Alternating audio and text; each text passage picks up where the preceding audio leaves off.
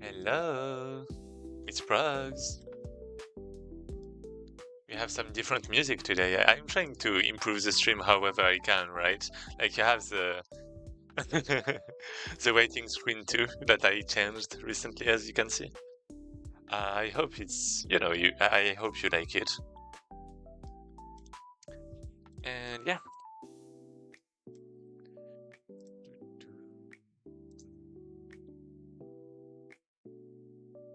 Okay. Um, let me-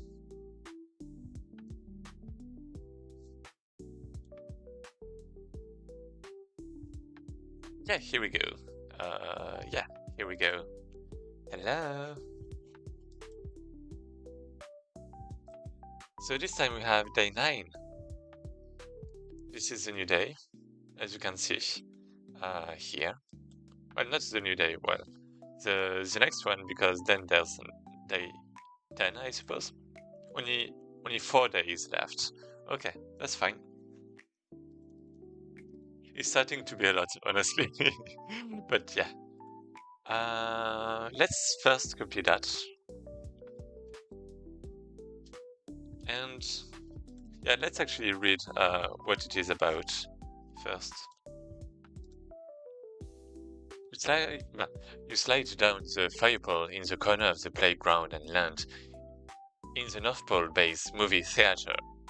The movie theater has a big tile floor with an interesting pattern.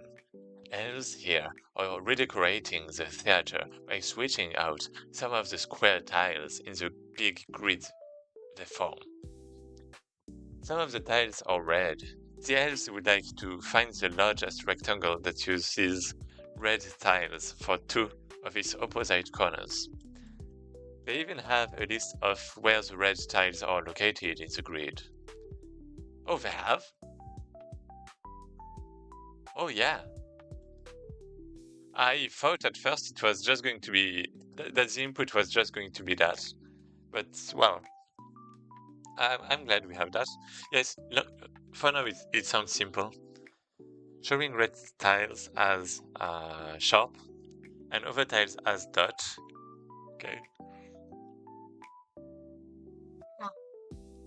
The above arrangement of red tiles would look like this. Here we go. You can choose any 2 red tiles as the opposite corners of your rectangle. Your goal is to find the largest rectangle possible. For example, you could make a rectangle shown as 0 with an area of 24 between 2 and 5. 2, 5 and 9, 7. Or you could make a rectangle with area 35 here. You could even make a little rectangle there.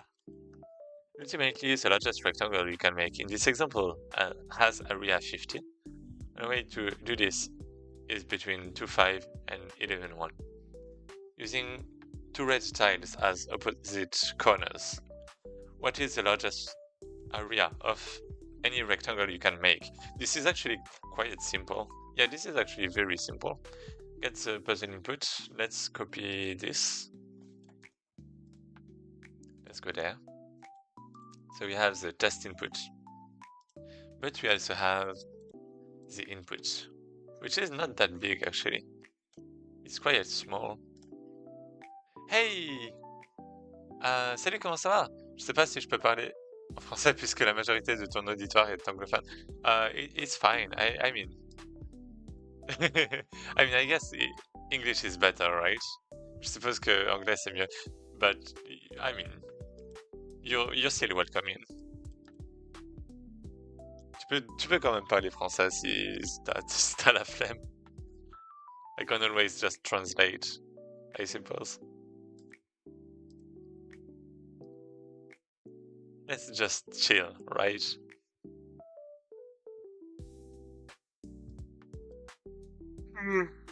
There's no pressure.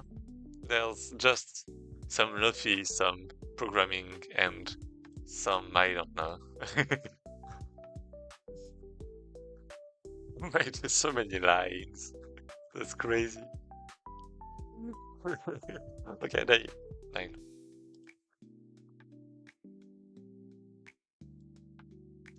So we have all of that. We pass. Or we can't. Oh, I think I can just lines equals content.split lines. And here it is. Are you making a game in Python? I'm not. Basically, in December every year, you have something called the Advent of Code, which is a little programming challenge. Like this, right? And every day you have a little challenge that you have to do until December, normally, usually. But this time it's only until the 12th. So yeah, every day a new program is like gets opened, and you can basically do it. There are two parts to it, and it's like a nice little way to like try new programming languages, or to not rust with old languages, or to train your brain, or just to have a little fun. I guess I'm mostly doing that for the community a little bit, because I mainly stream for game jams, I suppose. But there haven't been any game jams recently, right? So, so I need some pretext to stream. I guess I can also, program my game, which is what I'm doing also when I'm not doing that. Yeah, I actually have to market my game. So let me market my game. Yeah, basically, I don't know if you knew, but I was planning to release a game on Steam in, release a demo on Steam in April. So in like 4 months. And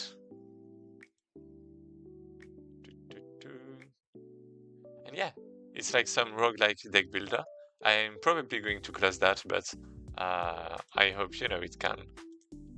Well, I hope you're going to stay interested and check it out when it comes out.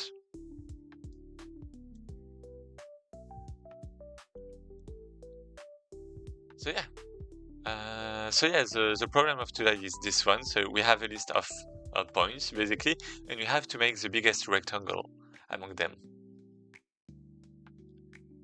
Using two red tiles as opposite corners, what is the largest area of any rectangle you can make? Oh, I see. Good idea. Thanks. So we have different lines. Is that all? What's the input again? It's split by a comma. So I should be able to for line in lines. I have line.split. I'm going to split with the comma. Actually, I've been following you since YouTube, or when you were doing live streams in French. I only recently discovered your Twitch channel. Oh, well, welcome. Yeah, your name just. I mean, you say that you've only recently discovered my Twitch channel, but I kind of vaguely remember your name, and it doesn't say that it's the first time you're talking in the chat, right? So I know you've been here. You said you had games on Twitch. I hadn't been following, sorry. I have. Yeah, I guess I make games. I made a lot of games actually during the last 2 years, mainly streaming on Twitch. I also have a YouTube channel, an English YouTube channel, and I do want to continue a bit my French YouTube channel, but for now, I just want to make my game. And yeah, I have basically all of those that I streamed mainly in English, and that I made for game jams.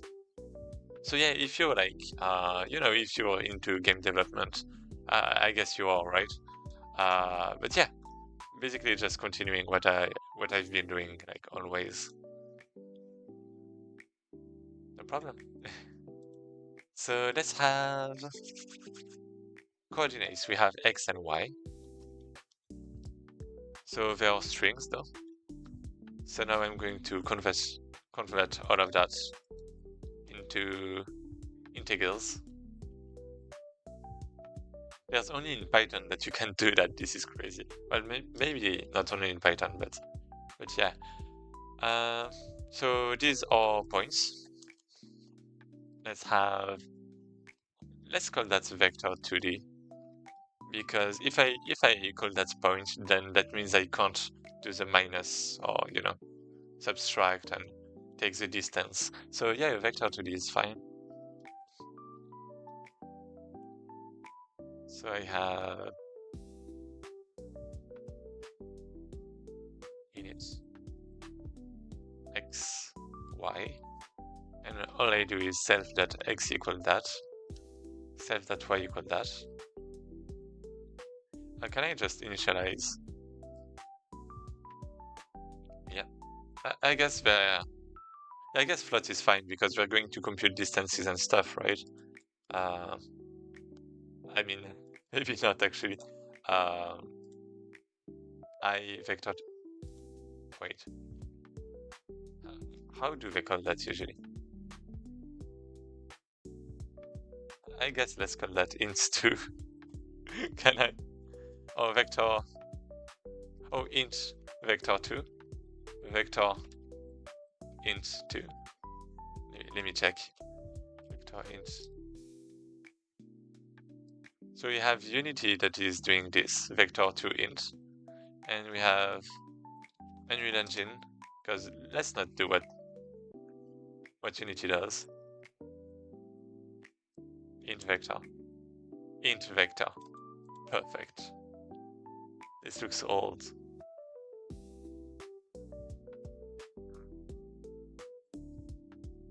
Int vector 4. This looks really old. Let's still do that.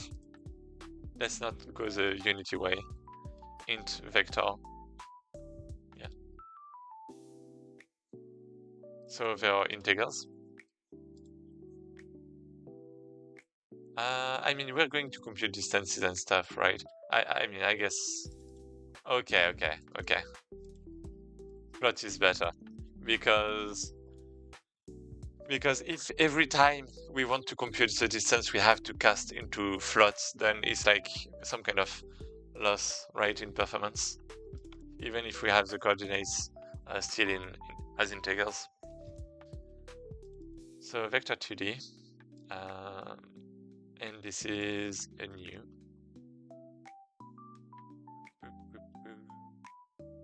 I guess I actually have to convert that into floats.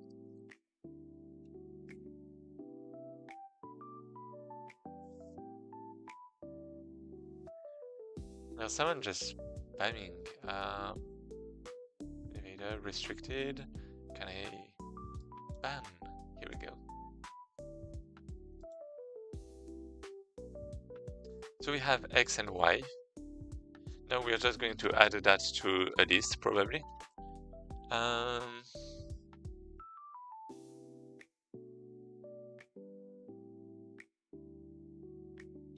was thinking, because basically the naive solution would just be to compare every point to any other point and get the size, and that's it, right? But what we can do is also eliminate some points.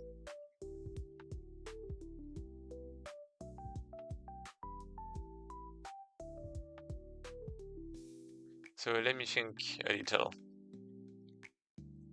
If I take the one, the furthest down right, and take the one on the top left, like this one, then I can just remove everything in between, and I have some pretty good idea already, right? Should be good.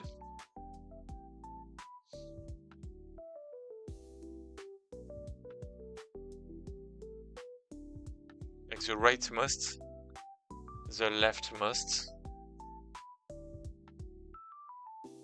the topmost, and the bottomest most. guess we can... What can we do?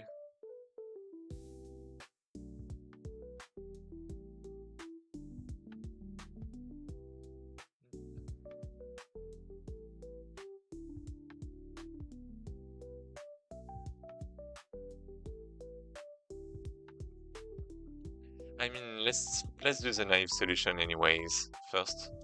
So we have points, which is a list of vectors. Then I just do happened,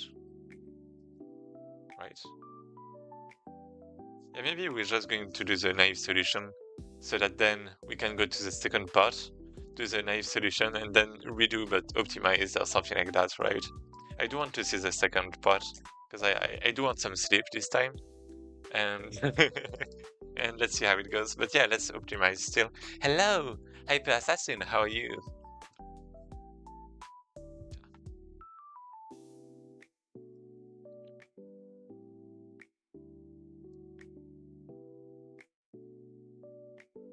No. Okay, here we go. So we have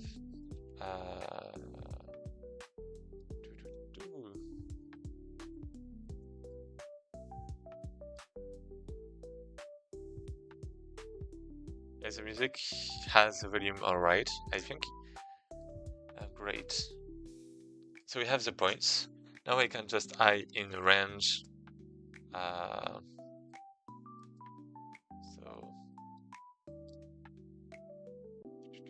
let's have NB points equal length of points.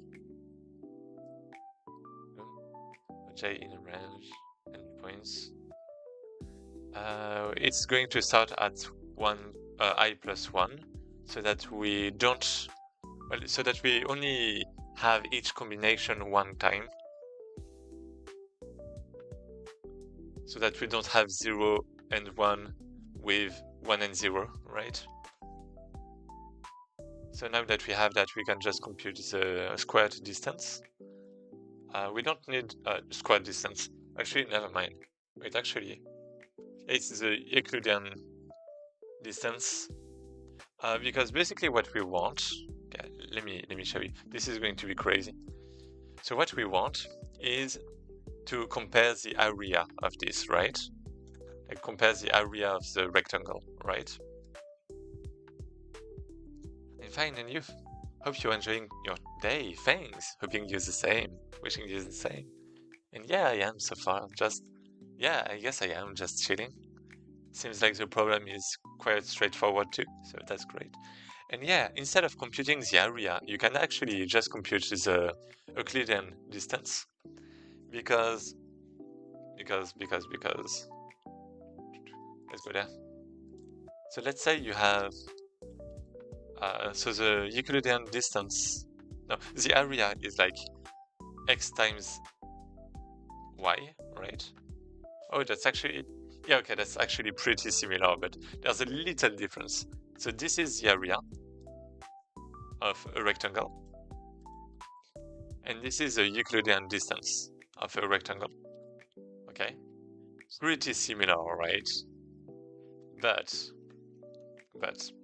the difference is that adding is more optimized than multiplying.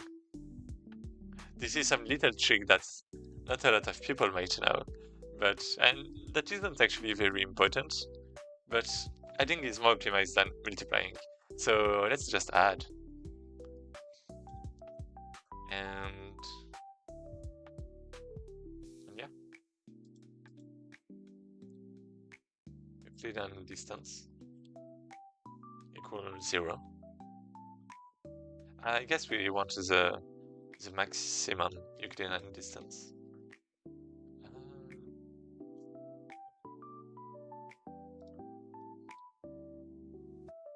So then we have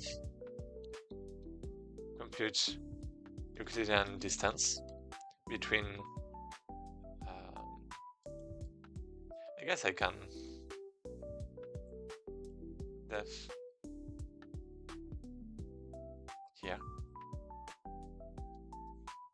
So I have P1, P2, P0. Okay.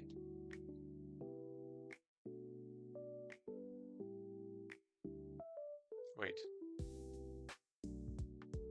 Vector 2 is not defined. What are you saying? What about pass? No. How is it not working? Okay. Wait, is it really not working? Okay, fine. Let's just do that.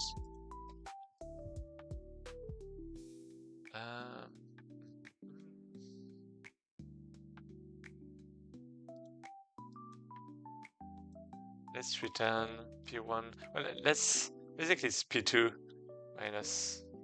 I guess this is the absolute I want.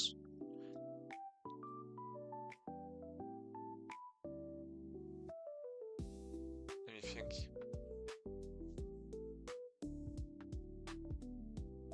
I guess if I multiply, I only have to. I guess it's a float too.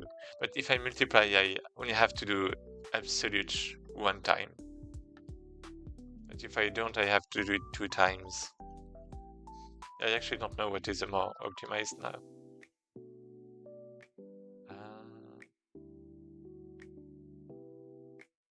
Minus. Plus.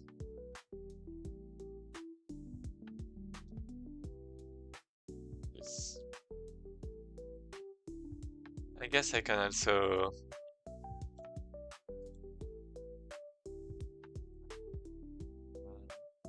Let's just call it Euclidean distance and area, right? This is easier for everyone. So the area is just going to be P1. That's actually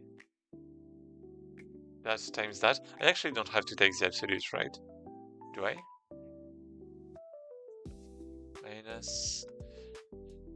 Yeah, I actually have to at the end.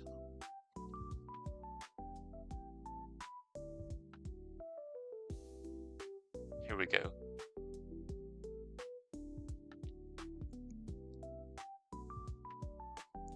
So yeah, I actually don't. Absolute. Yes. Yeah, maybe it can just optimize. Anyways, let's compute the area. Max area.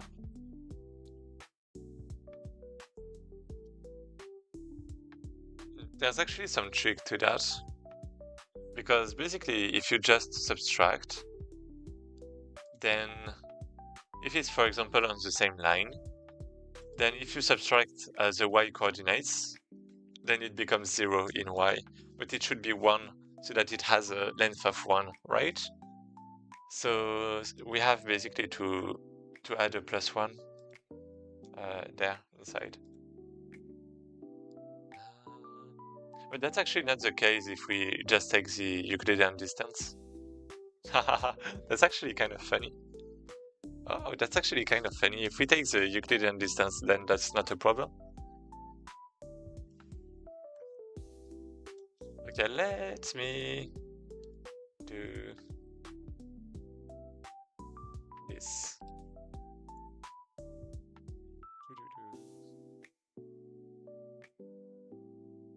Yeah, so Euclidean distance is actually pretty OP. Probably.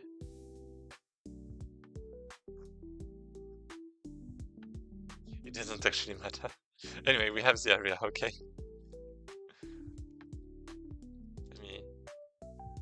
Can be used instead of the area.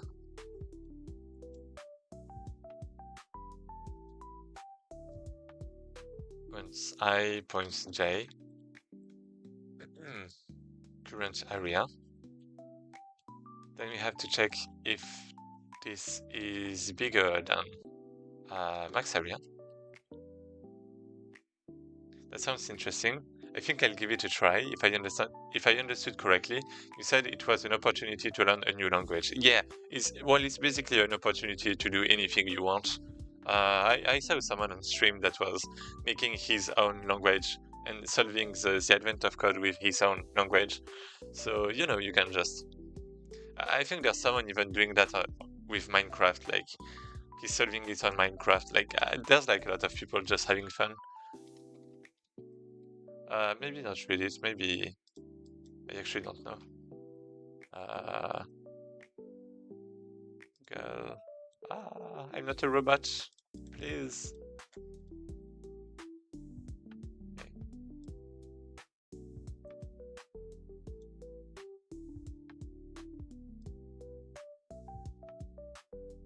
Here we go.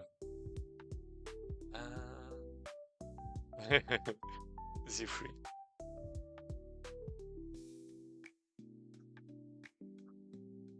You know, just... Do we have something? The wave function. What the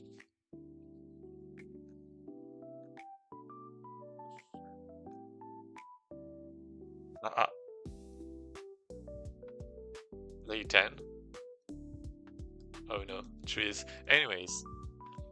Great, maybe I will make it in assembly if you want. Actually, that might be a nice... I mean, it's going to be, you know, you need data structures, I suppose. But maybe that's actually possible. Probably. Maybe. I mean, just to get the inputs might be complicated, but but good luck. So in this case, we have max area that becomes the current area, and we have... Wait, what do I need again?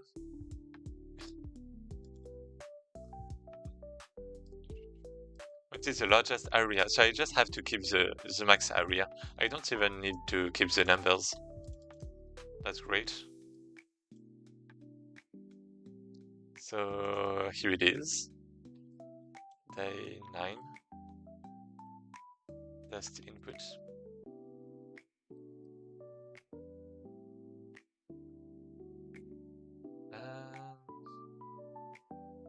I mean, that's input, okay, saved. This is saved. Let's try.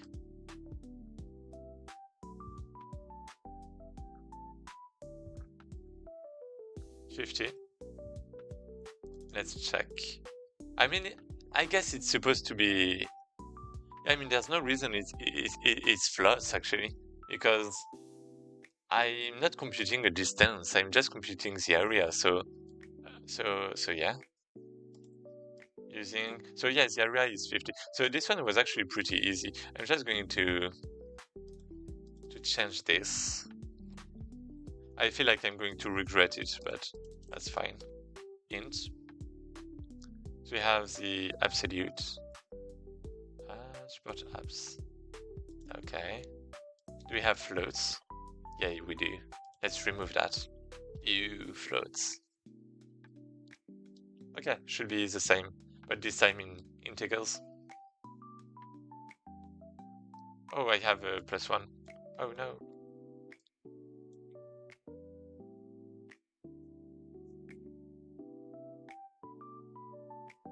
Okay, 50, and it's an integer, so that's better. So now I should just be able to do the input. I feel like it's still going to take some time, but I mean, there's not a lot of points, so uh-oh. Too many values to unpack. 1, 2... What? It's 3D? Wait, what? It's in 3D? It's in 3D? Wait.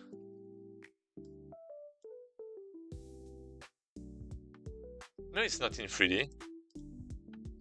Wait, what? Why do I have that? What's that? What even is that?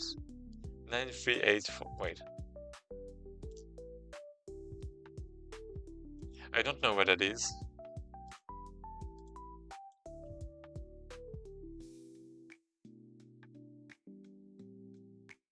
Oh, this is input of day 8. Okay. I thought it was in 3D. I was like, huh. Well, interesting. Yeah. we have to compute that for 3D, you say. So this should be the solution. And yeah, this is actually pretty fast. Here we go. That's the right first try. Yeah, okay, that was the easiest one I did, maybe. Let's just do can be optimized by taking the bottomest rightest one, the topest leftest most one, and cutting every point in between. So basically it's reducing n. So we would use 2 ON loops to check, and we are going to cull. That's something we can do. Actually, I can just do that right away. So we have points. I don't know how you'll enjoy programming. You don't? I mean, I think it's pretty... I was going to say, you know, chill, but then I did yesterday's problem, and it was a bit less chill, but that's fine. Points. Let's maybe have a cult points. I have it, and I'm suffering with just loops and functions. Oh, you're going to get used to it. There are like some pretty amazing things. Algorithms are like, some algorithms are just so delicious. And it doesn't even have, you know, it's like, basically algorithms are just logic, right? And like functions and loops are basically syntax, I guess, in languages. I won't. It's just a one time I have to take it. And then never again in my major. Oh, well, I guess you're saying that, but who knows? Maybe in 10 years, like you're going to want to make a plugin for Minecraft, or you know, something for your game. Well, for your favorite game, or I don't know, a tool for HR. Like you have some HR managers or stuff like that that are just making Python scripts to help with some stuff from time to time. So I mean, you never know. But yeah, talking about nice algorithms, there's a very good algorithms to detect loops. Detect loop algorithm. It's the Lièvre and turtle. Turtle and what? Wait, Floyd? Is it just Floyd? Well, turtle and hare. No, my major is electrical engineering, so for some reason I have to take only one C++ subject, and that's it, okay. Here we go. This one is pretty nice. Like, really.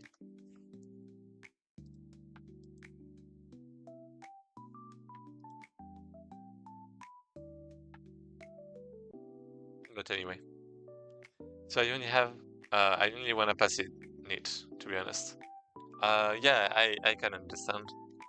I mean, I guess if you're, you know, if you're forced to do it, then yeah, that's not fun, right? Anything you're forced to participate in might not be great.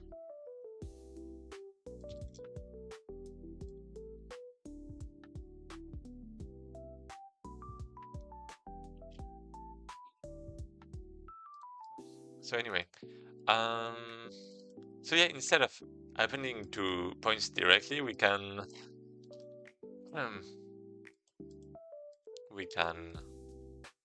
check stuff. I guess I wanna call. Wait.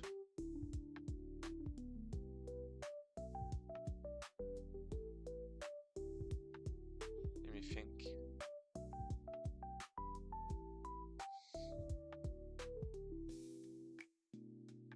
Actually, I might not be able to come to cut. Wait, what?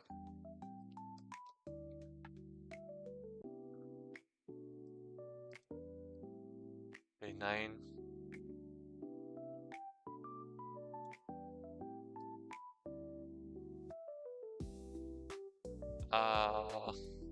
The first half of this puzzle is complete. It provides 1 gold star.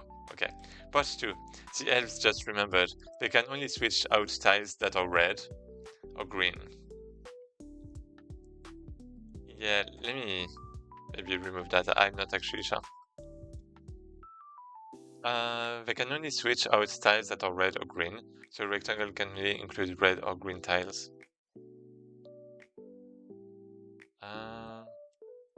Oh.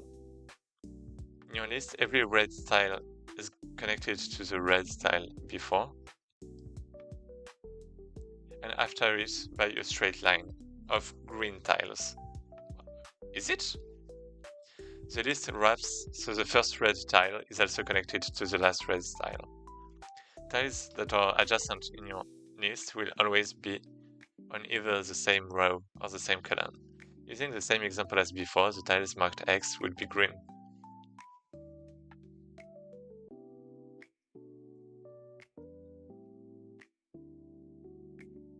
What?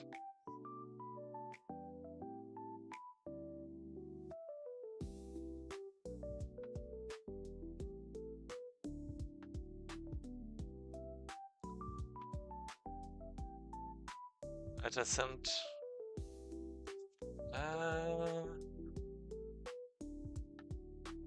Oh. Oh, wait, so I have to complete like everything. Every red tile is connected to the red tile before and after it. Oh, wait.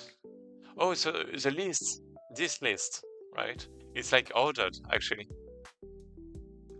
It's an ordered list. And every red tile is connected to the red tile before and after, reached by straight lines. So yeah, this is actually a list. Okay, okay. Of green tiles. The list wraps, so the first red tile is also connected to the last red tile. Okay. Tiles that are adjacent in your list will always be on either the same row or the same column. Okay, adjacent as in next to each other, right? Using the same example as before, the tiles marked X would be green, yep. In addition, all of the tiles inside this loop of red and green tiles are also green. Yep. So in this example, here are the tiles. The remaining tiles are never red nor green. Okay. The rectangle you choose still must have red tiles in opposite corners. Wait, I still pick a rectangle? Okay. But any other tiles it includes must now be red or green. Oh.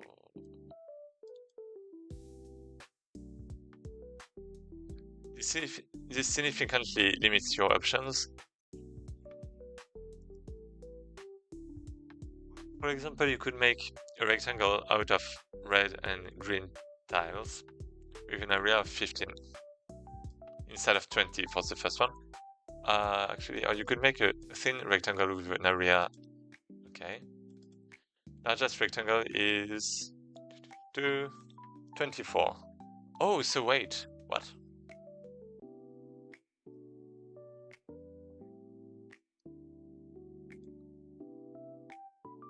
Using 2 red tiles as opposite corners, what is the largest area of any rectangle you can make? Only using the red and green tiles. So yeah, okay, this is 24 and this was 40, right? So 50, if it is... Oh, 50. Oh yeah. This is pretty different.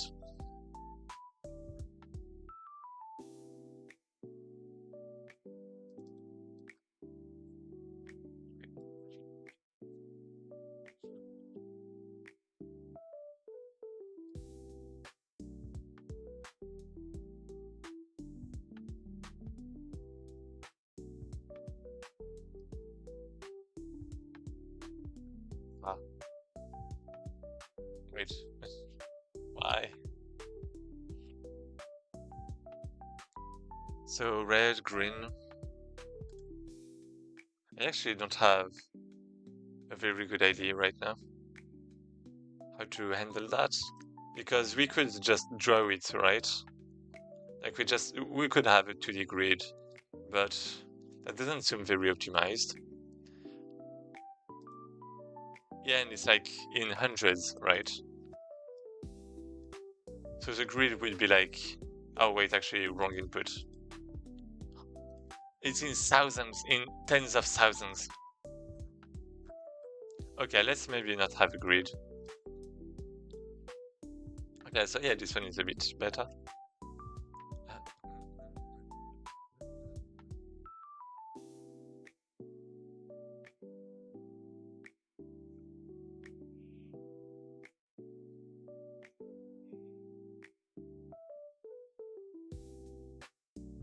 So basically,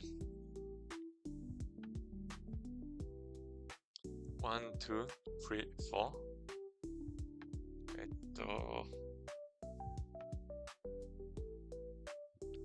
Two, two, two, two, two, two, two.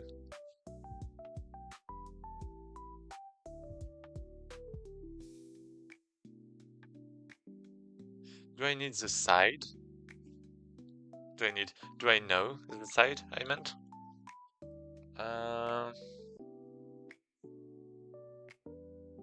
I guess I could test with a point.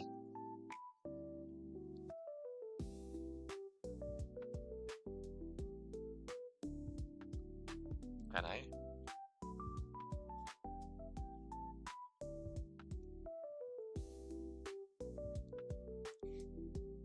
I guess you usually want, if you want to know, so basically we want to loop a first time around, probably, so that we can detect where is the inside and where is the outside, because right now it's concave, right? But it can also be, convex. So like there could be like an additional rectangle here, for example.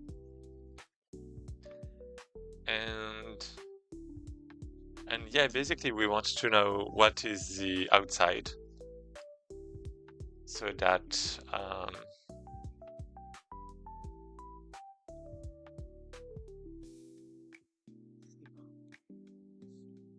then we can do our things, right? So that then we can test. So maybe we want to start with a vector, and we are going to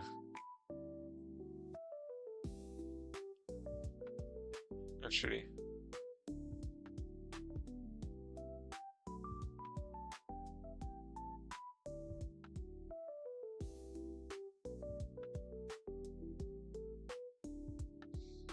I kind of forgot.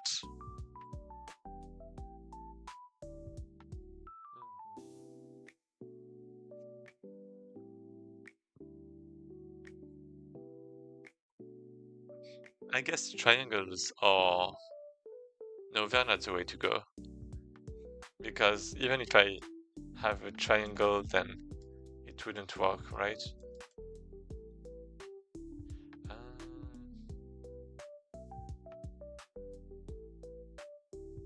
And it looks like it's only for the outside. What if like there's a seat like in the middle? Is it possible?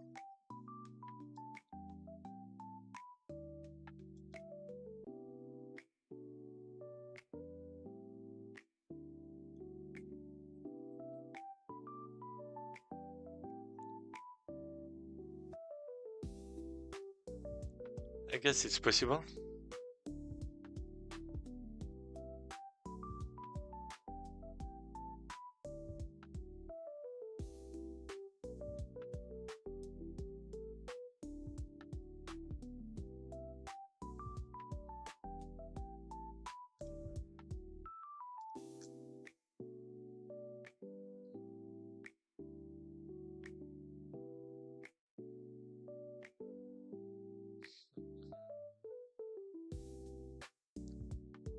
Yeah.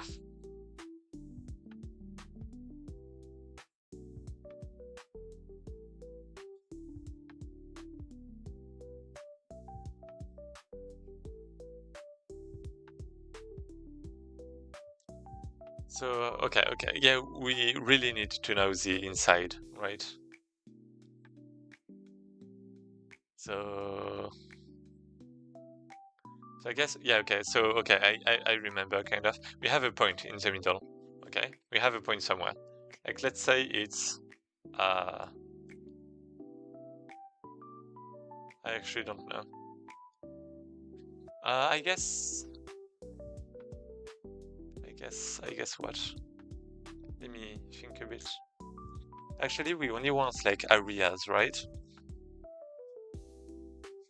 So, like, area of this rectangle, from this to, well, from this to this. We then have to detect if this rectangle is inside or outside. That's actually what we want. And if we want to do that, then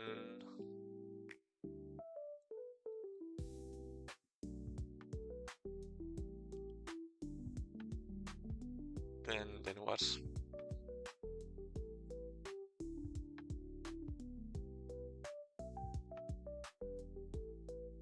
I mean, I could do like the SAT. I actually wrote some tutorials kind of about that.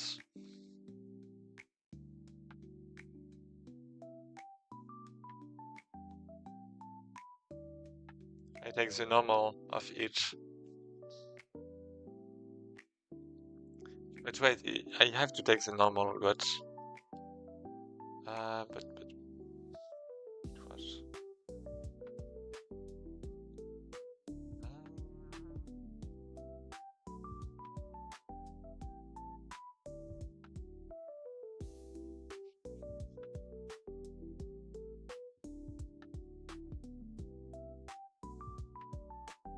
I mean, I don't even have to do it in code. I can actually just visualize it and see where it's pointing to. Like, what is the outside?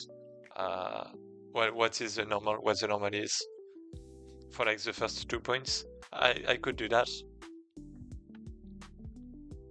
Other than that,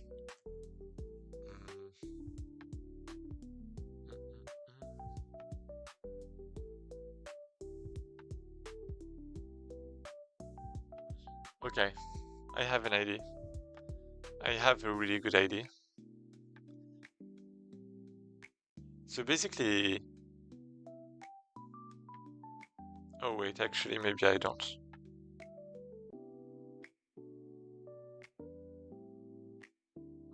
Maybe I don't.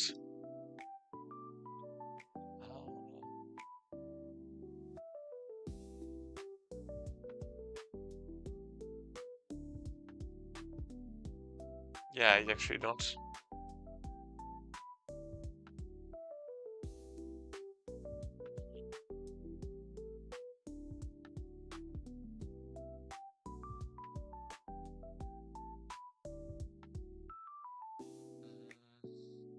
Let's think slightly more.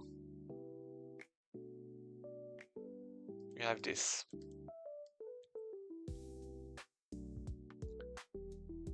We have a rectangle. We want to know if this is outside of this. What do we do? Well, that just means it's creating a new point, right? And we have to test if that new point is inside or not. How do we do that?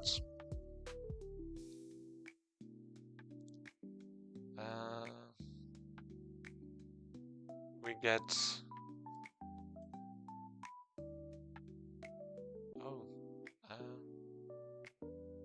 Oh. Actually, I can do that. I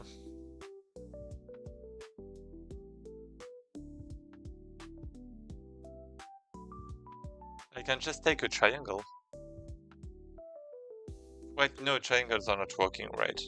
I forgot.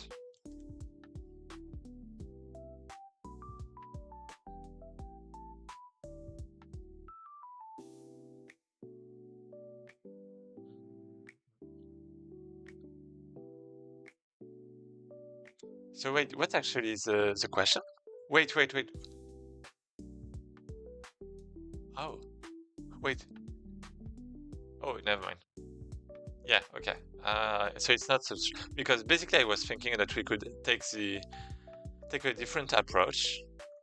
So the goal is to, what is the largest area of any rectangle you can make using only one bracket? Yeah, okay, so it's a specific rectangle. We can't like subtract, like get the maximum area and then subtract the things.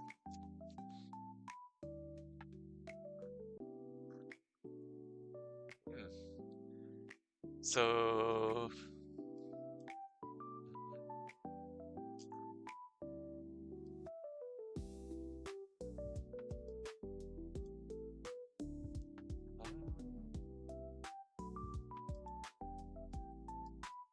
connect.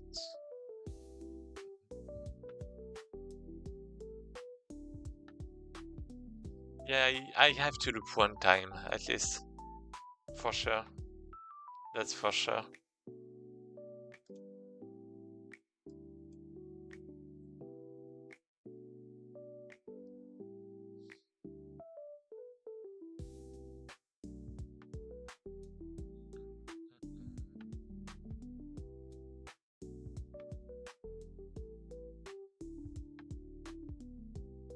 Oh, it's like 180 degrees.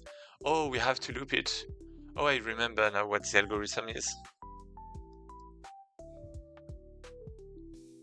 Yeah, let's do this. A simple algorithm to know if it's inside or not. So, the algorithm is we're going to have a direction at first. So, for example, let's say we start there. We are going to have like the normal, that is 1 or -1.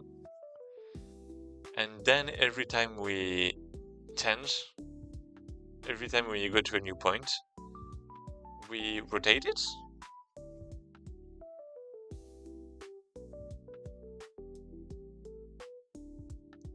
Yeah, I guess if we use the same way to compute the normal, then we can just rotate it.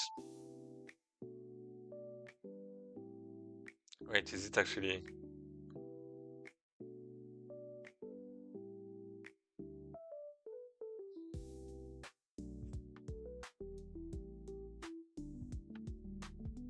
Rotate. Okay, if this is the same, we do nothing. And basically if it does a whole loop, then this is outside. If it doesn't, then it's inside.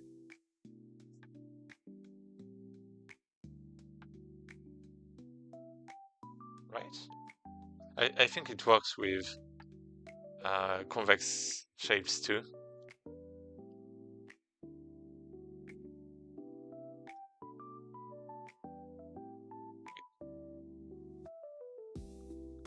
If it's inside, it's supposed to. Wait.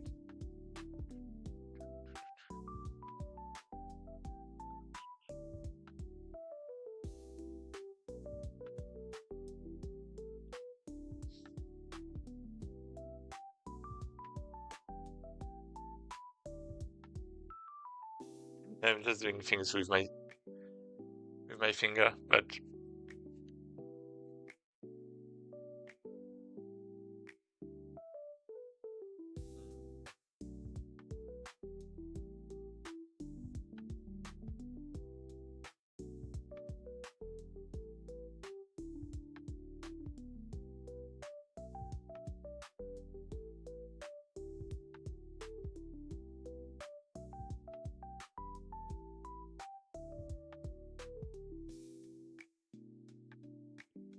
this is supposed to be so simple. But I'm thinking about this so much. This is crazy. This is crazy.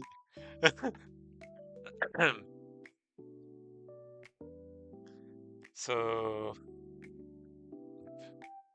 so.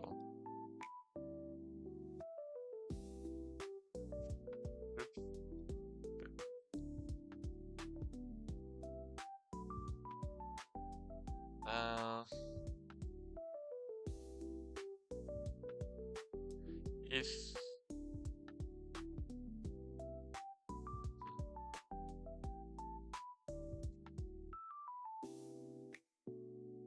Well, basically, let's just get um, what?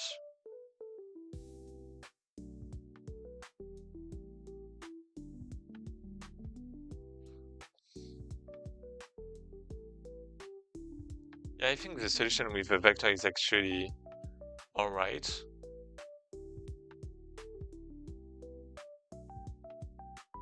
But I don't remember why.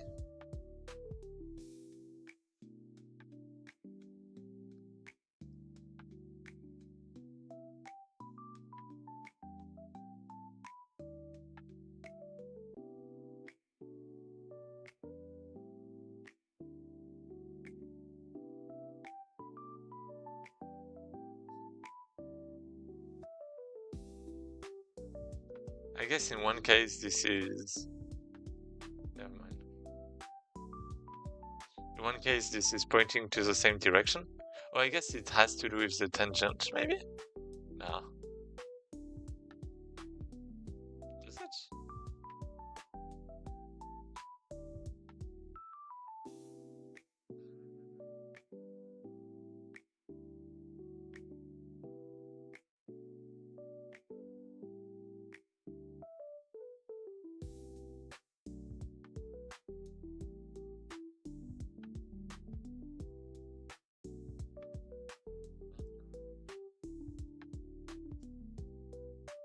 Can I just split that into a lot of AABBs?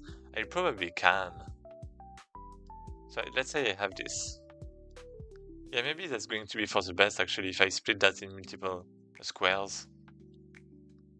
So I have that, I have this. Then I have another box, right? So I have one box. And then I have the next box. Then I have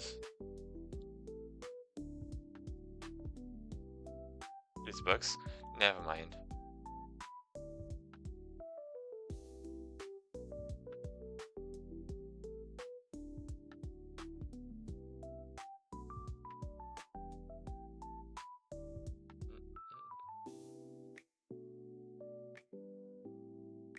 I mean, in a way, I guess we can make an array, because like an array of 1 million is actually not that big. So this is actually a bit more than 1 million. This is like 100 millions. So wait, actually almost 1,000, 10,000, 100,000. Okay, this is going to be a little bit a lot. So I prefer not making an array.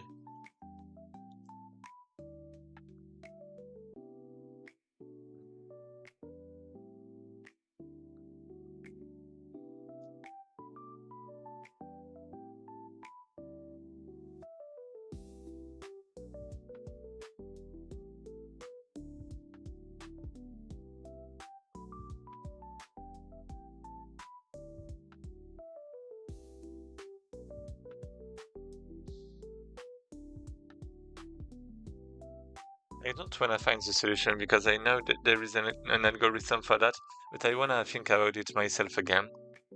About why you rotate, something like that.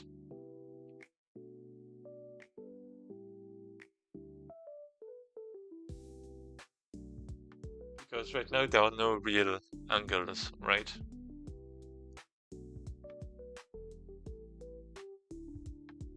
I mean, I can compute the normal, but yeah.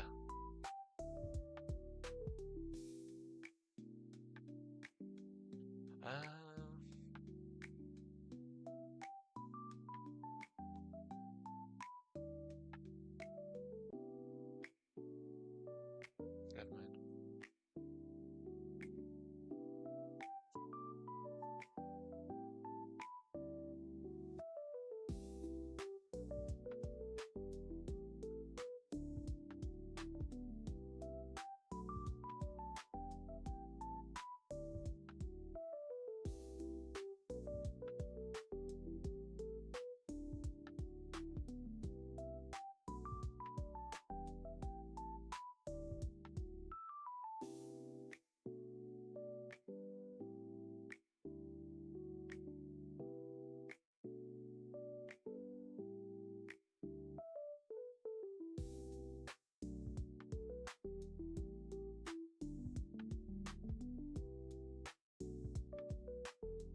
This Luffy is just making me want to sleep.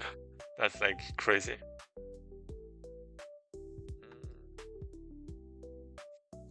So yeah, 1, 2, 3, 4.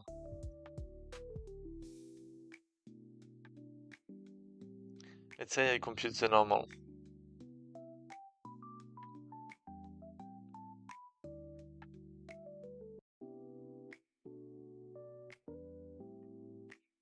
What about if I take the point?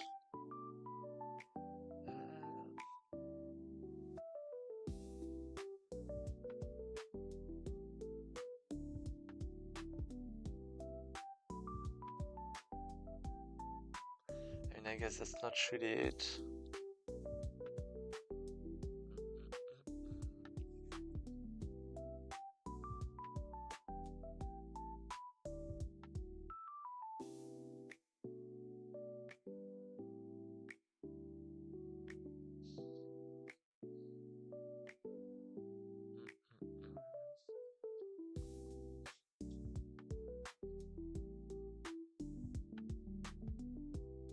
Red dials in opposite corners.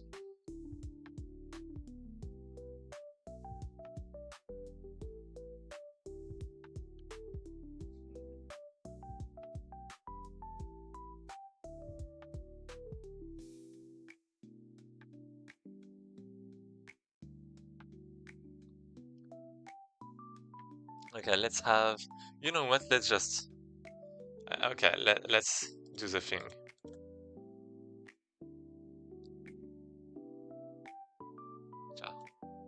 Ah, here we go, we have paint. So let's say we have something like this, right? Oh no, I was gonna, okay, this is fine.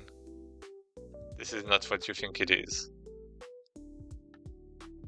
Let's say we have something like this, okay? That means it is like, we have that, we have this, we have this, maybe not, but something very close, right? This, this, this, these two, I guess, and this, right? We have a lot of lines, basically, which can be good or not.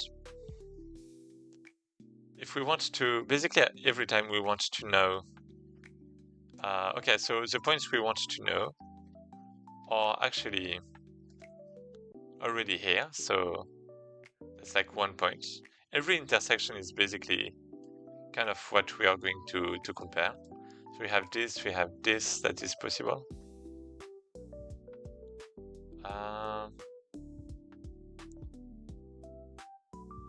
I guess we do have this line.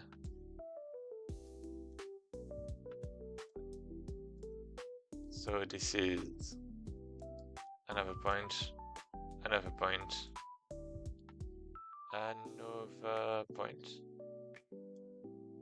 And all of that, okay? Every intersection is a potential point, rectangle point.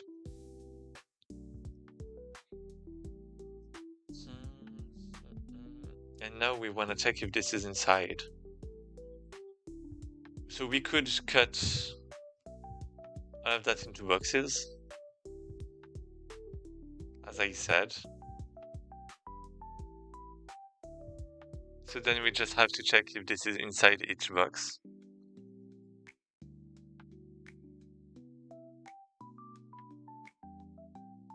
For that, let's say we start with, for example, this point, right?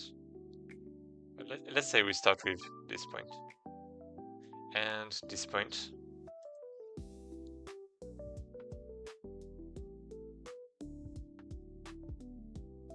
Yeah, what if I actually have, because I don't know if it's going to change every time, right? It's not saying, but I mean, it's fine if it's not, because if it's not changing, then we can just ignore. That's actually something we could have done during the first problem too. We just ignore if it's on the same line.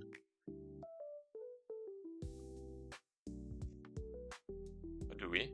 Wait, actually we can't, because it can mean that this is the biggest point. Anyway, let's say we have this to this to this. Then we have the point that is there. And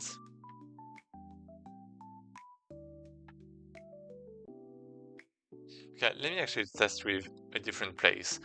A place that is concave, because if it's convex, then we have too many, false positives, let's say. So we have this, wait.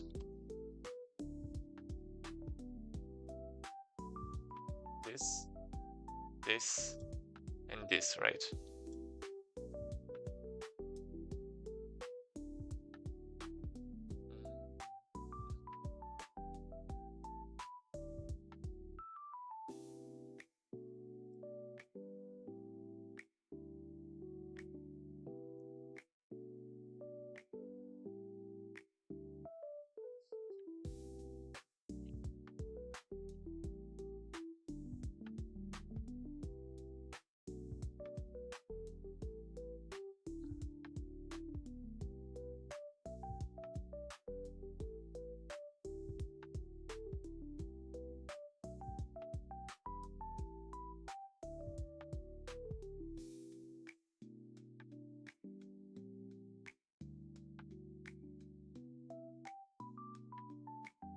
Yeah, the SAT is for convex shapes too.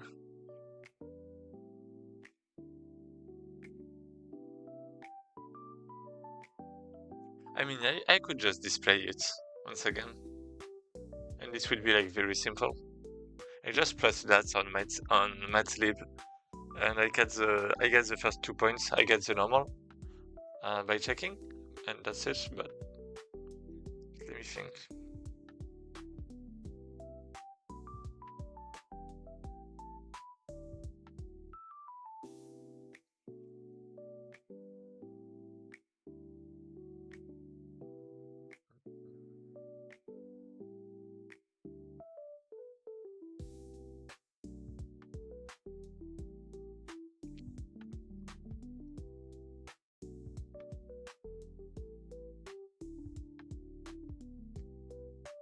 If only I can know if one point is inside or not.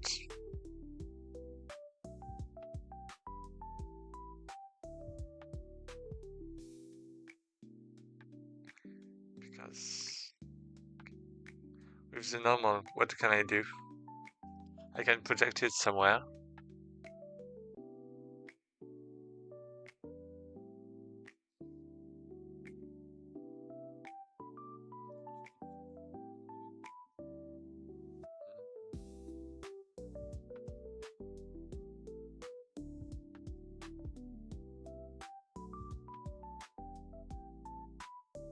Okay, so inside.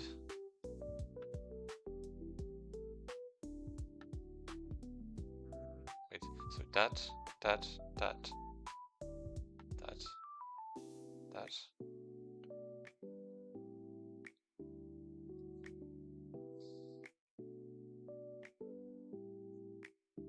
I mean, I guess it's always going to be the same. Oh yeah, but I don't know the direction.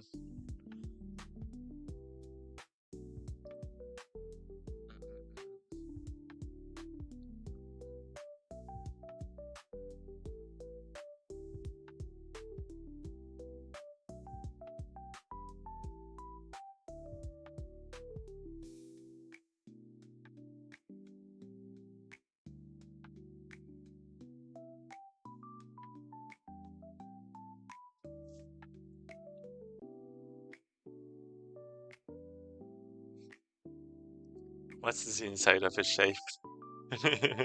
So simple, but so not simple at the same time. I mean, we could actually just test the two cases.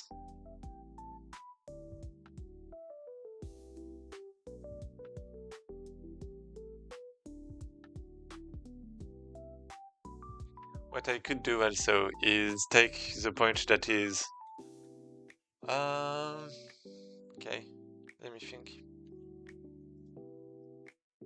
Yeah, this is actually possible. Like I can actually test with one point that I know is outside by taking the point that is the the more at the top and doing a +1, for example. And then I test with this point. It's returning me something, and I just have to check if this is equal to this value or not with like the normals.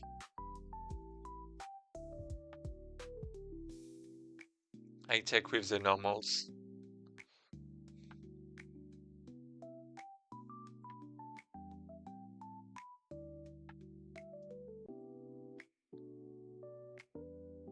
Or like maybe I take 2 points.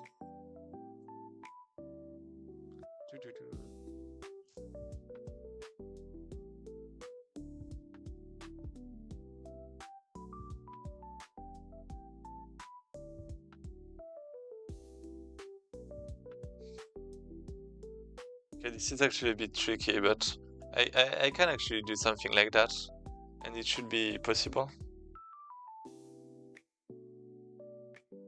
So like 2 points that are on the same line. Oh yeah, but I don't know if it's like inside or not. Do we know if like the points are at the extremities?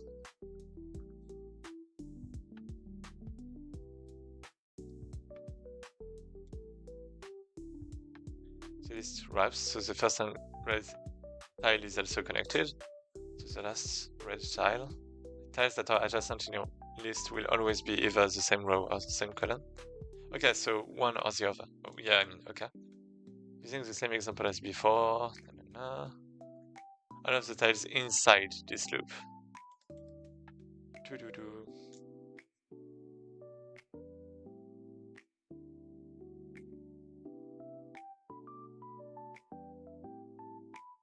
I mean, yeah, if I take the two that are on the left. On what? On the left? Oh, that's actually kind of wrong. I have to take the one that is on the left, take the next one, and do something with that.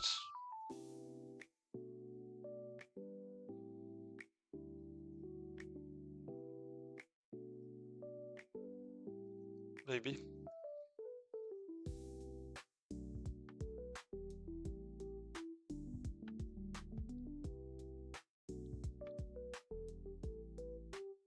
And then for every rectangle, I check.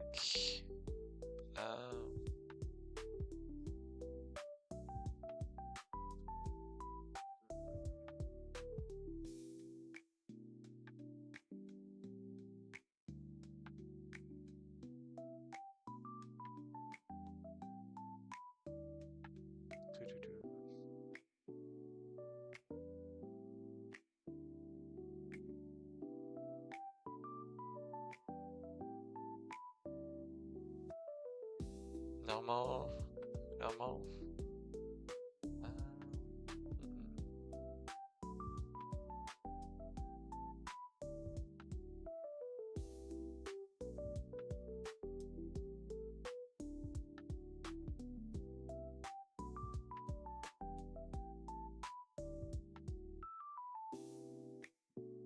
Okay, one on the left.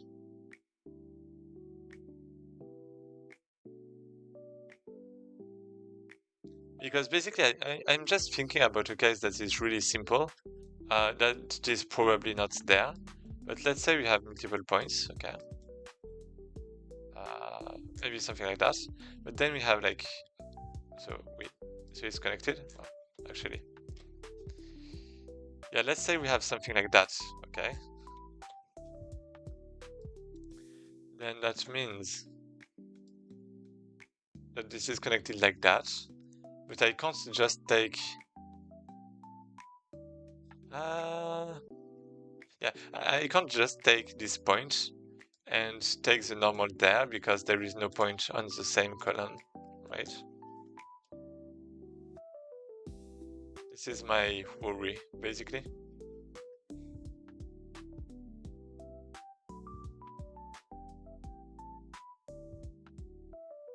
I don't want isolated lines.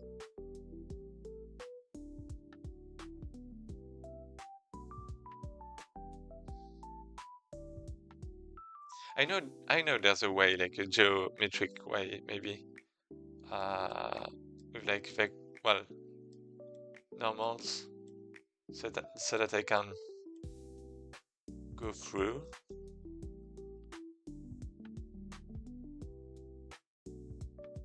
Oh, but yeah.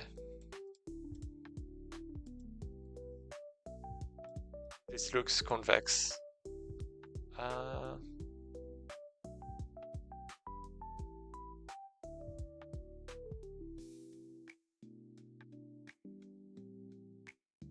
Yeah, okay.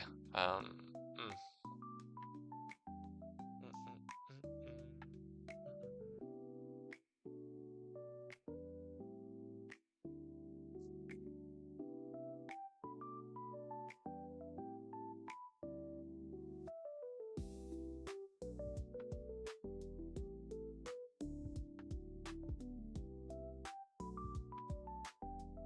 Yeah, what if I have some crazy shape like this?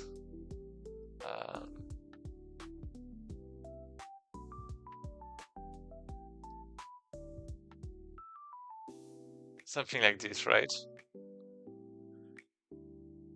Hello, just finished day 10 in Python. Day 9 is still on the backlog. Oh, to finish one of these days. Hello, welcome. Thanks for the raid. I actually didn't see. Thanks a lot. Hello. Yeah, good luck for day 9.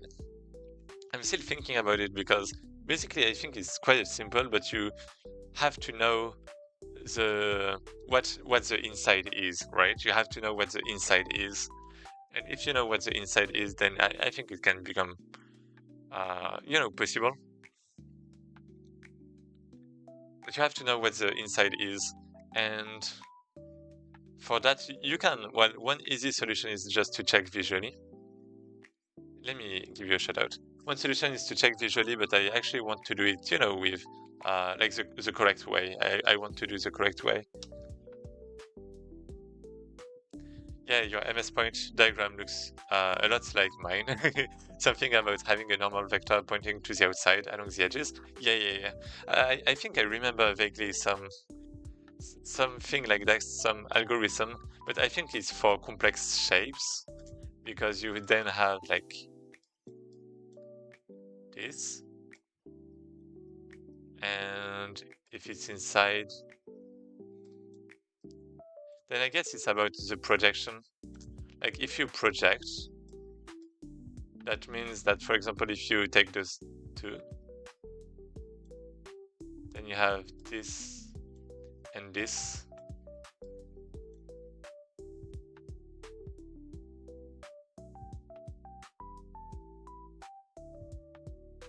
I don't know, actually. I think there was something about an angle, but that looks like a cow, like with eyes, with a anyways. Um, but yeah, welcome to everyone. And I haven't started day 10 actually yet. I actually don't even know what it is. I'm just gonna try doing this one for now, and maybe day 10 tomorrow,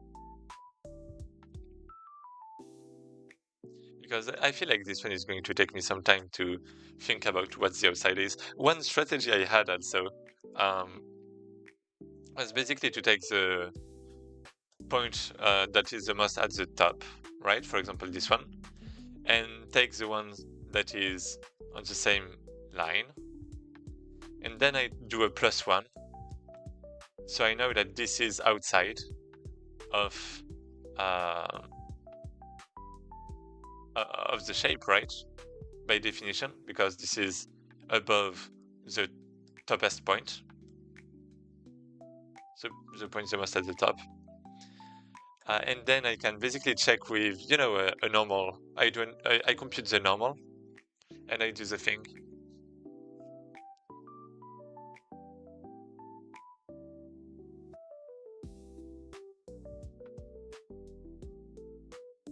But actually, if I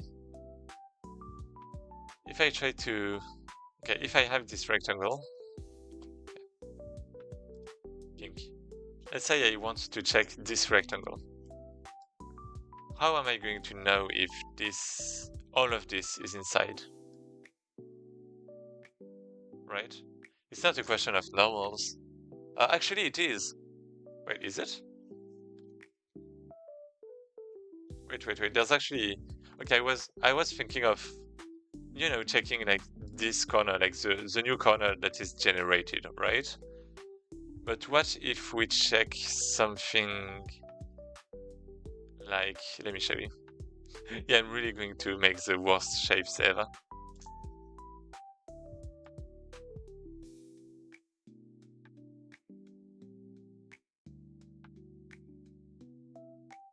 Let's say I have this shape, okay? So this is a series of lines. And I want, basically the biggest we could find is from this to this, right? And if we make a rectangle out of that, then as you can see, every point is inside the, well, every, how do you call that? Vertex is part of the lines, right? But the problem is that this is not part of it. So it's actually not working. So maybe I want to look at the problem differently. Maybe I want to eliminate things instead. Do I?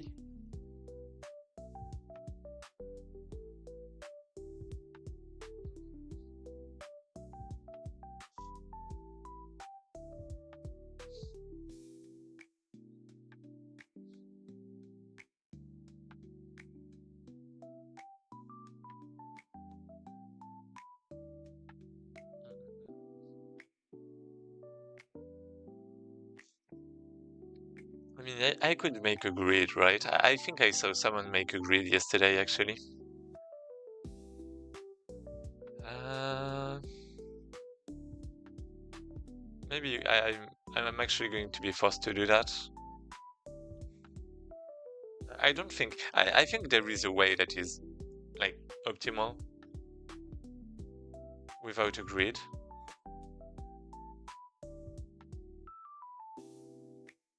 But yeah, that's a bit tricky.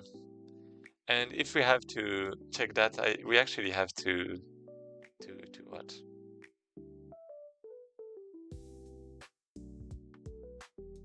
Maybe I have to think about the whole problem again, because we're not going to check each point with each other point, I think. Are we?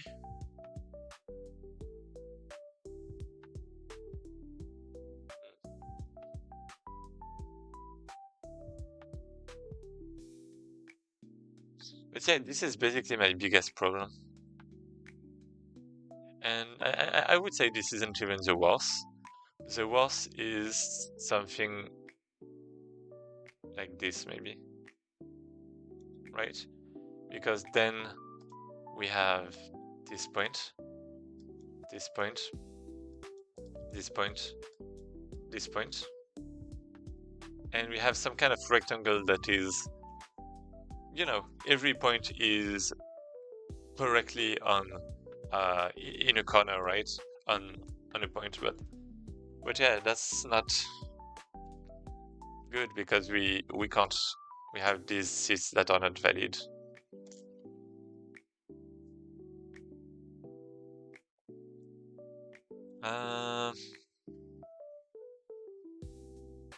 So a way to fix that would be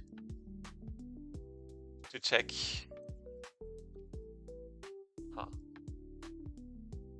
I mean, we could check if the edges are on or inside. We can check if edges are inside.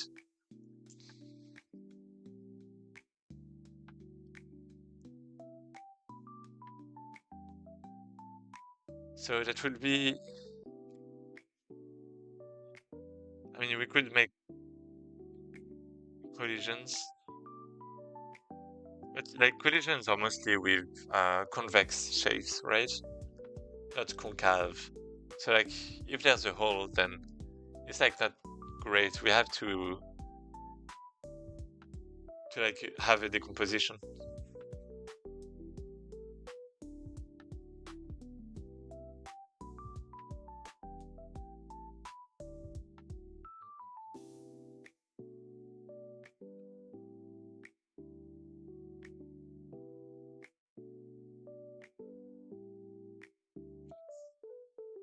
So yeah, just I think the last point is not enough.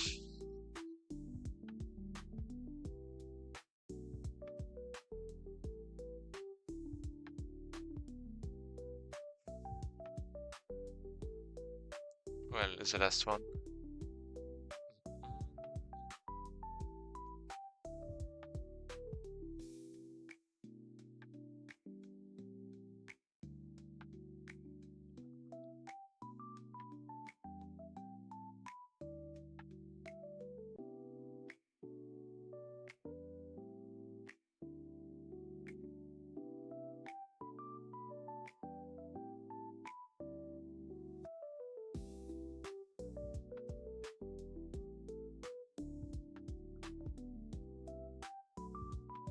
So 1, 2, 3.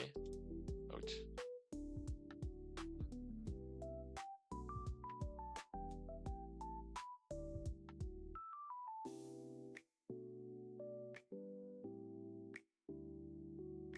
Yeah, maybe just a texture is good enough.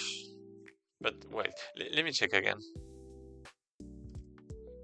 Okay, so we have this, right?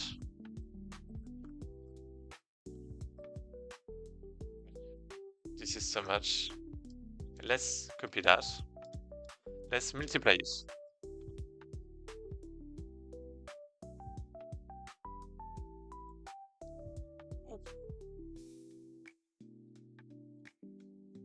This is giving us this. And that means this is bytes, kilobytes, megabytes. Now this is only for what? This is every cell, right? Every cell should have well, if every cell is 1 byte, then it would take 5 megabytes basically. So now let's say that we have coordinates for, well, actually we don't have coordinates. We only have, oh, we only have true or false, right? Whether it's inside or not. So we can actually,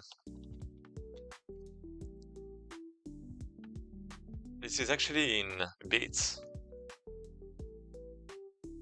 So you can actually divide it like by what? By 8. And it would be in kilobytes instead. Still a lot, but it would be in kilobytes. In kilobytes, which would be a bit better.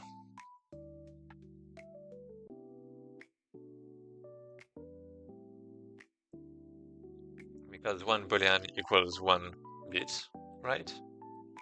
So we divide, and it would actually give divided by 8 something like this.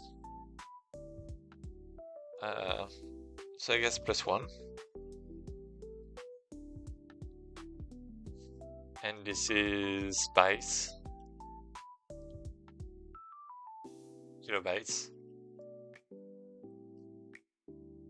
megabytes. Yeah, it's still a lot of megabytes. I don't know if I have all of that on my computer. I mean, it would be pretty fast though. It would be like crazy fast to then check if something at some point is inside or not. Actually, wait, no, sorry, this is in memory, but then it will be like really slow too. because I would have to loop like almost just as much. Yeah, okay, this would be really too slow.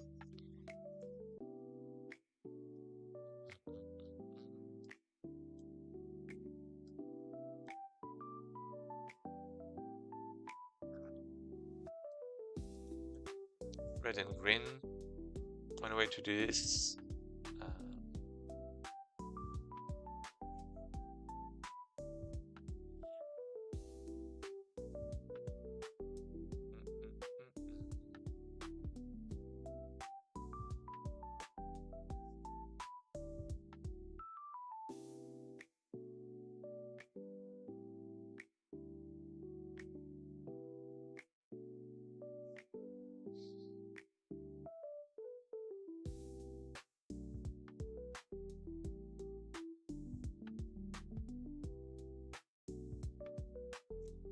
Yeah. Yeah, this one is a bit tricky. Like really, yeah, like the difficulty just went above the roof, maybe.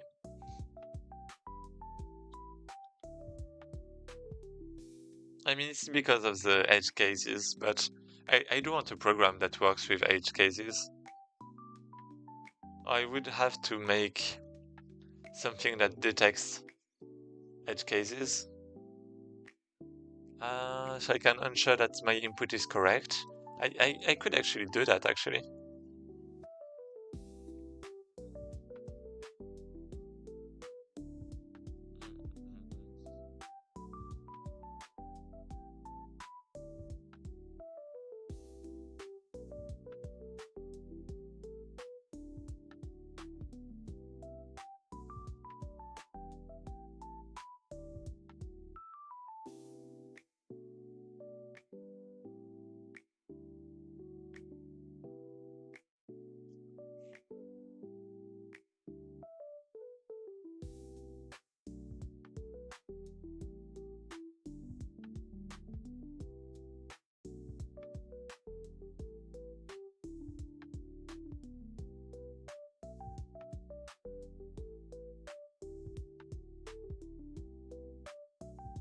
Oh, I have an idea. Oh, yeah, two kinds of boxes.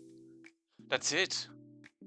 Because I do have um, the first kind that is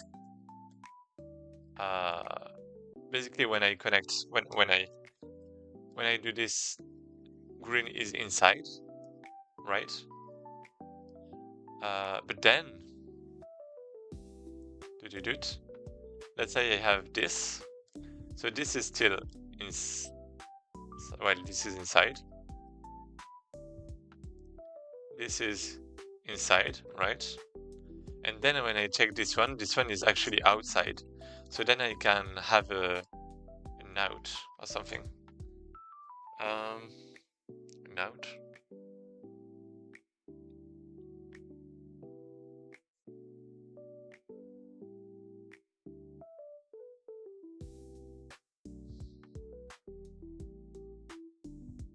So basically I have I should be able to wait. Oh. Wait, so everything is inside a big box, right? Colors. I don't have any more colors. Let's say everything is inside a big box, right? We can have this. And then we can work by subtractions. Yeah. Yeah. Maybe. Wait, this actually doesn't sound that good. Let me think a bit more. Because let's say we have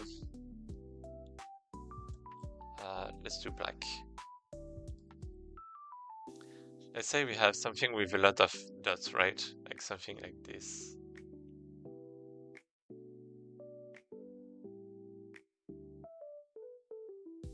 That's like kind of really bad, right? But here we go. Then we have the bounding box made out of the max and min of top, bottom, right, left. And then every time I go to the next, I detect a box, I detect a box, new box, and I have a lot of small boxes, right? Like that.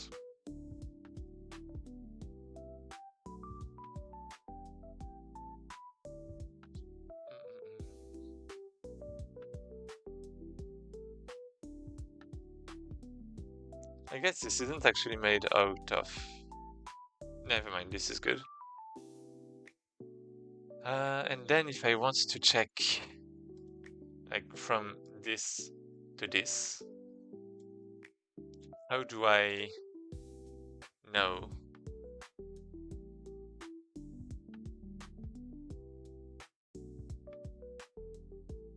Okay, let's have a different example. If I want to check from this to this, okay, let's say what?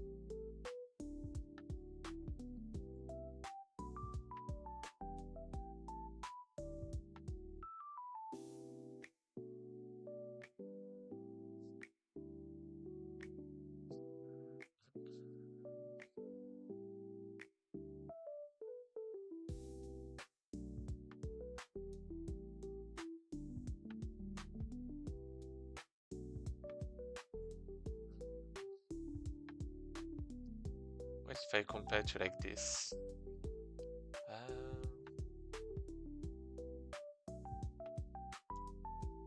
All right. Yeah, of course I can compare to that. So I have this point. That is bottom rightest left, rightest right. So one has the most, you know, bottom and right. So next we are just going to take whatever point is like there, for example.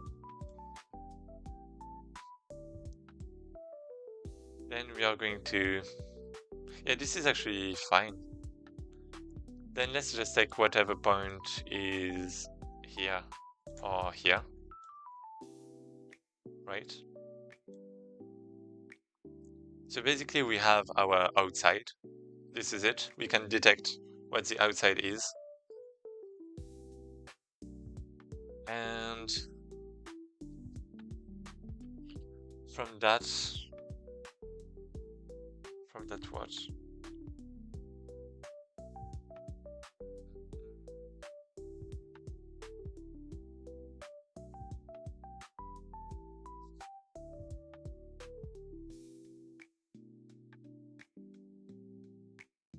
So it's actually divided in 4 parts, I feel like.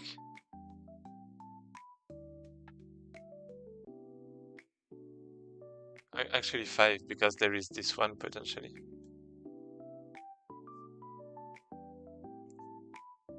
But anyway.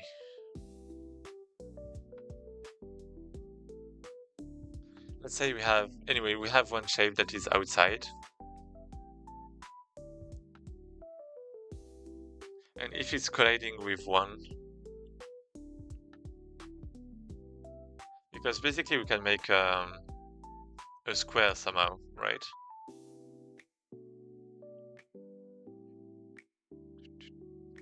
Because yeah, we have this point, we have this point, and we have this point. So we can probably, this is outside, right? This is outside too.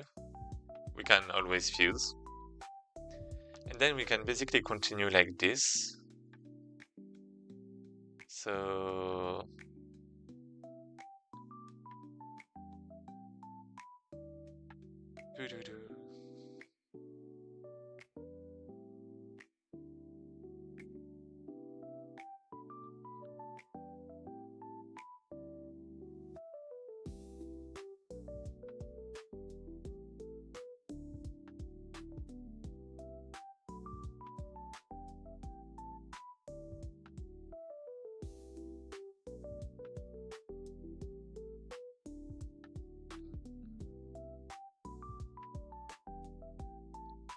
oh yeah, if it's huh.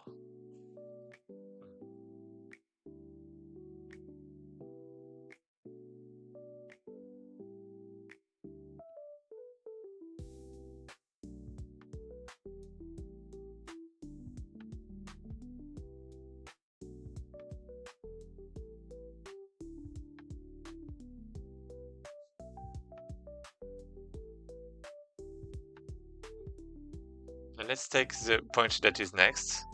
What do? We add it to this. Then the point that is next. Uh,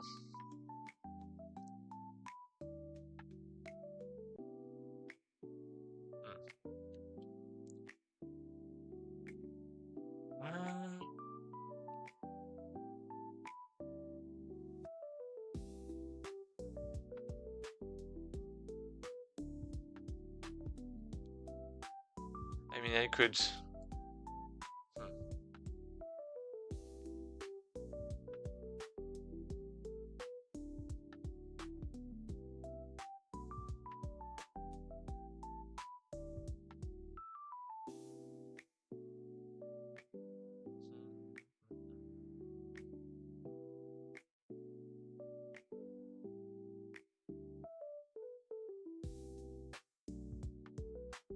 I feel like there is something to do with this. But I feel like I'm getting into something that I don't want to get into. But no, that actually sounds great. Something subtractive. I want to get squares, like rectangles, of what is not inside.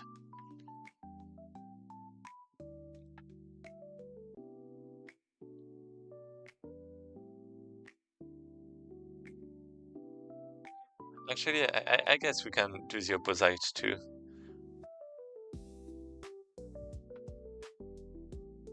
This is kind of the same, it's just a different condition, right?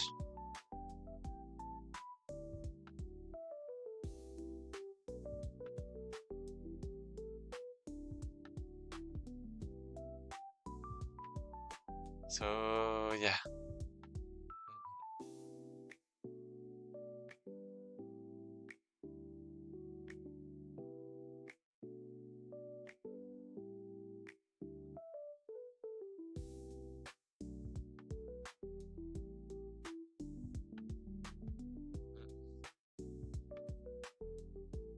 But then I have rectangles.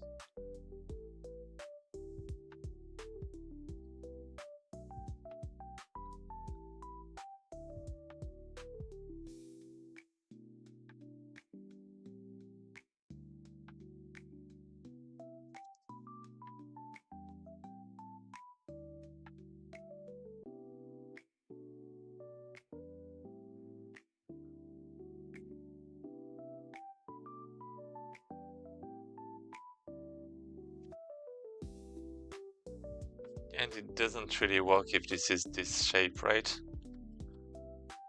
Always. Always. So what would it be if it was like this? I have the box. Looks like some brick texture. Then I put something there, for example. This is outside.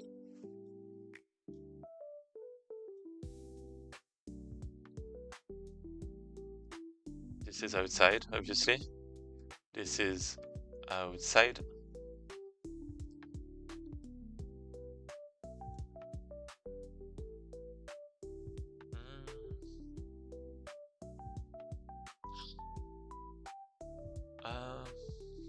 Never mind.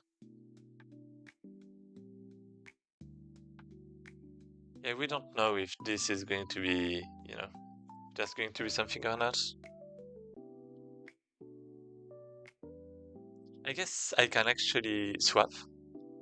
Oh, wait. I have an idea. Okay, let's say I have a lot of points, right? Again.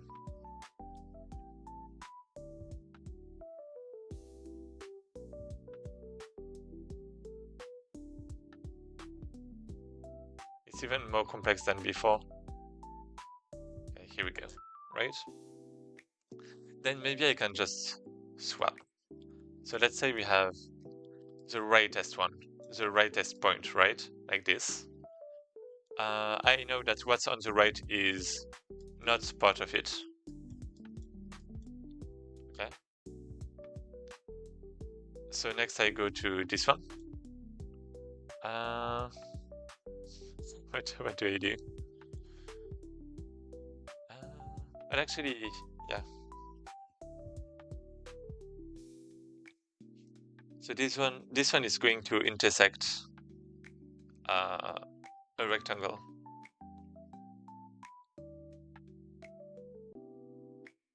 Oh.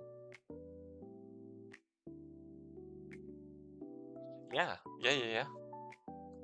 So this is... Oh. I can actually do that. So then I have this. So I know that this part is inside, right?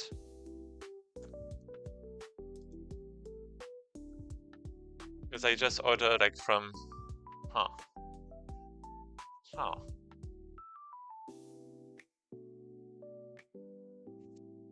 Okay, let's go to... Basically, I loop through every point like one time, right? Okay, then I go to the next, like this. So you have 1, 2. So this is inside, then this is outside, then this is inside again. So you actually have a lot of small rectangles. This is actually working. Eureka! This is actually working. That should actually work. Just point by point, we order them by like, you know, from right to left and stuff.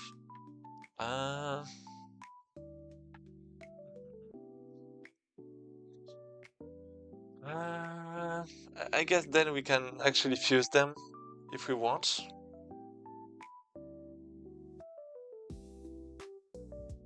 To optimize such.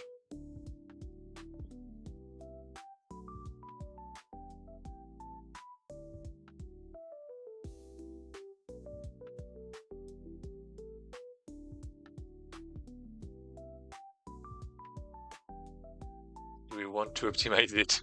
I feel like it's going to be even more problems. But basically there's going to be 1 square for every point. And then I have to search.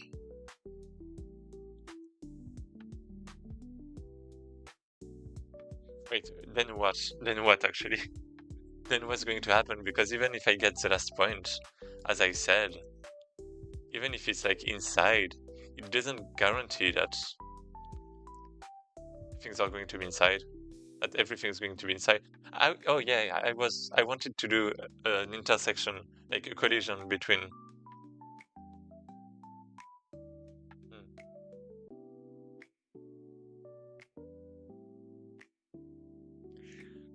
each box.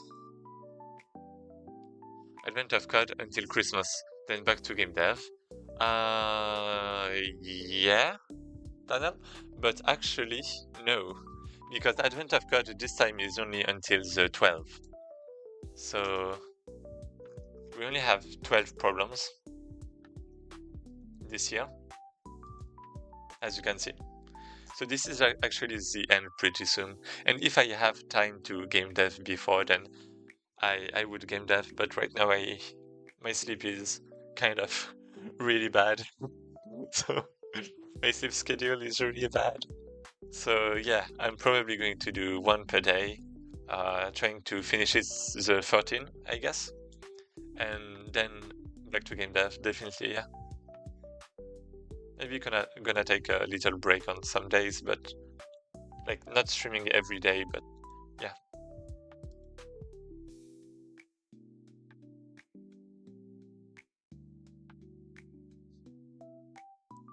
I actually should put some text. But yeah, anyway, feel free to follow everyone if you want to see the game dev content, because I'm a game dev, and yeah, I plan to release my game on April. Well, my demo, that's not my game. That would be pretty bad otherwise. But yeah, so yeah, I thought I go from right to not right. Do I have any other way to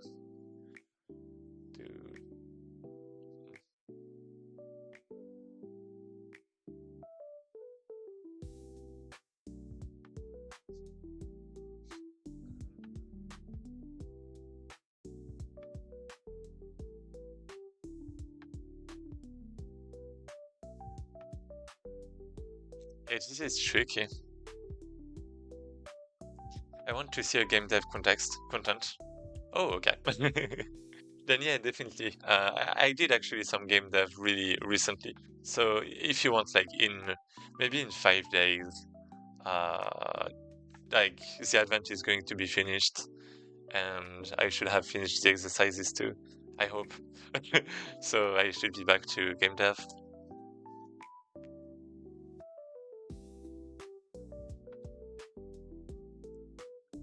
Um, squares. So now I can have a list of squares that are inside. Okay. Then now.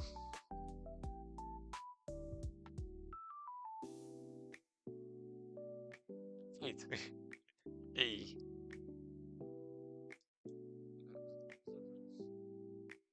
Yeah, let's say I have like some kind of. Let's say I have this, like in blue. Uh,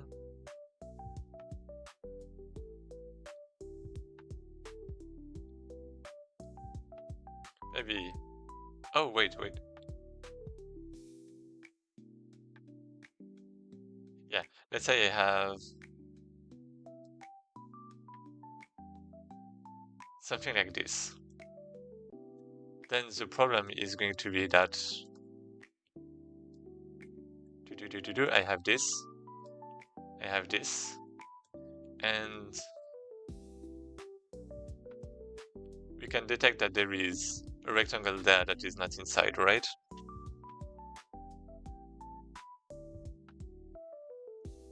So maybe I actually have to go part by part.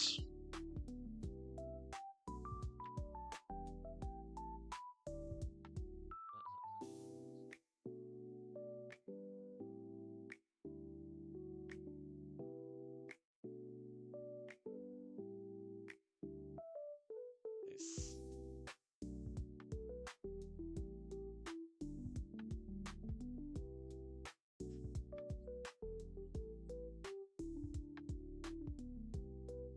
It actually looks like I'm spatially partitioning in some case.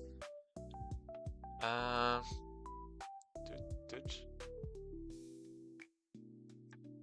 Next. So yeah, okay, yeah, this is actually the case. Every point is on a specific line.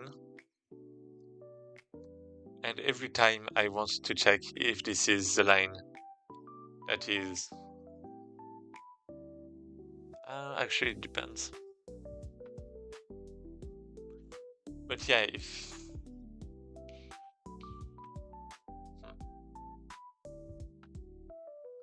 I have to check if the difference every time is inside. Because right now there's like this, right? Okay, so I think I have an idea.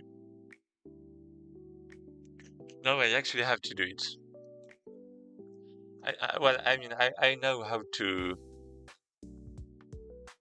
it should work in theory, but in practice it might be, you know, making the actual code is like a lot more difficult than just the first thing, the first part.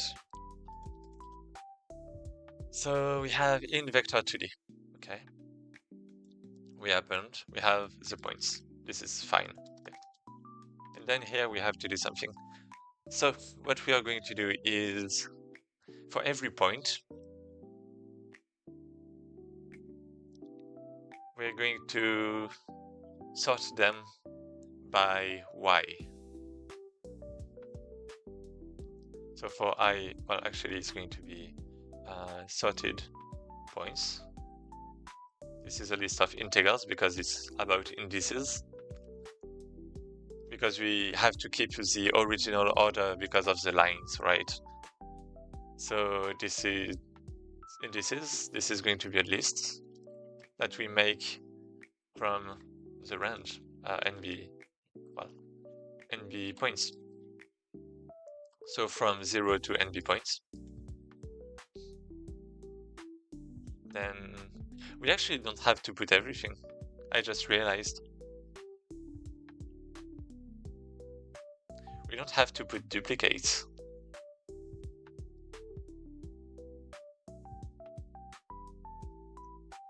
So like, for example, like multiple points are going to be on the same line sometimes, right? But we only need it like one.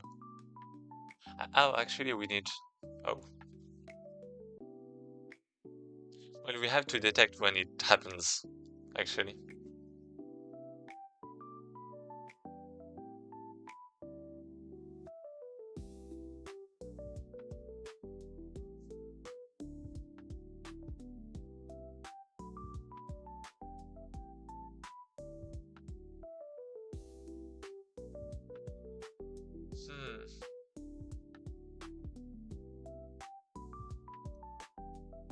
Yeah, I feel like we have to sort them in two ways. The first one is from left to right. The second one is from bottom to top, basically. Which is a bit tricky.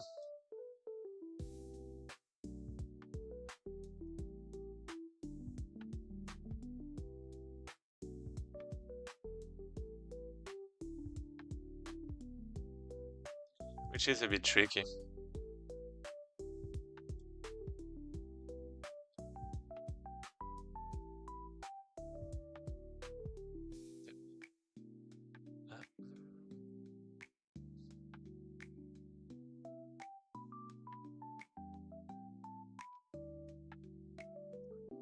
For every point, I mean, I could.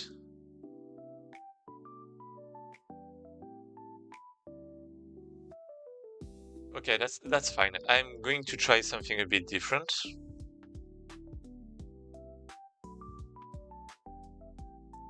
Is it?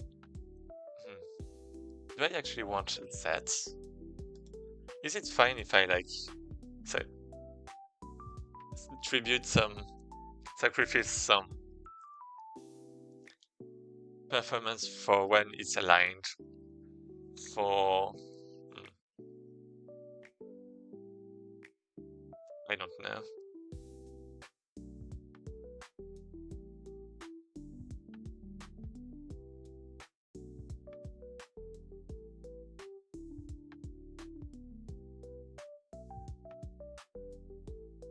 Oh wait, but I would actually have to take this. actually have to detect the dots. I mean, I just have to compute the boxes, right?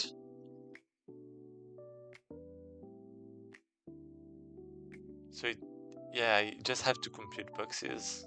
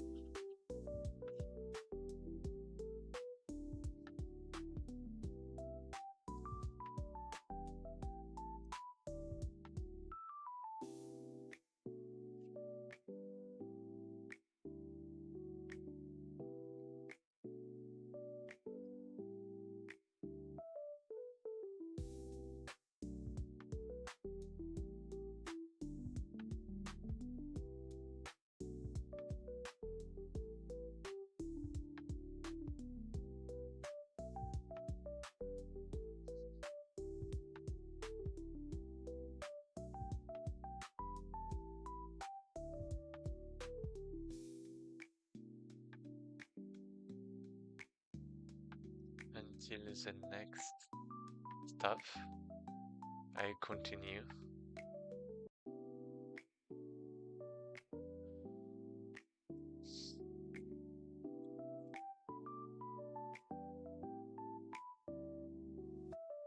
Yeah, maybe I actually don't. I mean, I can cut. I can. That's a possibility. That's for sure.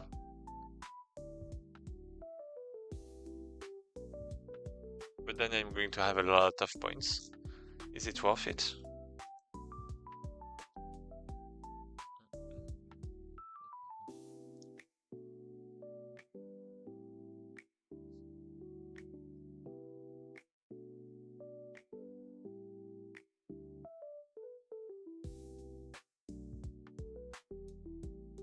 So then every...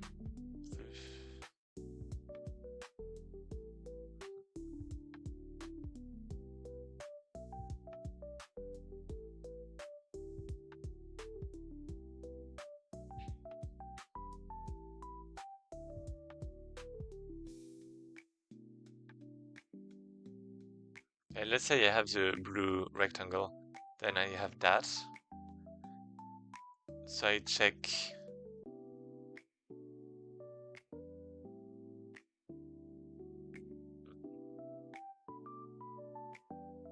I check until the next x coordinate, so like there.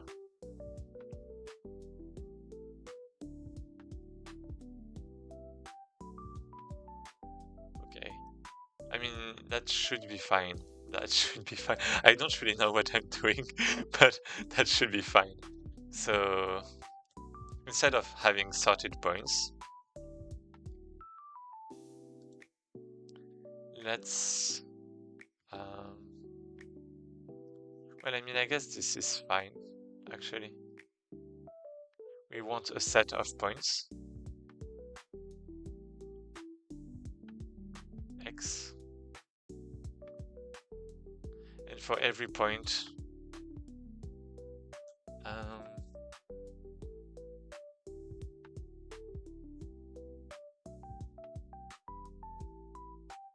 oh, actually, I'm having some crazy idea. Instead of sorting, we can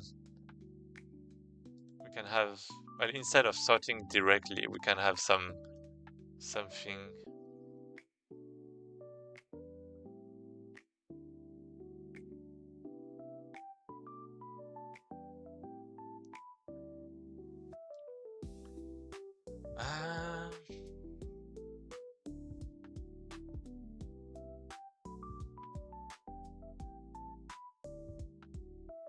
I guess it can go back.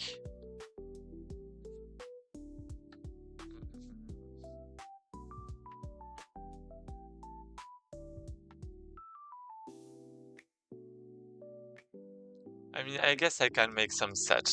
Let's make some set. This is going to be simple.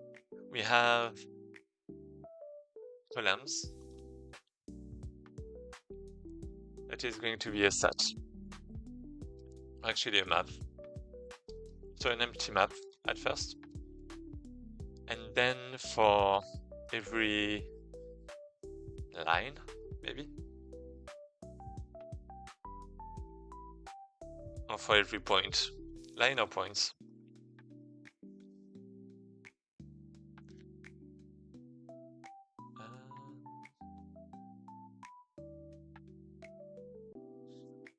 Oh, this is line of code. My bad.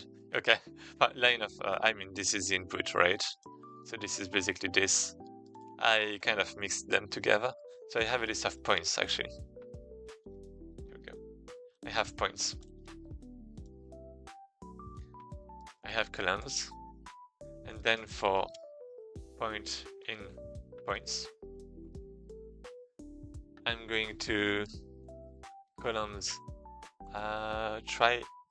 Oh, don't tell me I can't do the try get in Python. I hate this.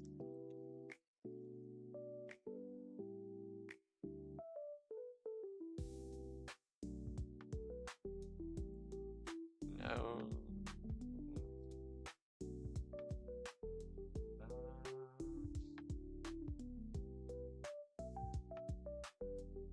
Let's try Python map add or get. Does it exist? Because basically it's some operation that should be optimized. Maybe.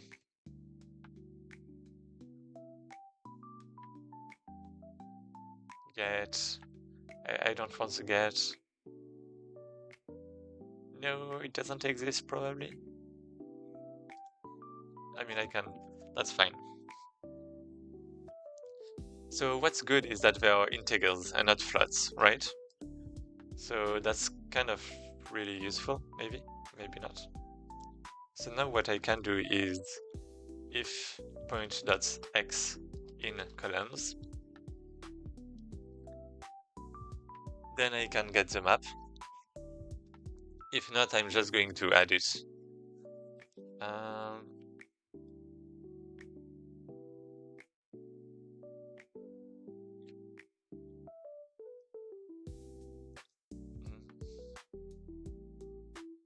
Oh yeah, get, actually that's it, wait, never mind.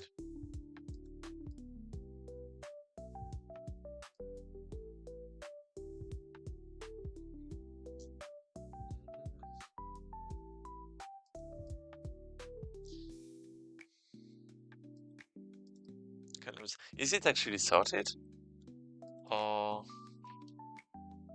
I guess I can actually put dict too. Oh no. What is map then? Is it sorted? An iterator. Oh oh no. This is because of C++. It's called map in C++. So let's try again. Okay, this is a lot better. But I don't think I have what I want. No, there isn't. Okay. So...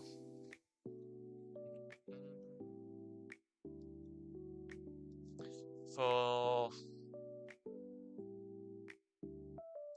well, if it exists, then I'm going to retrieve that. And this is going to be sorted what?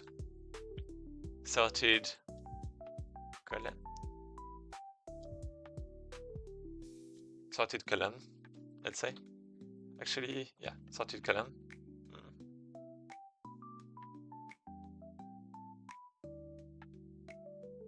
Then what I'm going to do is basically else we have this equals an empty array. I'm going to append the y in this list. Then I'm going to sort it because it's probably going to be very, very small in most cases. So let's wish this is the case. Let's pray this is the case. I just realized this might not be correct. Because So what happens if you have like things like this? Then you have 1, 2, 1, 2. So this is actually not very good, is it?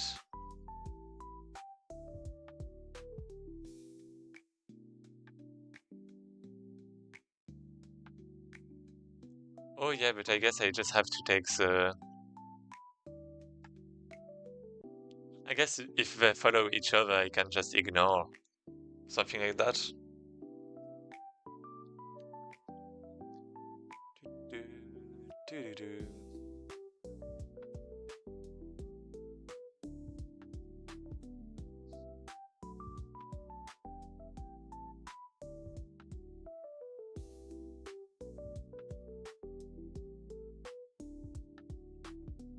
Let me think. If they follow each other, then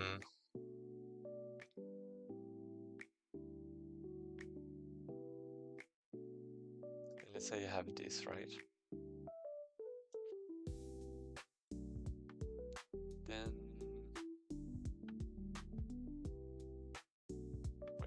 wait.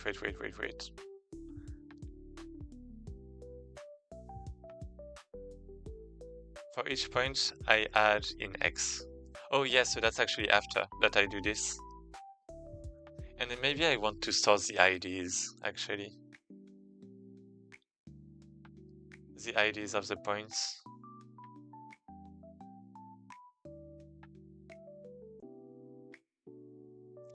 Yeah, I'm going to store the IDs. But then what if... Okay.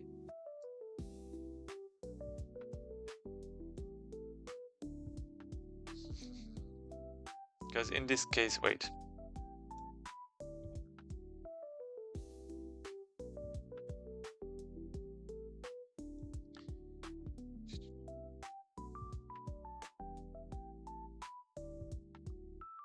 Okay, let's have this. Now let's have... wait. Yes.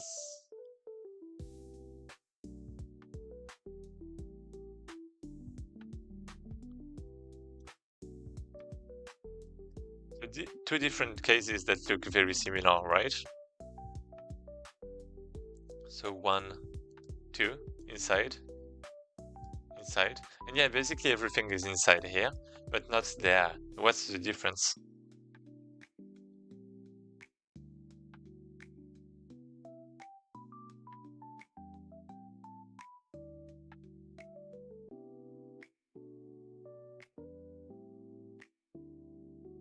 I guess the first one is inside. Then the next one is inside.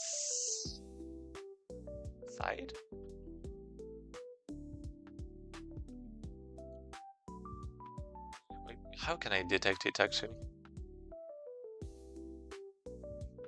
So let's say we start from the top. First one is, let me put it in orange. This one is inside.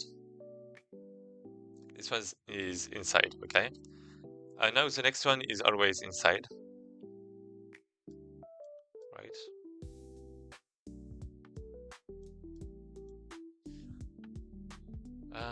From one to another, this is inside. I guess this is not necessarily inside, because what happens if we have like one isolated thing?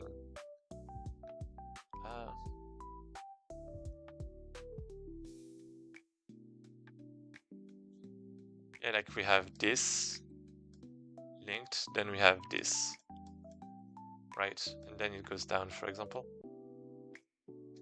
So that means we would have 1.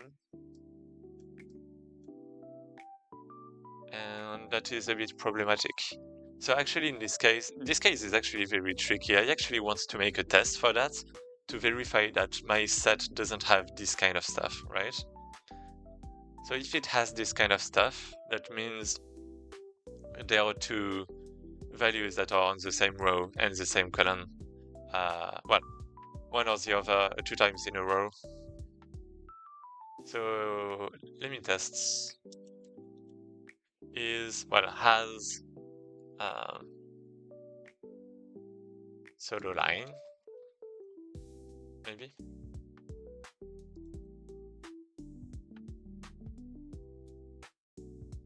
It's going to take points.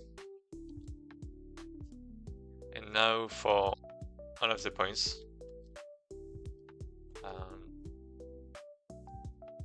let me do that. NB points. For all of the points, I'm going to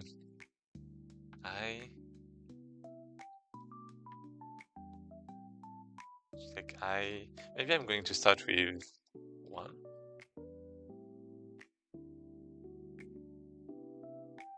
Okay. Then I'm going to do this -1. So this is the delta, right? I should have some. Can I?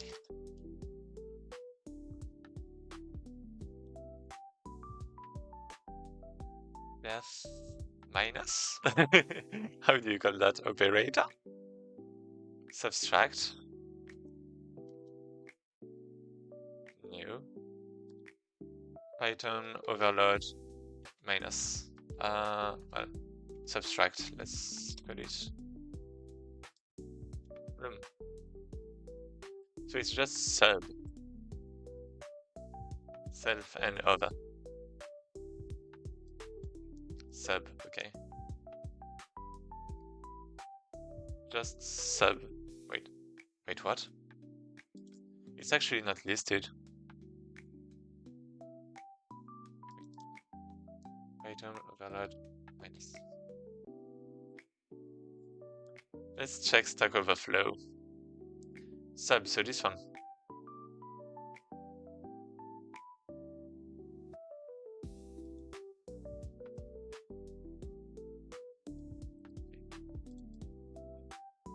So sub, self over, or like the right value, right? And then I return to int vector2d self.x minus that.x self.y that's.y. So now that should, well, I should be able to do the minus without any problem. So this is delta, which is a vector. And now I check whether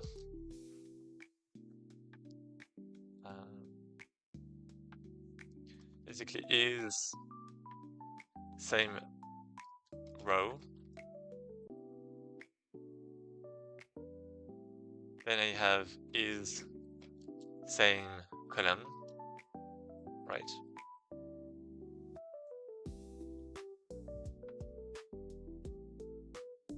And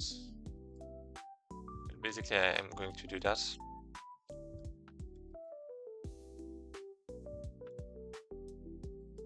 So if this is on the same row, what does that mean? That means that this is 0 and that this is 0. Okay. I can put it in parentheses. Now what I want to test if it's the same as the previous values. So prev is prev is same column.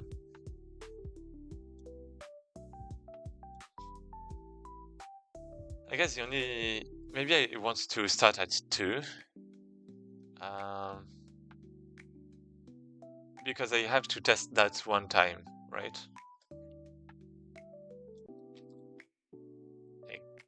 Not prev delta, but I mean, I guess that's fine. And this is 1 minus 0. Can I just make a while?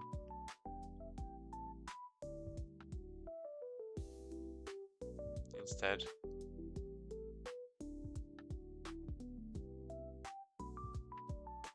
Never mind. Okay, so I have the delta.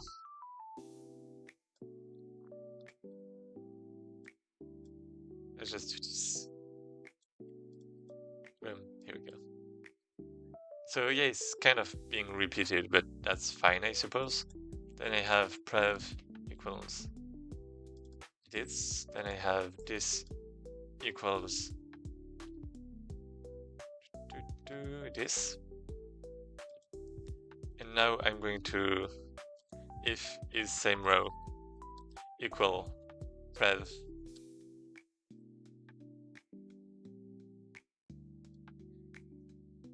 or that is same column equals is same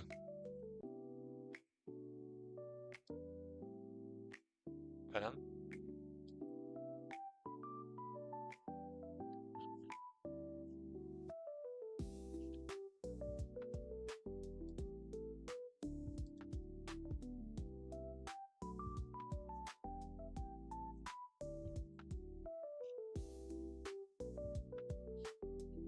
Then I'm going to return true, maybe?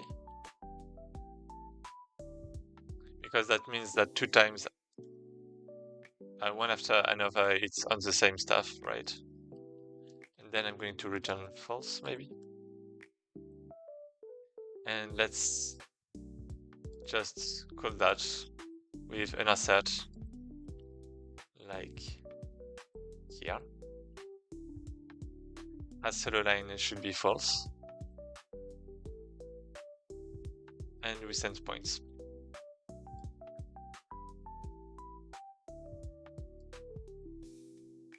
Here we go.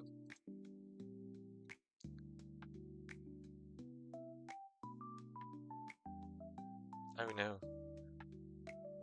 3 but 4. Oh. Yeah, minus. Here we go.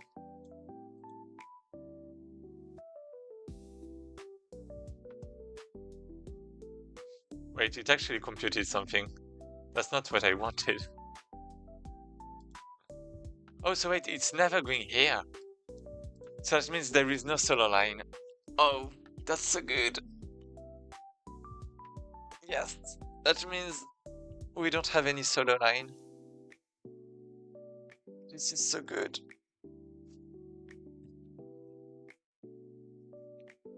This is so good. So every time it's alternating.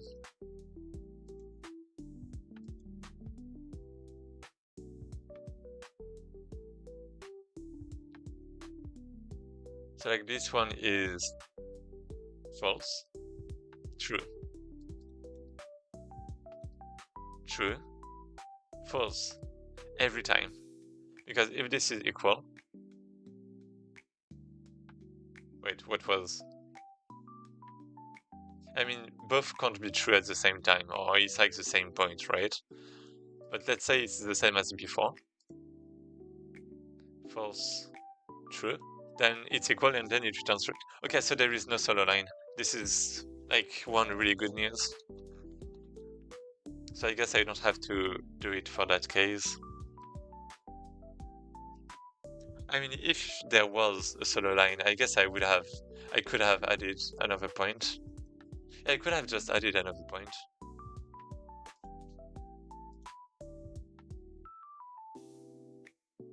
Okay. So this is so great. One problem solved, so this doesn't happen. So then that means I can add in X.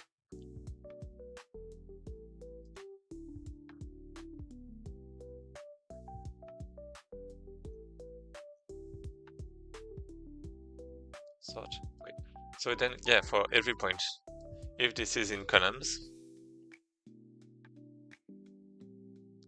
then I get it. If not, I get this. I should actually do this equal boop. Well, and this equals this. Okay. Now what I do is that sorted column I append y. So yeah, so there is no problem of yeah. So then this is, I can forget that. I have this. First one is always in. The second one is always in.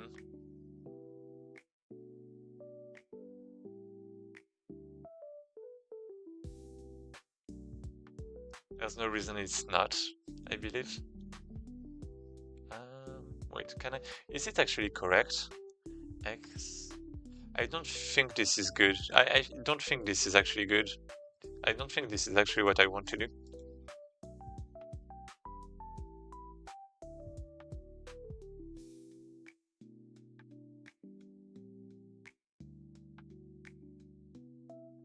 Yeah, let's actually have a list. Let's actually have a list. Probably. Probably.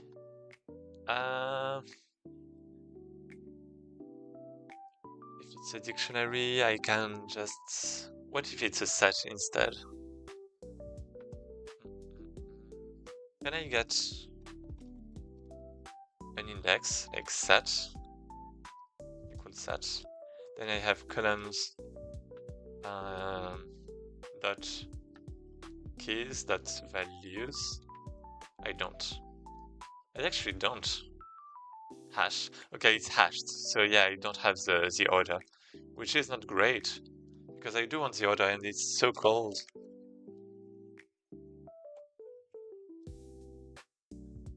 So let's actually have something like this. Actually,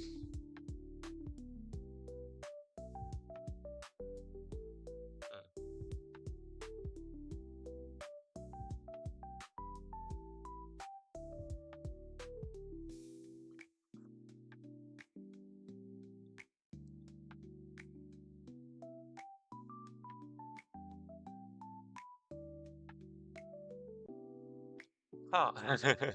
Hmm. Hmm.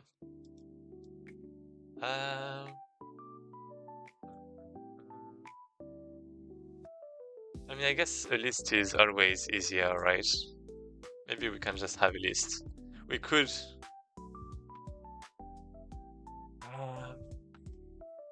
set. Yeah, let's do that, maybe. Let's do this. Let's do this. I have a set. Now I'm going to append. Well, I actually can't do that. Add. Oh, okay, this is good. Is a set. What is a set? An ordered collection of unique elements. That's fine. I'm going to add points.x every time. So this is fine.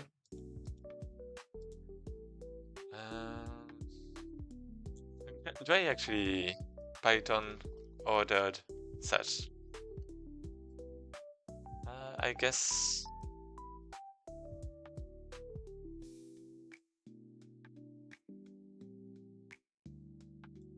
ordered dictionary.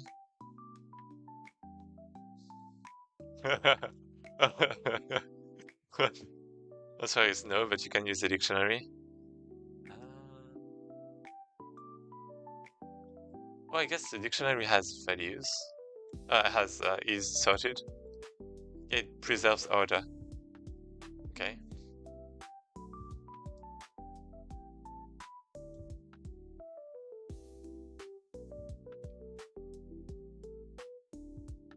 Order dictionary.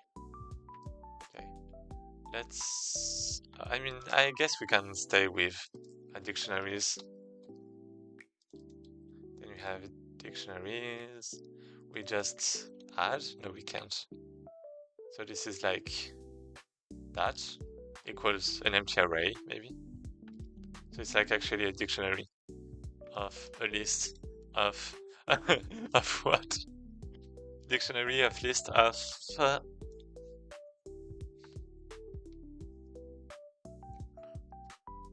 wise, of sorted wise. So we have this. Now we are going to go through this.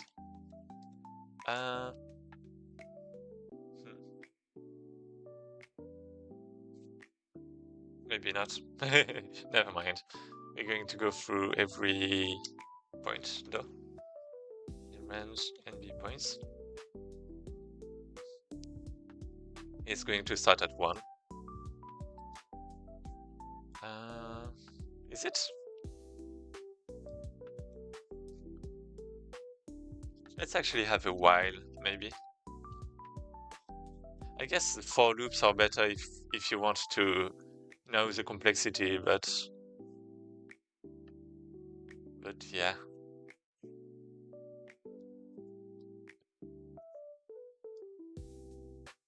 Hello,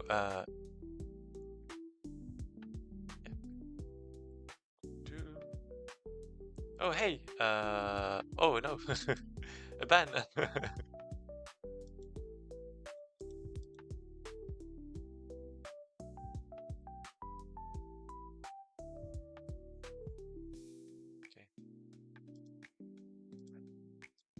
So now we are going to start at I equals 0, while I is less than NB points.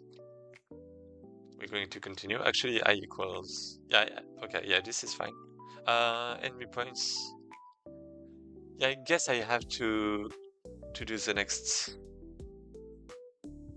connection. I have to make the last connection somehow, but that's fine. So I have the I next equals I plus 1, and then I can modulo NB points so that we can loop basically.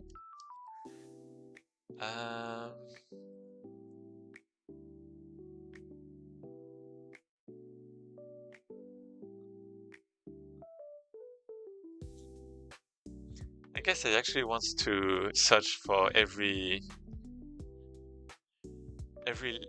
column that is intersecting.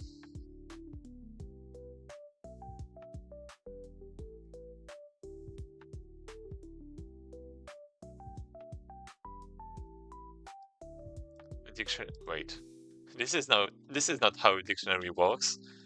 Okay, we have 2 templates, so this is X. So now I have the columns.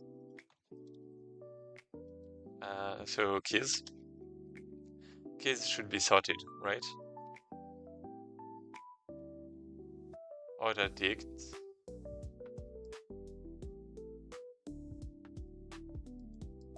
Wait, is it only from keys? Wait. Python dictionary keys are there sorted.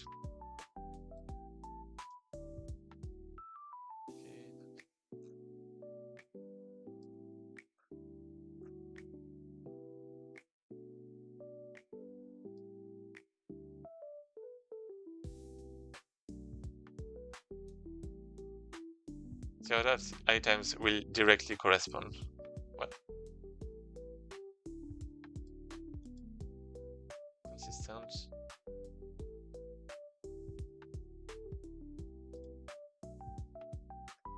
But they're not sorted. Oh, they are ordered but not sorted. Oh, okay. I get it. I get it now.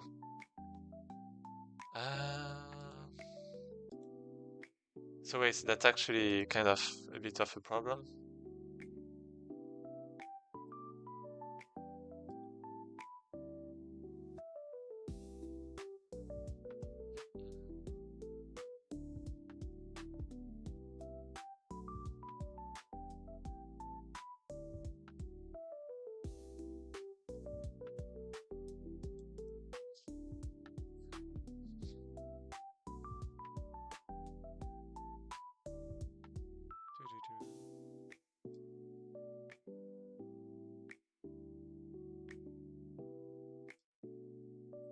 This is kind of a problem.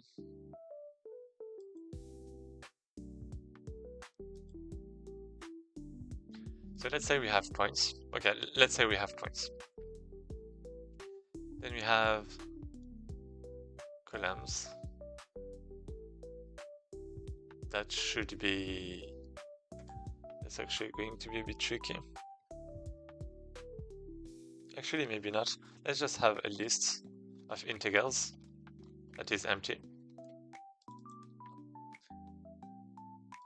And then... I mean, we can almost sort it every time. This would be like really bad. But wow. Like just dichotomy, right? Just some dichotomy. Python dichotomy. Well, sorted lists. Do I have that? Does it exist? Okay, sort on a technique. Sorted lists. This is not Python. Sorted lists. Yeah. Like if I do sorted list, yeah. No.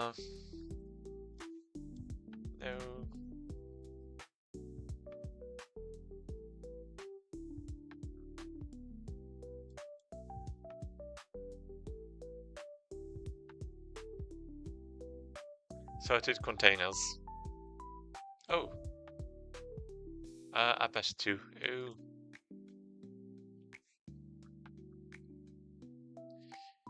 Is it fine?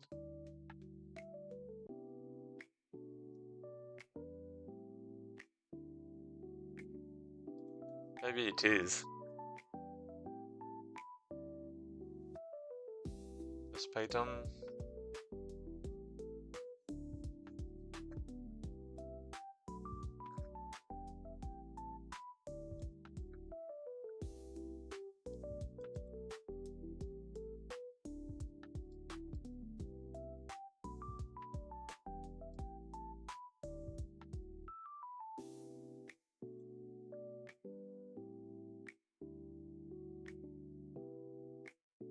Oh, okay.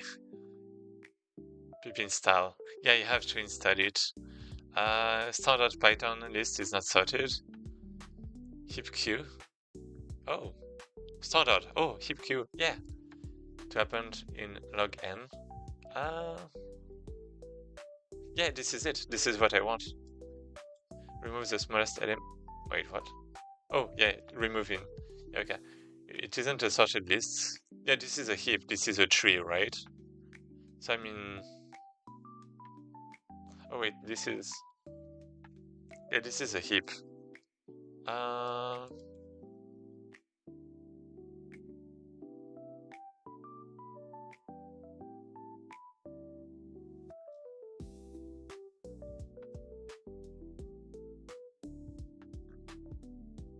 Bisect.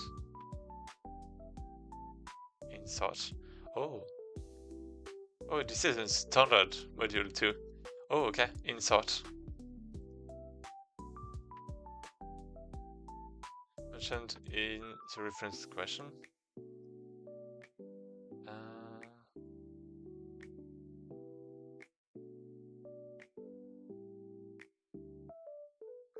Yeah, let me check that. Let me maybe check in English. Array bisection algorithm provides support for maintaining a list in sorted order. Looks good. Looks good to me. Okay, it's the insertion point.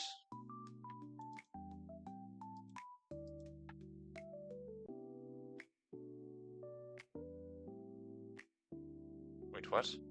Oh, yeah, so it's adding, right? Yeah, it's adding. Import bisect.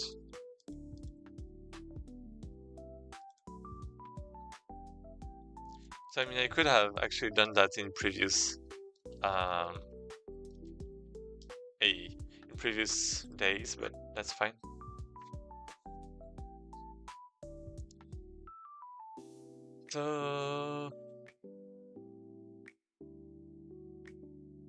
So yeah, wait, bisect dot.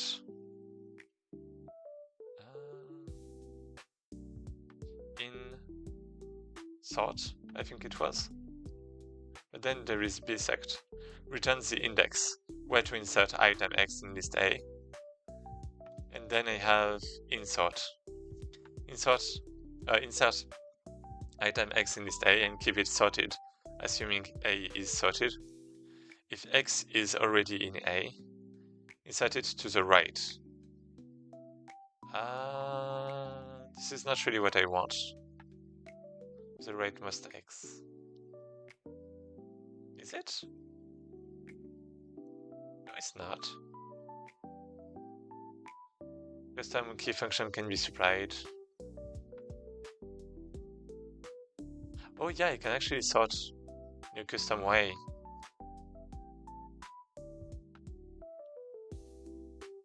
Instead of having an array of an array.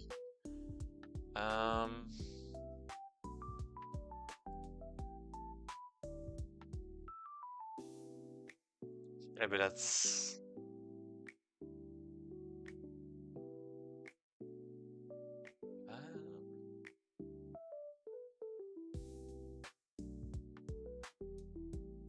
Insert left, insert right. Then I have bisect left, bisect right. Returns the index where to insert in list A. So I guess I have to do bisect left, right, to get the current index.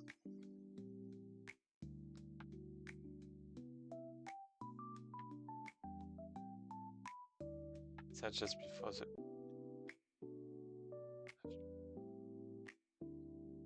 Yeah, that should be it. So now this is like point.x and columns. Columns point.x. So this is insertion index, which is an int.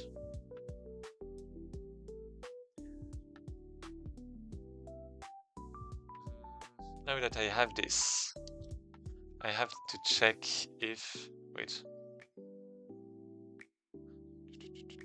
Assuming A is already sorted. Such that... No.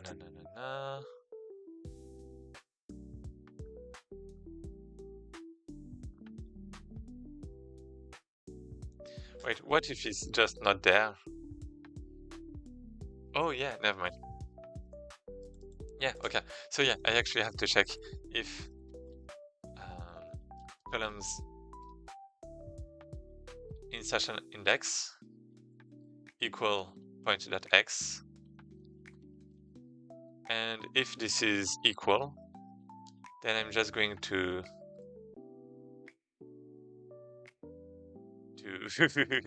to what?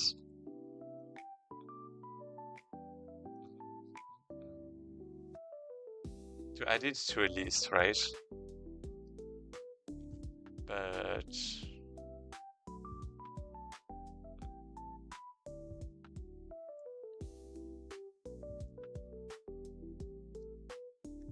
columns.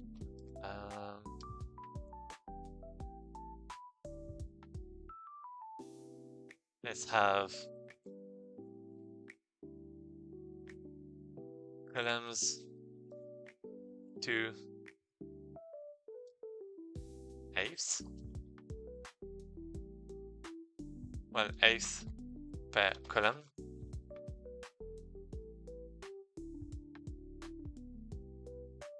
So if this is equal, I'm going to get what? Why that? I'm going to get this. I'm going to append point.x .y, and then I'm going to sort it. Okay, and if it is not equal, then I'm going to insert in columns.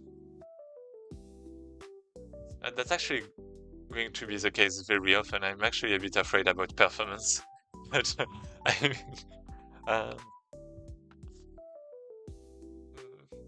I guess that's fine. Is it? It's not. It's not.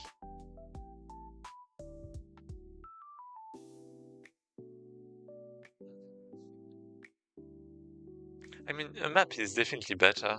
I'm always alternating between a list and a map, but yeah.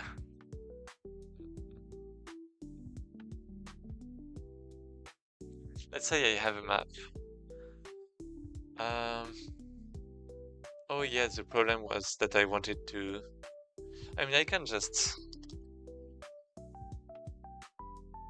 If I have a map, I mean, I guess I can... No, not a set. Um,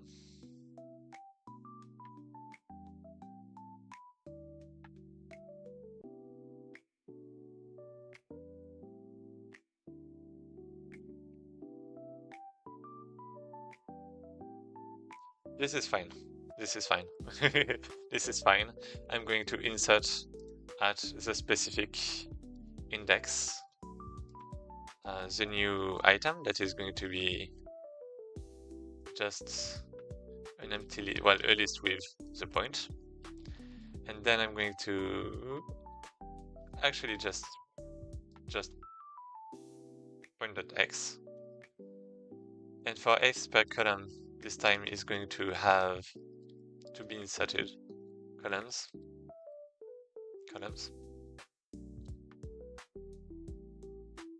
Well, at insertion index, I'm going to add point dot y. And this time this is in an array. This is correct.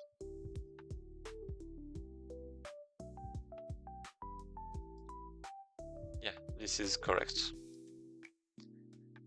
Okay, it should be good. Now I can, you know, just check if I want, I suppose. Verify. Okay, my bad. Insertion. Oh, well, I guess 0 is at the end, right? So yeah, what if I do if this isn't columns that's, well, the length, -1, and this.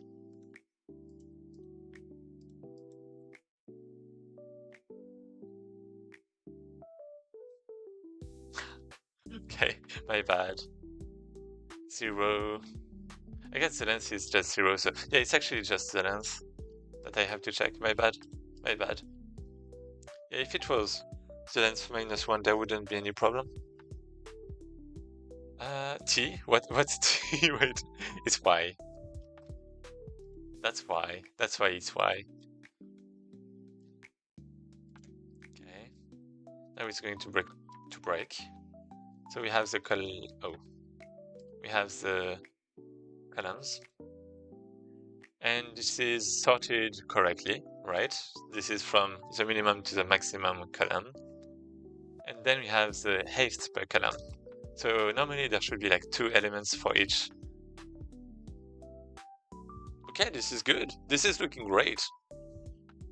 1 star 2, which is great.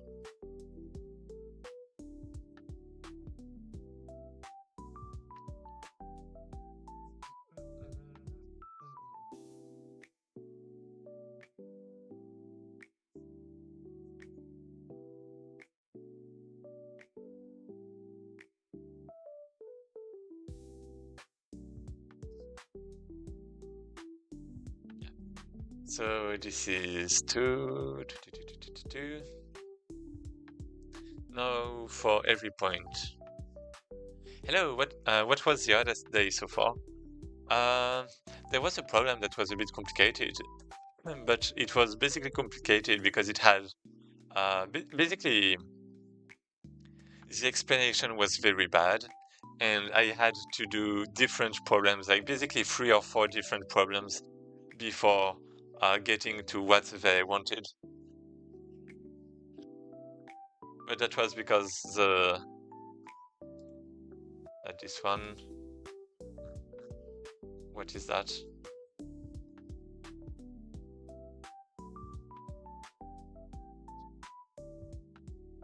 I think this is the one.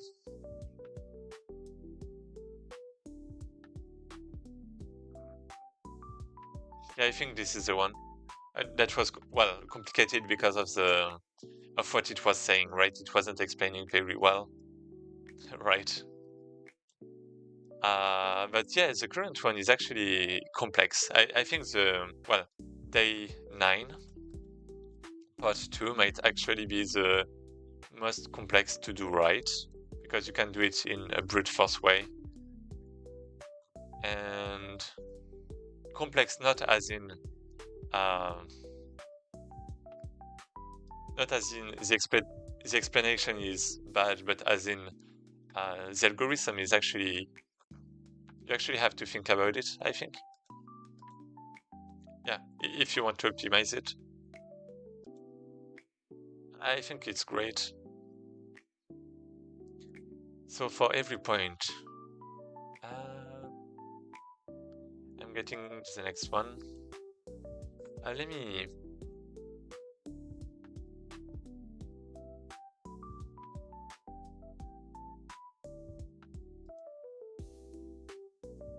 I see. Thanks. You're welcome.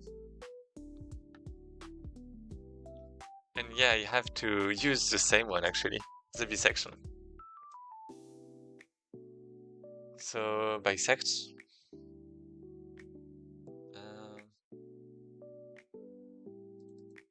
Wait, I actually don't want to add this right now.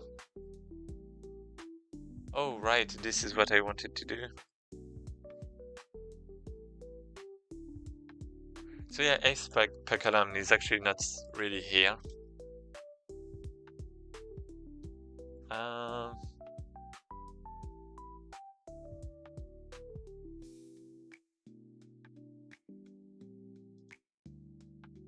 happened.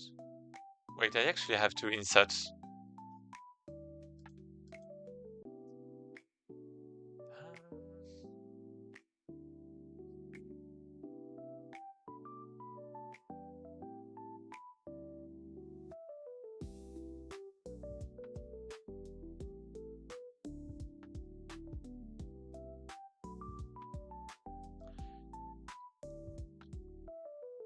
Oh, you live in Japan? That's cool. Thanks.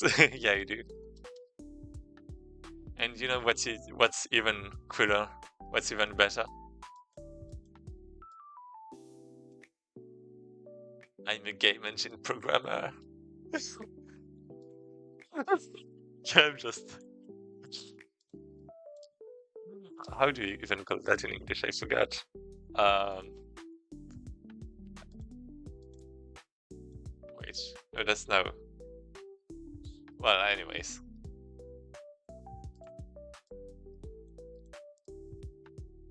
My ego is going big right now.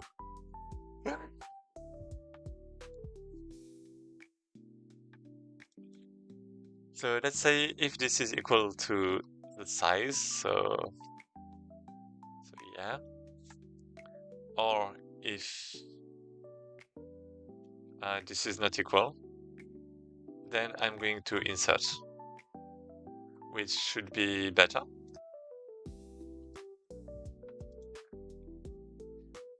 Yeah.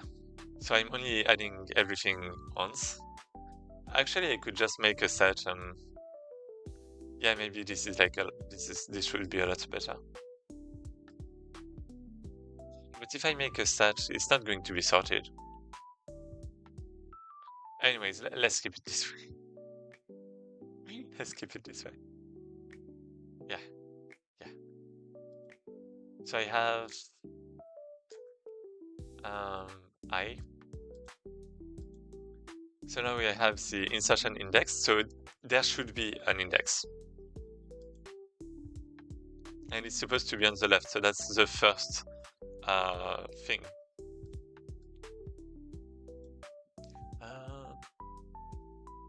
Anyways, and now while insertion index, let's column, let's call it. We have the column. While.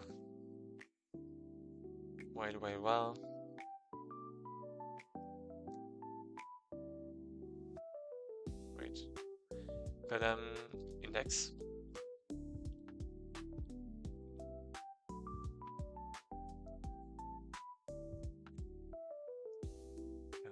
this. Let's call it I column, maybe.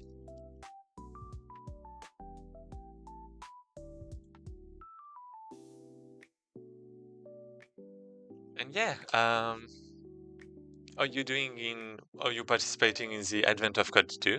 Hex? Hex the OG.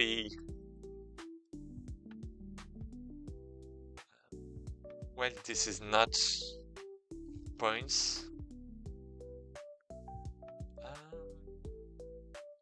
While this is not higher, actually. That should be it. While this is not higher, I next dot x, because we still have to process it for when it's equal.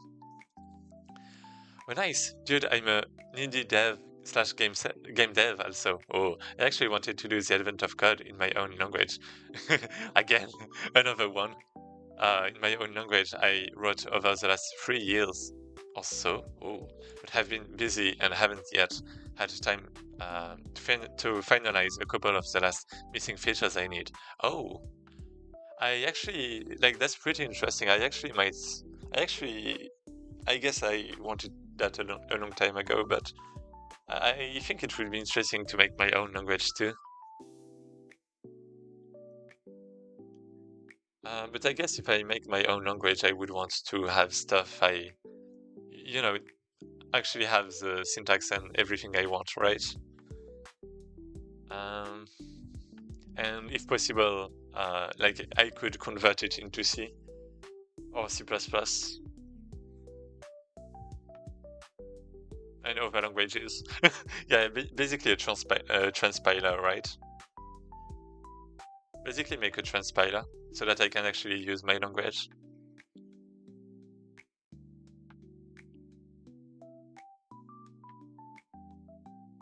Like, I think transpilers are really, really neat.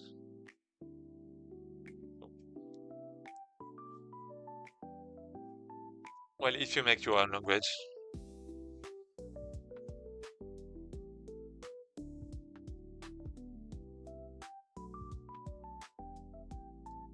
Yeah, I'm also making my own game, a bit like you if you're like an indie dev, I suppose.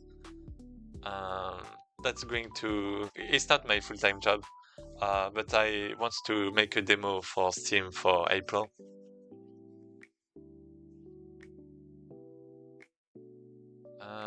Can I show you some stuff?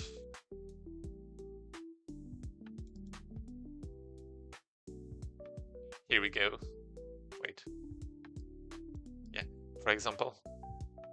So that's actually some kind of concept art, but that's basically, well, actually not that concept anymore because the game looks a lot like that now. But yeah, it's like some kind of roguelike deck builder where you have like some cards but also some characters, and you have different things, different mechanics that are not in some other roguelikes deck builders. Looks chill, yeah. Mine is entirely dynamically interpreted, no compilation steps or anything, but it's amazing for my use cases, in my opinion. I mean, that's great, and I actually don't have a lot of I don't have a lot of ideas of why I would make my own language, but because I guess if I want like tools that I'm missing, I would just make libraries. And dynamically interpreted. Yeah, I guess what I would want if I make my own language is something that goes fast. So maybe that's why. I want something that's fast. That's why I'm talking about C++ and C, right? About converting. Because if you can convert into C or C++, that means you can also compile using the compilers like GCC that has been optimized for like 20, 30 years. So yeah, that will be a very good point. I mean, that's why Unreal has nativization for blueprints, for example, right? To convert into C++. That's why Unity maybe that's not why, but Unity can also export in C++. So like every game engine has C++, C or C++, or basically that's just going to be Minecraft, but Minecraft and Java. Well, actually, Minecraft, there's Microsoft that's made the C++ version, right? That's making the version in C++ now and stopping. Well, there's still the Java version, but they're focusing on the C++ version.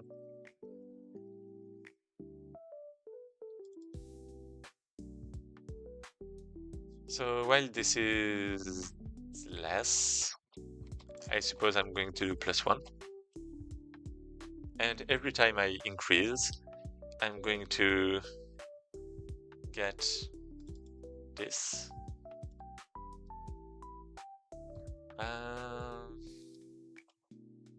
Boom.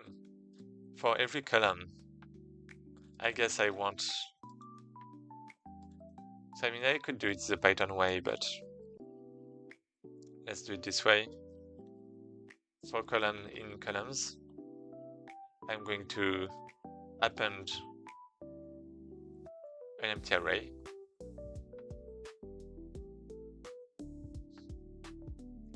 So now I should have the same length. Let's just do this. I have the same length. So now I should be able to do I columns dot append point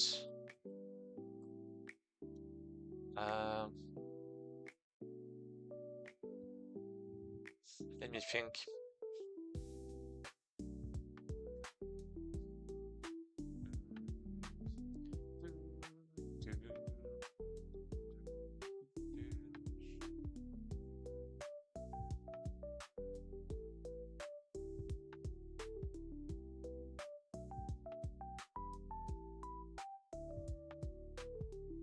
I guess if this is equal, I just skip. Like,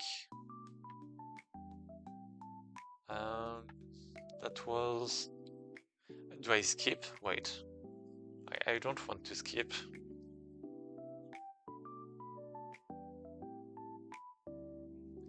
Yeah, I wouldn't really recommend it, writing a language. For most, I stumbled into it on accident and just ended up really enjoying it, working on different problems over time.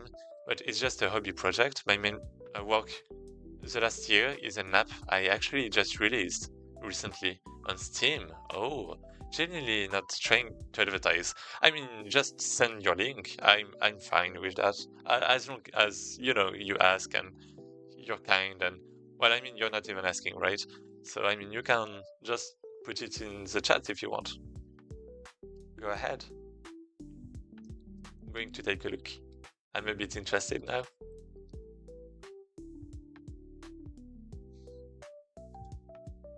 I feel like I'm going to go to sleep at 4 a.m. again. Like have my 5 hours of sleep. That's bad.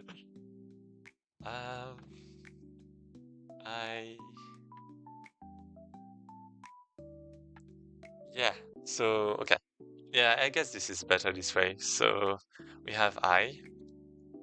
If I dot x equals points I next dot x, then I'm just going to get columns in this basically. It doesn't really matter. And I'm going to columns. Wait, x per column. Actually, I column. Yeah, this is actually I column. Never mind. This, and I just append.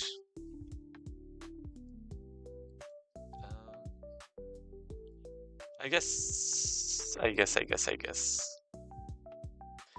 we're going to have p equals points I and p next, p not as I like to call it, is going to be points I next.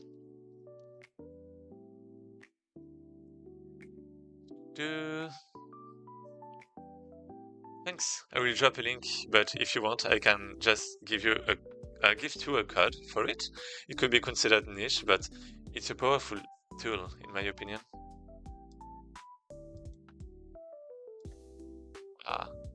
2 seconds. My computer crashed. What did you do? No, that's fine. Just the music. Oh, okay, it's muted. So let's check. Alt-Tab toolkit.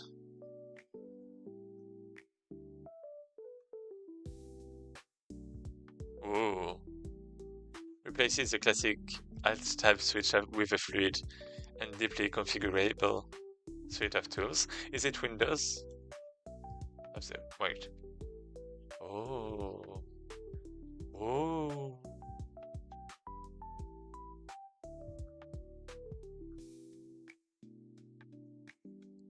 What? Yeah, is it like for Linux, Windows? Really, I would just read the text. The video needs to be updated. Okay.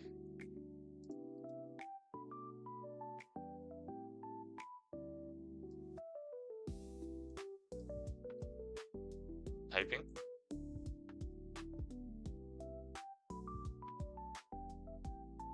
Okay.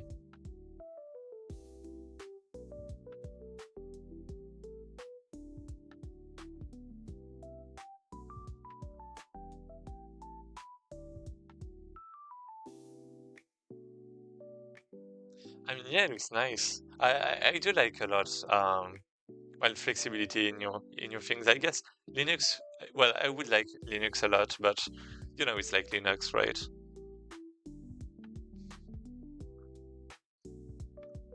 But yeah, it looks nice. It's a Windows product, yeah. And like I said, it's niche. So if you aren't interested, no harm, no fool. Just making convo low-key. Yeah. Yeah, I understand. Yeah, I mean, wait, let me still check the video.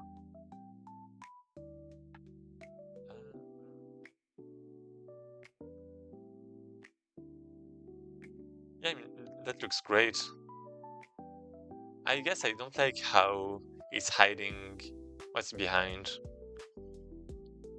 But I guess you can change that anyways, right? Because you have different... Huh.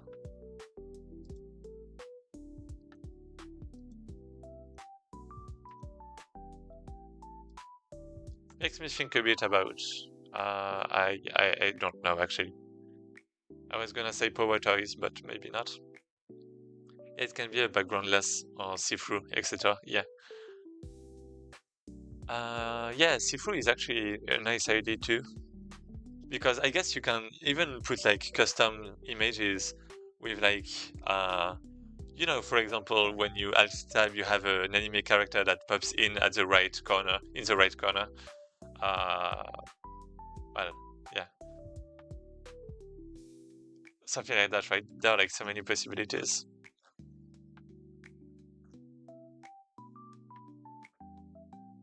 But yeah, I mean, I'm not really. I mean, I say I like customizing, but I guess I don't customize a lot actually. I just know that in Visual Studio you actually have something for that, even in Visual Studio Code. If you want anime characters, you can add the extension. Like you have this, right? You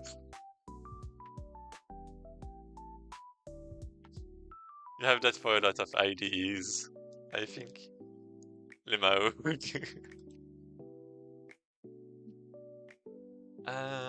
So anyway, we have P, we have P next, we have Peanut, we have P, all of this, right? P next.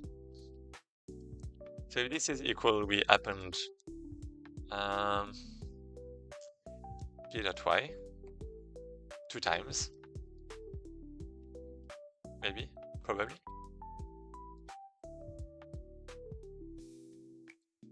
Like this. I mean, we don't even have to sample 2 times, but that's fine.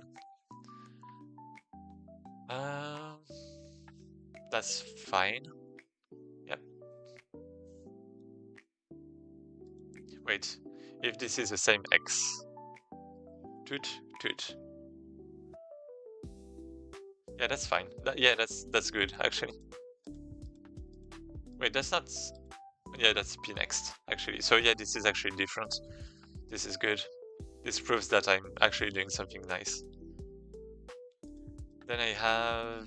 So yeah, if this is not equal, then that means it's split in x instead of y. So I have the column, and while this is... So x, this x, while this is not more than this, then I increase. I append the current what actually? So this is the x, right? So I wait. Oh no, yeah, this is actually the y. If this is not equal in x, then that means we have this, and that means that I can just take the y of this and add it through the line. So basically what I'm doing is... Oh my god, this is so bad. Okay, let's go here. Let's say I have 1 point. I have one more point, okay? If this is like that, and let's say I have multiple lines, okay? What I'm doing is, in this case, when it's on the same x, then to every column I'm going to add the current altitude, the current y. So adding y here, adding y here, adding y here, and basically I'm making points, right, for the line. That's it. And if it's on the same column instead, then I'm just adding the two two y's to the column, to the same column, right? I love the draw out thinking. Yeah, like this is really a lot right now. This took me a lot. I don't know how long I've been making that, but I believe I've been at it for like 1 hour, maybe. I don't know, like just spacing out. I've been thinking about all of that for so long. I'll have to watch the replay. I mean, yeah, I finished the first problem in like 30 minutes. So that means it's been like 2 hours and 40 minutes since I started the second part. So anyway, I have all of that. Wait, what? Why did I did it? So I did it, but I don't remember why. Oh no. This is going to be so bad. Okay.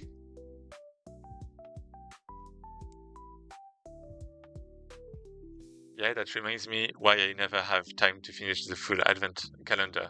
Yeah, I understand. I stopped it early last year too. So maybe we can just reuse the same area thing, but instead we have something a bit more special. With these things.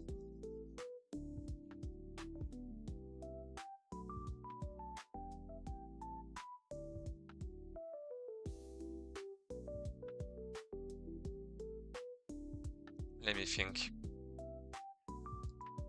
So I should have a rectangle. So now let's say I have a rectangle. 2 points, right? This is it. I have my 2 points. This is a rectangle. Okay. Now I want to check multiple things. The first one is if on the column of the points, everything is orange, right? So what does that mean? That means that if I have something like this, and boop boop, then in that case, right, that means there is one thing here, one thing here, one thing here, and 1 point here, right? So I have 4 values. So actually, if I just have more than 2, then it's over. Wait, actually, no, I have to, because I could also have something, it's so complicated. Okay, if I have a point there, and I'm just comparing like this one, this spot, this rectangle, then I don't have to mind about this one. So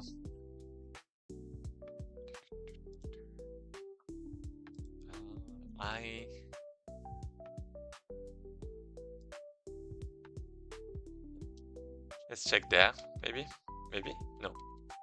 Let's actually check here. We're going to use bisect. So I column. Point is what? Point. Wait, what? That's P.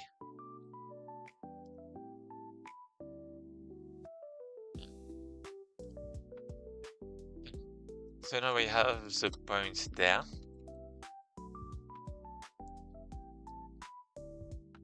Here we go.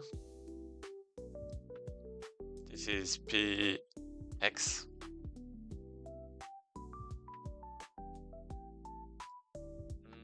Now that I have the column, that means I can get this I column. And then I have something like the start index of this. I column, I row, maybe. I start row, something like that.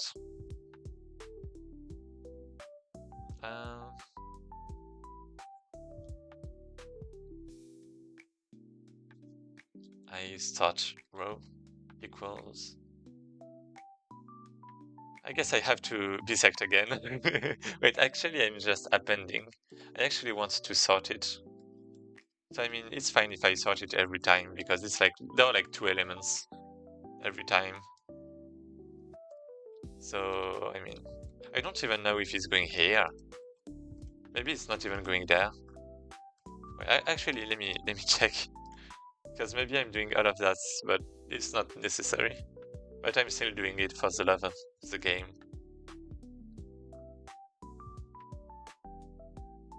Okay, I'm really doing it for the love of the game. Backend Q tag, what?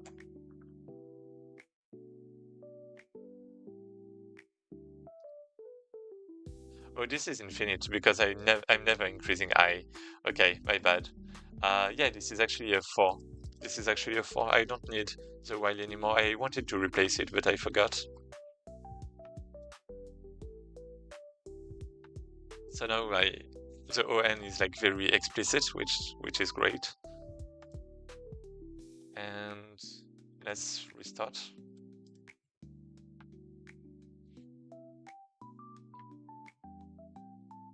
Okay, it actually goes here. So this is actually useful. This is actually working. Oh yeah, never mind. Of course it goes here because yeah, there's always going to be at least 2 points on the same column. Okay, my bad. Anyway, now let's say we have I start row, which is, so this is sorted, right?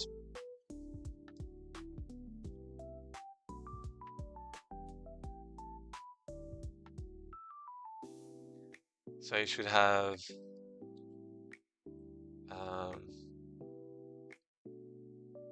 this left,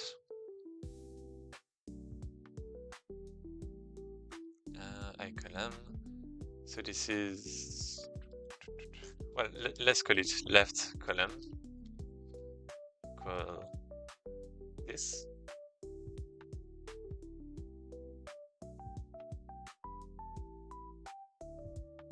I start row.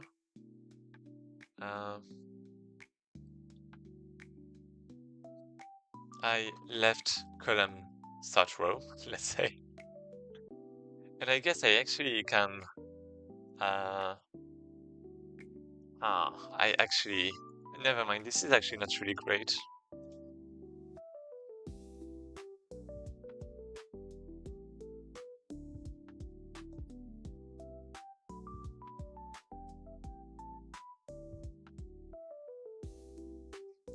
I left, okay, let's just call it like that, right? Left row. Yeah, okay, this is fine.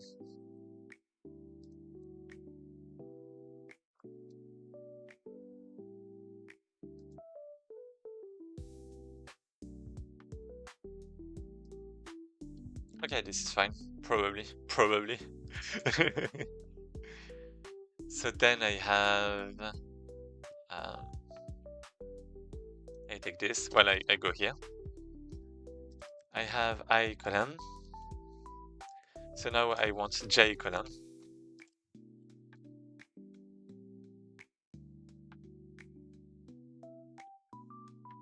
Actually, I guess I actually want to bisect only one time per point. So I can have a point 2 column. I could actually just put it somewhere around here.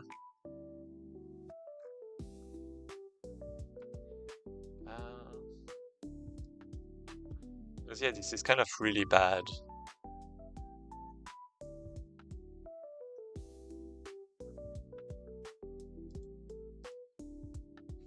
Yep.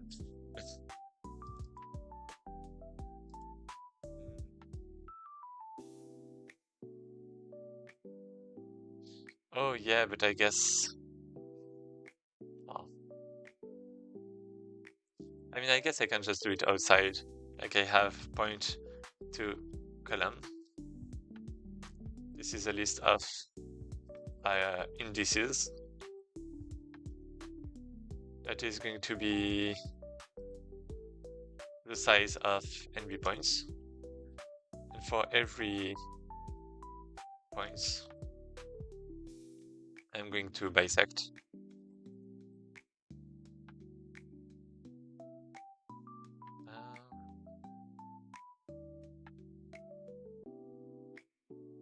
I guess this is fine. So then I'm just going to do this I equal this. This is points I.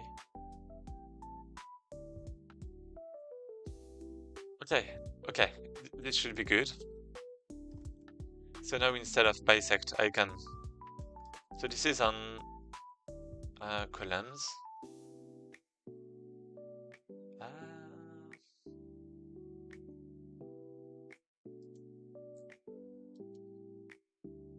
I guess I can just do I. So this is even more optimized because we have a double loop, right? We have an inner loop. We have like almost, well, we have O and 2, right? So if we can like prevent the log n on top of that, then that would be good.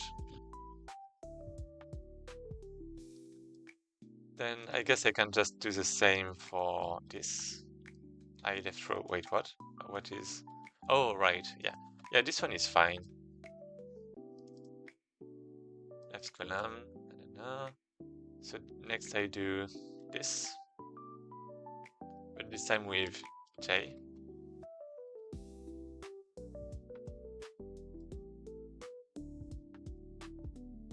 Wait. Yeah, I actually have to search for p.y.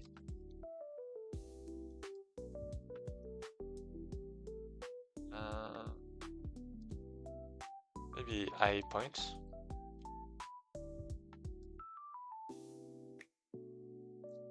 Then I have something very similar with J point. Let's call it like that. Then we have J column. We have the right column that should be right. Actually, we don't know if it's like left or right. Yeah, we actually don't know.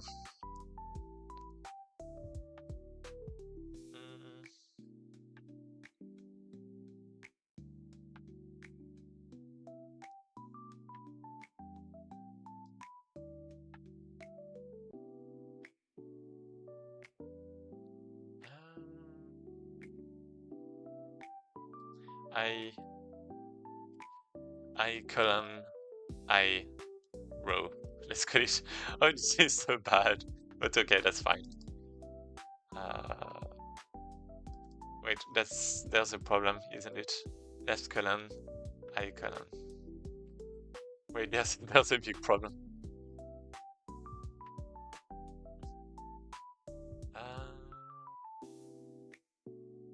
Eighth.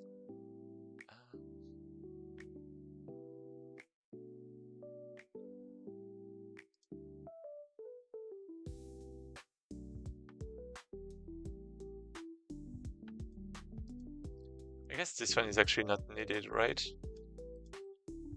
I could just do that. So you have like I column. I column. Hi.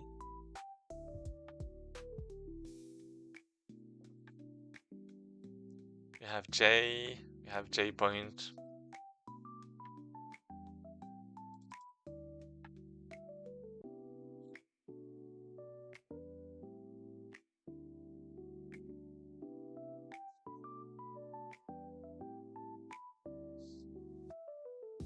The column is going to be the same, but with J. And this is actually, yeah, so I point is an int, is a point actually. It's a vector, it's a vector. Same here. Then we have I column is a list of 8. Same there for J column. Then we have I column, I row. Right? So next we have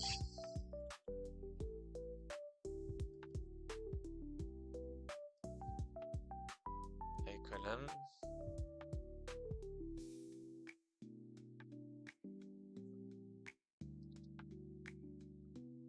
We have I column, J row.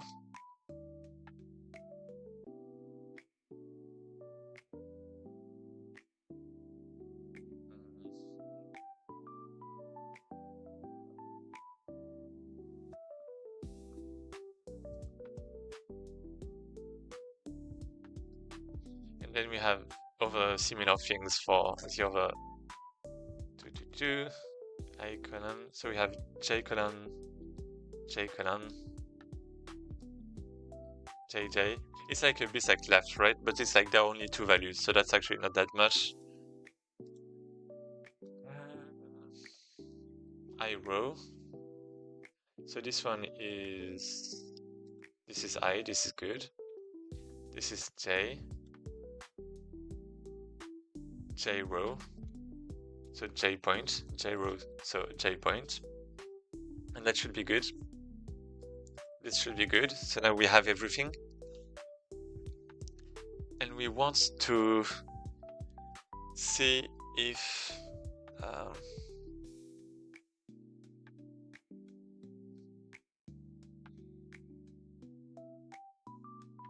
it is actually a bit tricky. But we want to check if the lowest one is even, and if the next one is odd, I think. So you said you do game engine work, as in for a company? Yeah, for a company. I'm yeah, I'm a full-time employee. Uh, but I still try to, stream a little and make my game on the side. That's why I have some. That's why I'm not sleeping at 2 a.m. It's a grind. In this case, we have 0, 1, 2, 3. So this is even, and the next one is odd, and is the one that follows. So we don't even have to search.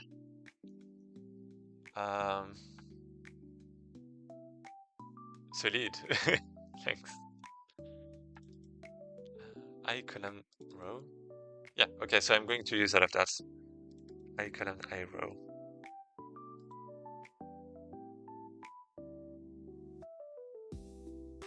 So basically I have to, I'm going to get the mean. So I column mean equals minimum between this and this, I think.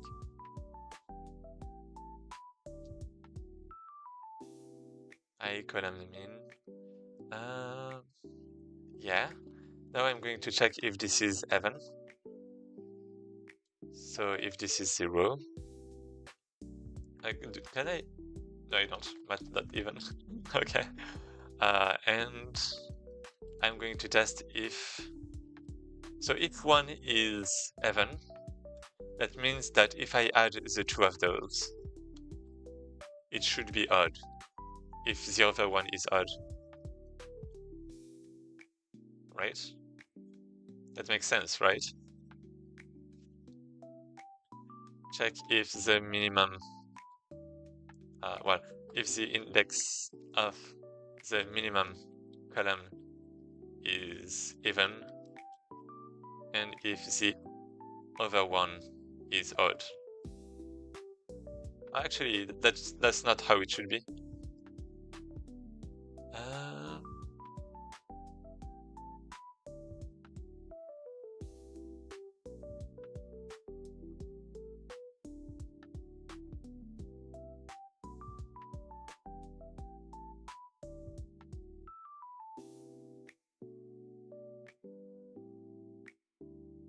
Okay.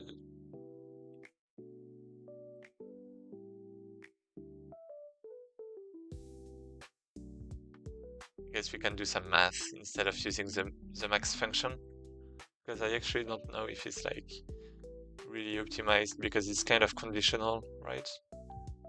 I know there are like some bit things sometimes that you can do, but yeah.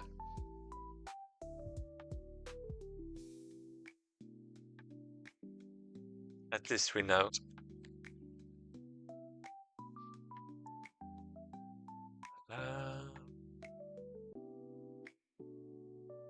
So yeah, and we check if this is not the thing. We don't check if it's odd.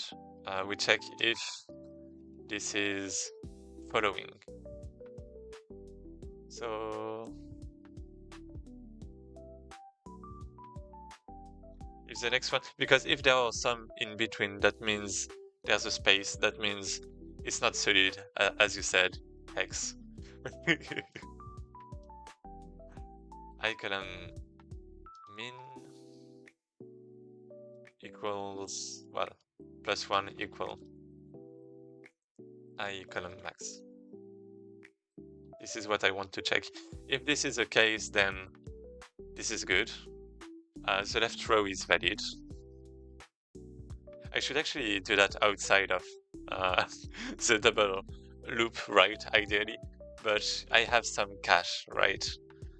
So yeah.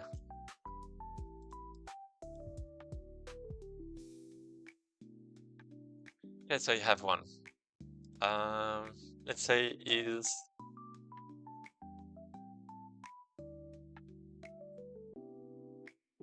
And I guess if it's not valid, then I'm just going to continue, right?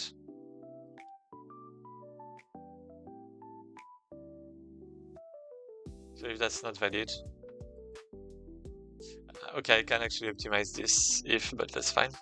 If it's not valid, then I continue. And this is check left column, basically. Check validity of left column.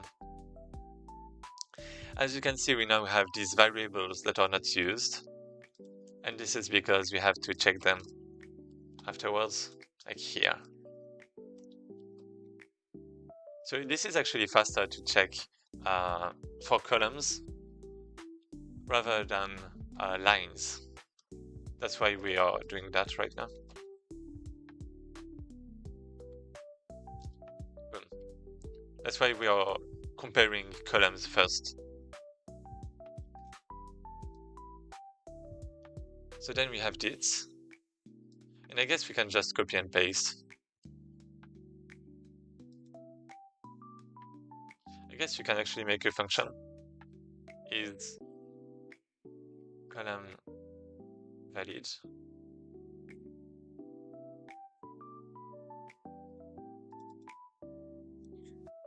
So what do we have? We have column I row.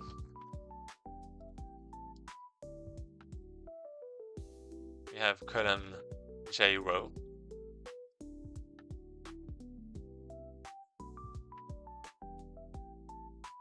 And we check is valid. If this is valid, we just return this.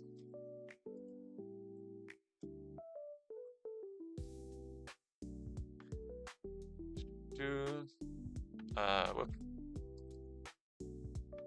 So this is column min. Then we have column max. Then we have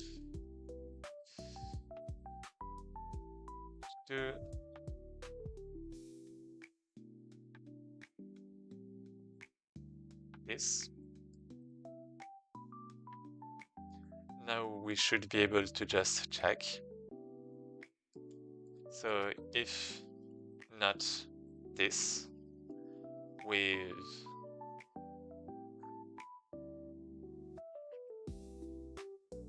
this that is pre-computed and this, then we continue.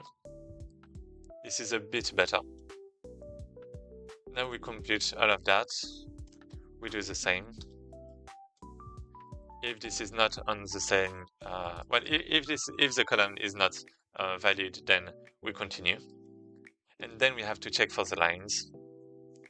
So this one is going to be a bit more tricky, I feel like, but that can be fine. We can just put it in a function. Is line valid? So I have column I row. Let me actually think.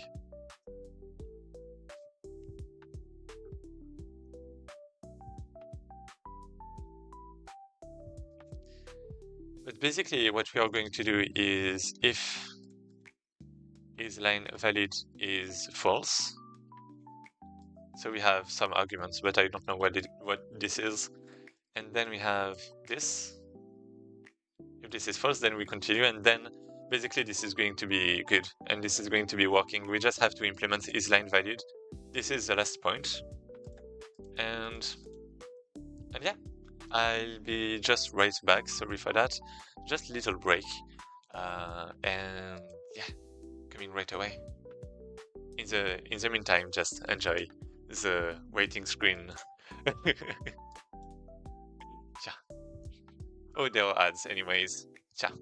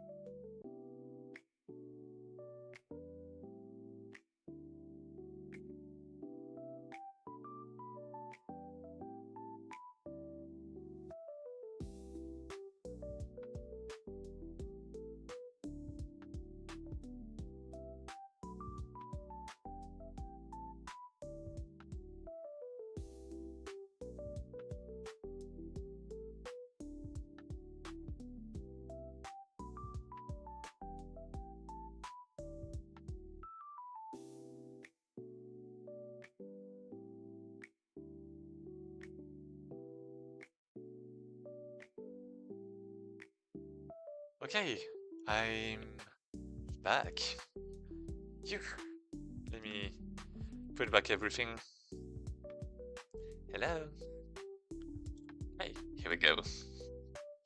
So Isla Invaded is the last one. Let me check if the volume is actually... Yeah, you can hear me, that's good. That would have been bad, if not. Isla Invaded has to be implemented. So we have... What should we actually send? So we checked for columns. What about lines? Let's say we have a rectangle, okay? So like this. Like this, let's say, and let's say we have some stuff in the middle. Then we have this, we have this, we have this, we have this, right? Let me actually put a small offset. I was too right. Something like that, right? So we start from this. Oh, thanks for the follow, Hex. I didn't see that. Thanks a lot.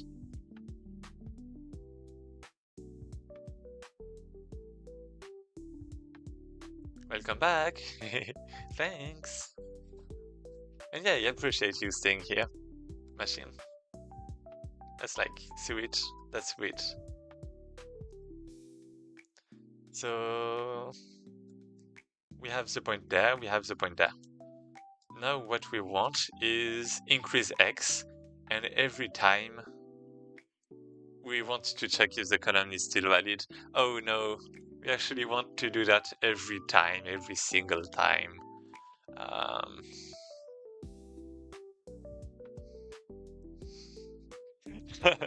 I didn't think we would need that. I mean, that makes sense though. So we actually need a lot more.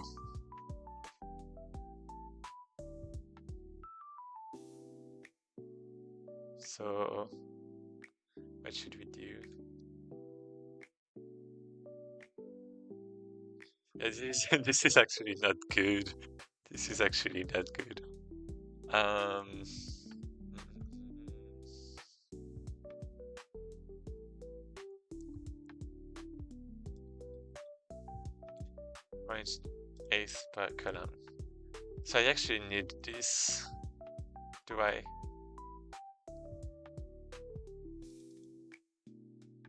Column.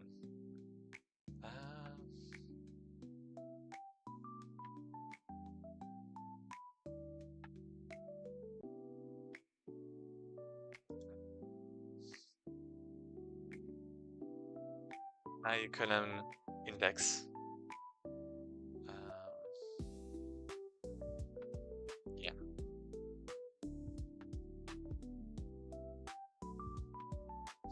This is actually bad.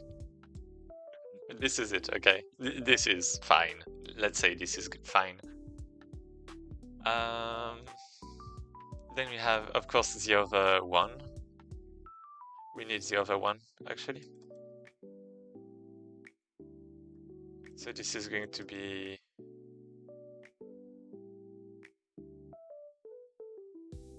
J columns. Wait.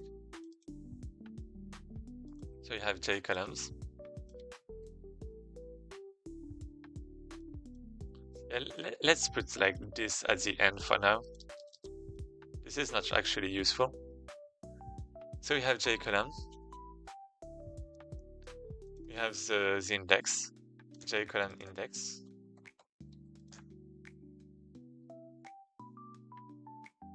This is it.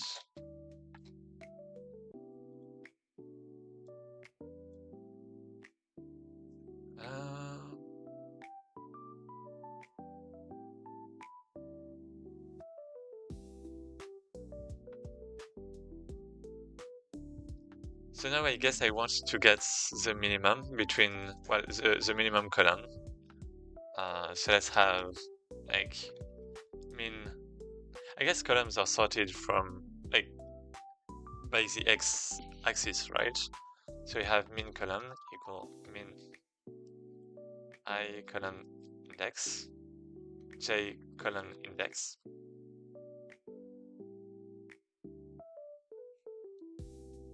Yeah. I actually don't even need... Oh.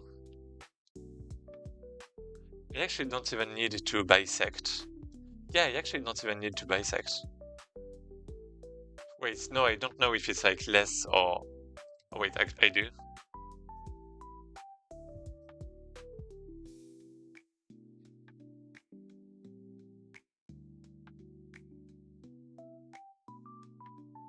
I guess in one case I want to go the opposite way. Okay, I can optimize that even more, but do I want to?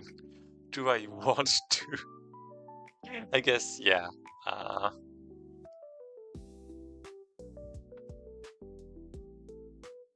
Nah, I'm not going to optimize it. Fox. Fox. What does the fox say? I have the minimum column. I have the maximum column. Yeah. I can do, can prevent computing this, can prevent this search by comparing x going in the other direction is points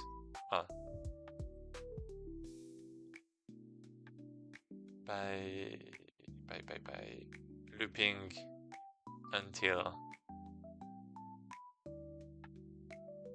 points until x reaches j point, that's x, I suppose. This is it. We can do that basically, but I don't want to do it right now. I want to see if it works. Then I'm getting the minimum, I'm getting the maximum. Wait, why am I... Is it because of that? I column. Wait, what? This is not what I want. Is it? I column.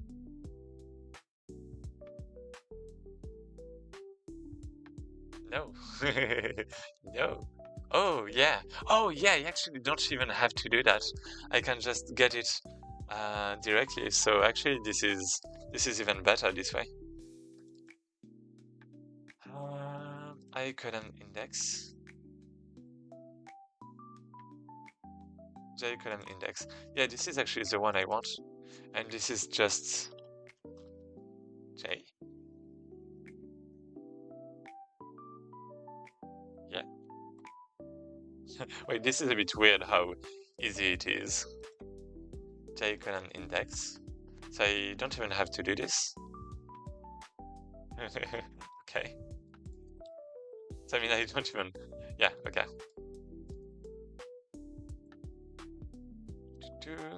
I do this. Now I can just... for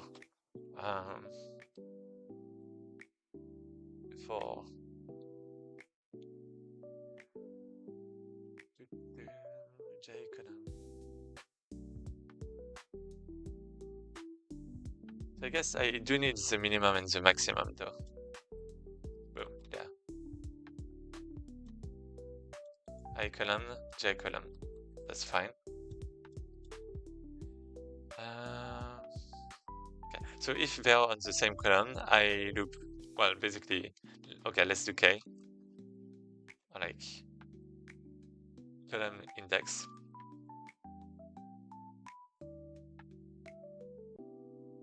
Yeah. From the minimum to the maximum plus 1 because we include the maximum. And if they are already on the same column, then that means I only go... Well, basically that's just from 0 to 1, for example. So it's just looping one time. So this is good. And every time we are going to check if the colon is valid.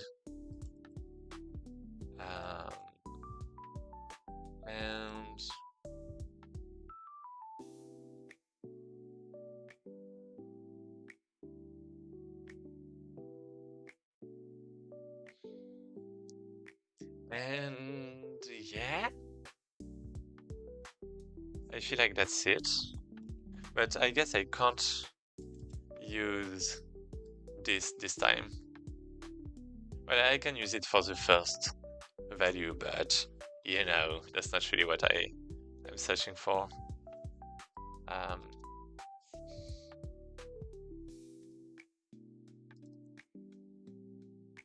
Points, column, index, column. Okay, the point is next.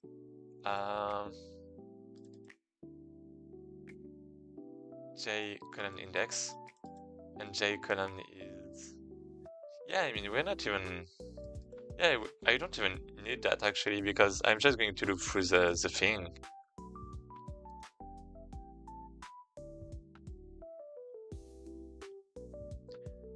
So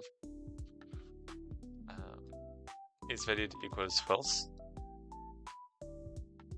I break, and I mean, there's no good to in Python, so not as if I was using it anyways. I guess I can make another function instead. Like is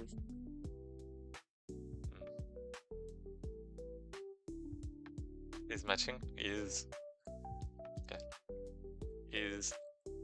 rectangle valid that returns a boolean. And now what I have to do is just check this, and I don't even need a break or an additional boolean variable, which is great. And if it's not valid, then I continue. Good. And what that means is that I'm going to put this inside this function. I guess I have to check the area though, because the area is like a lot easier to compute, right? So that's going to save a lot of performance.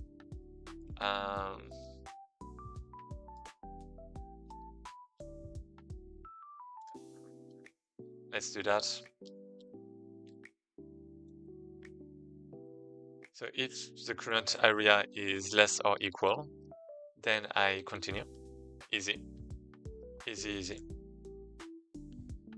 What is P? Let's do I point. And we have J point. Wait, dot X. Y dot what? Area. Let me check the previous day. Yeah, why do I have that? Okay. So we have I point, we have J point, we compare, and if this is less or equal, we continue. This is what we had before, right?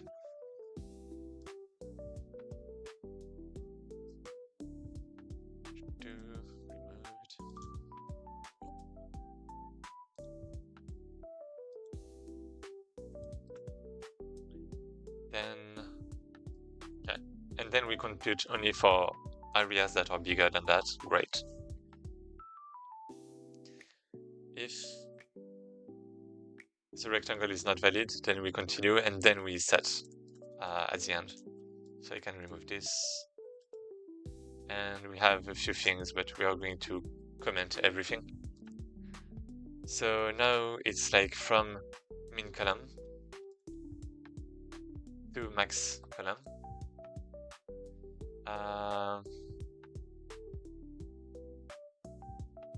From, well, I guess actually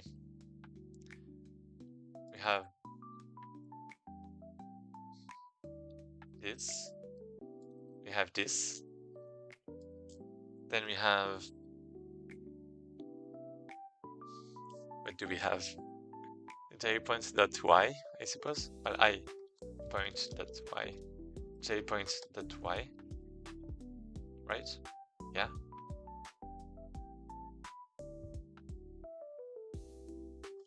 Yep. And that should be it. So now we have basically, is rectangle valid? We have I column, j column. We have y1. We have y2. I guess, yeah. This is it. I guess this is still the index, right?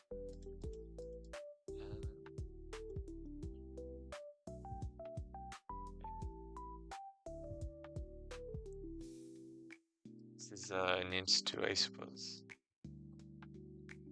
Then we're just going to get the minimum and the maximum. We're going to compute everything just directly here. Then we have min y, I suppose. y1, y2. Same there. Max y. The same way as we did previously for the columns.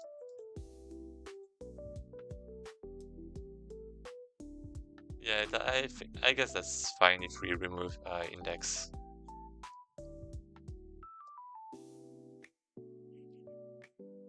Because we know it's, integrals anyways, I suppose.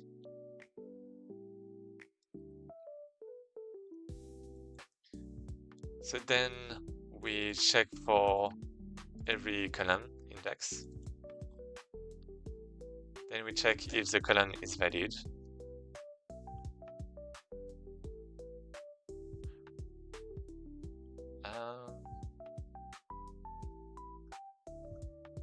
Yeah, I guess I do have to do something about it. Oops. Okay.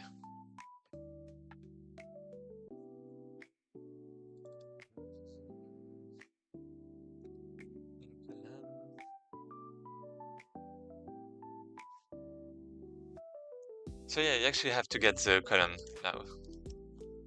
Column equal column 1/8 per column index, something like that.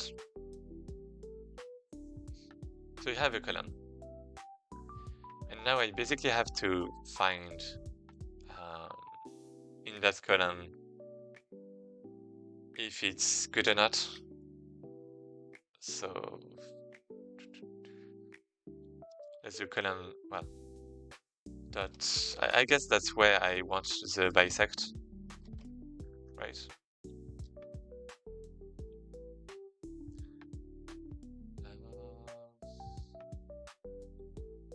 So I want to search for the min y.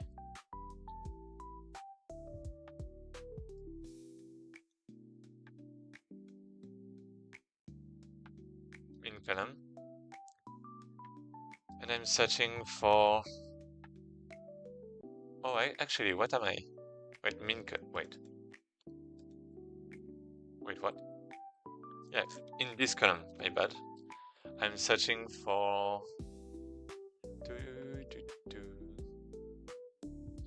I guess I'm actually not going to have an index. Wait, I actually am.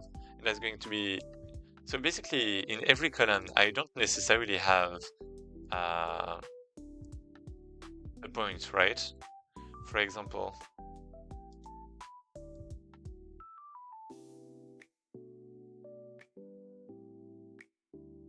let's say we have something like that. Okay, we have points there, point there. We try to compare the square, okay? Then we have our different columns. And here, for example, when I search for this place, I don't really have a number, right?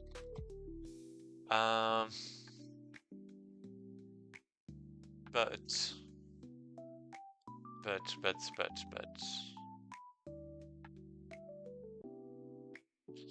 yeah, this one is actually getting a bit tricky. What about when I have this? No. This.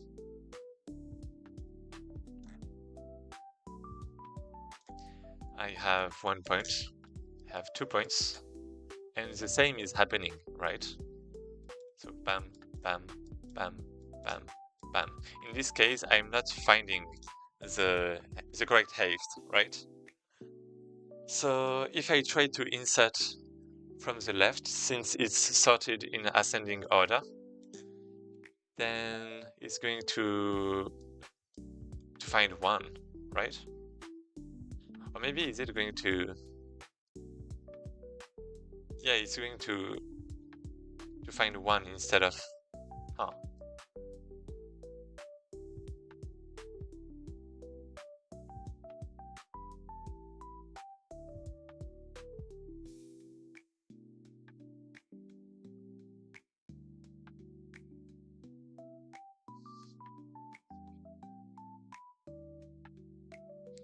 Yeah, this one is a bit tricky. This one is a bit tricky. I mean, basically it's going to lead to more comparisons, but that's it, right?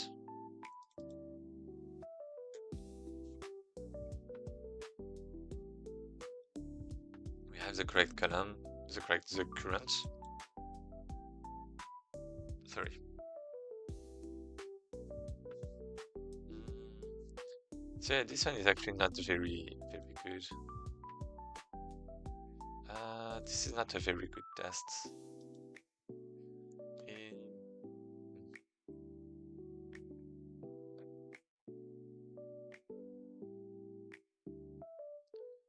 Okay.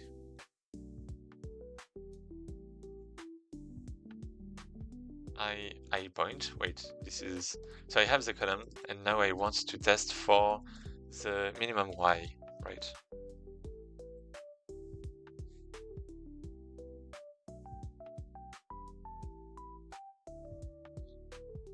Okay. And now it should basically be if... so this is the minimum row, because we have the minimum y, that makes sense. So we check if the minimum row is even, or if this is not... Wait, minimum row. Or if columns, x per column, minimum row. Wait, this is height, this is not... So we get the... Wait, we get the column here. The column... Wait, what is even this? Well, this is x, right? Okay, x per column is an array of arrays. So we get the array of the column. Then we try to get the minimum y inside. And this is returning an index, the minimum row. Let's put some types. Let's put some types. Some types. That's why I like types. That's why I like C and C++.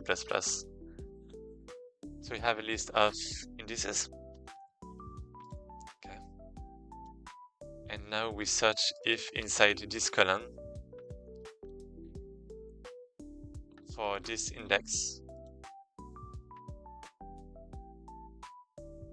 if the value of min y is different. If this is different, that means that we have the next one. It means that it's fine. It means that it's fine.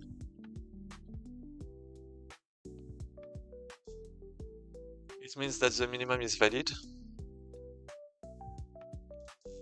then we have to check for the next one. So the one at the top. So like,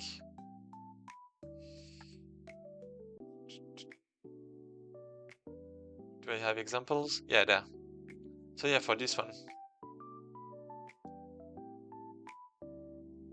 I have this, I have this.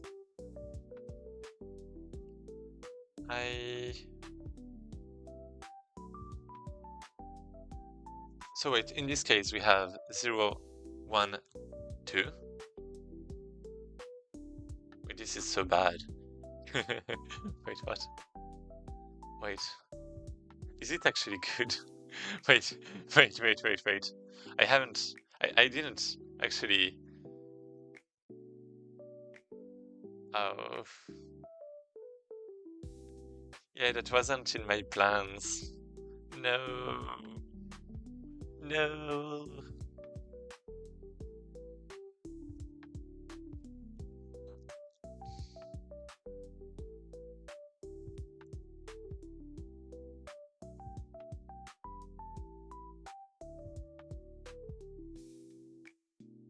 Oh. Oh no. I guess I actually don't want to add it if it's like on the same thing. Yeah. Yeah. About that. Oh no.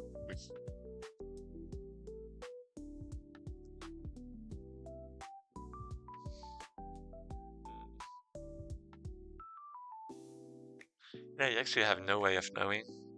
Well, actually I do, but it's when I create the columns things, right? So it depends on my columns definition.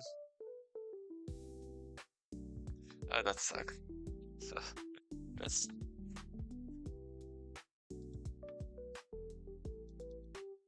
I don't like that.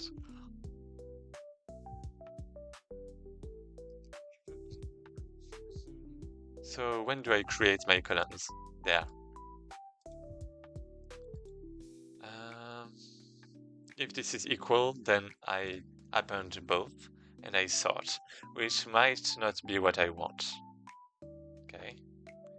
Maybe what I actually want is to add a segment.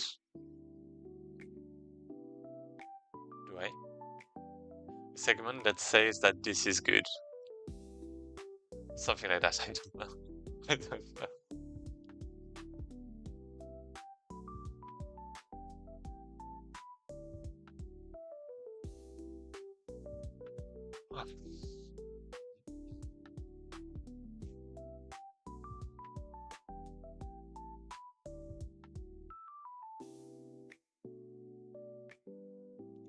Flip and top is what I want.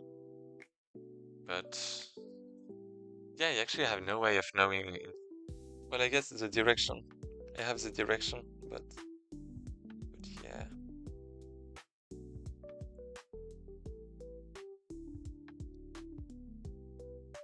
That's such a problem. Oh no.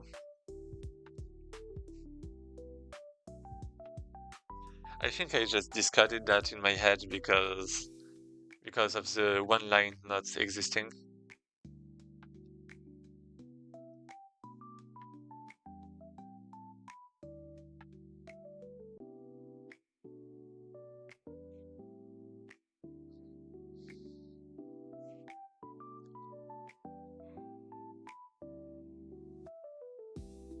Maybe I should just not add anything. I don't know. No, I should add this. I should add those.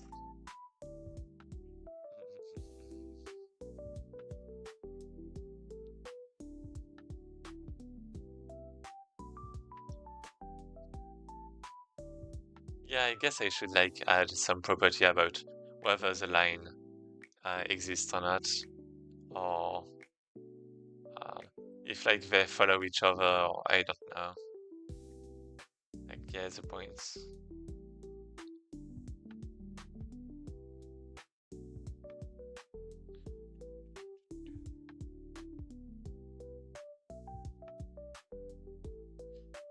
Like the idea of the points, maybe?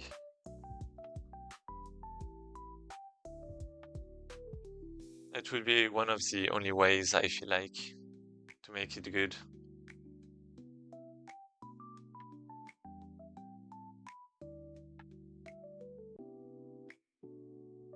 But even if I do that,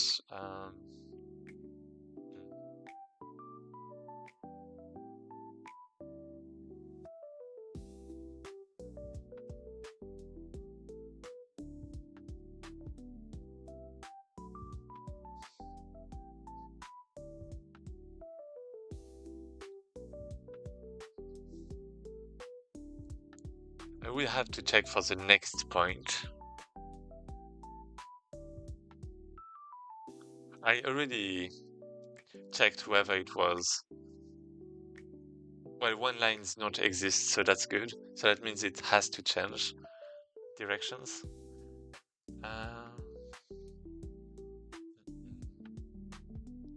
So wait.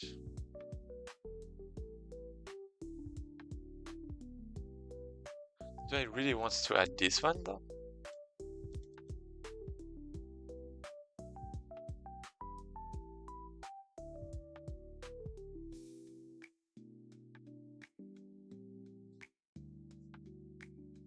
I feel like I'm going to add multiple times.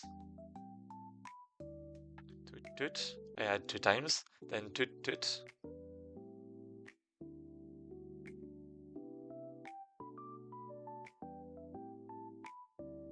Columns I column is more than p next. But why more? Why not less? Oh. Is it like the minimum? No, it's not even the minimum. What did I do? What did I do?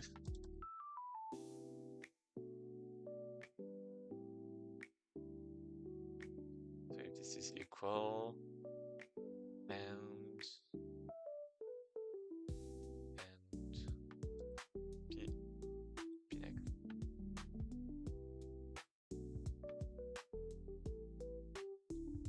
Yeah, if this is equal, I guess we can just get the column and do the thing, right? Then, if this is not equal, we should get the minimum x.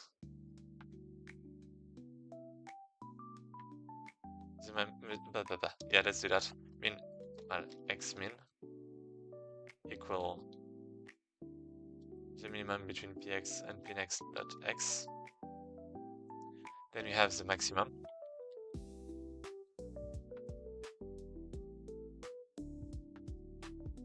And we do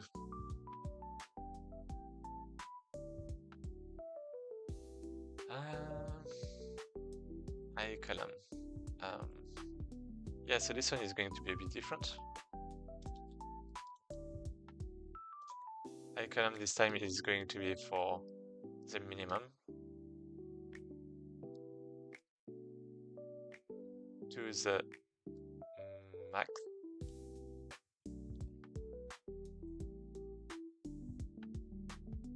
And this is supposed to be, what is that?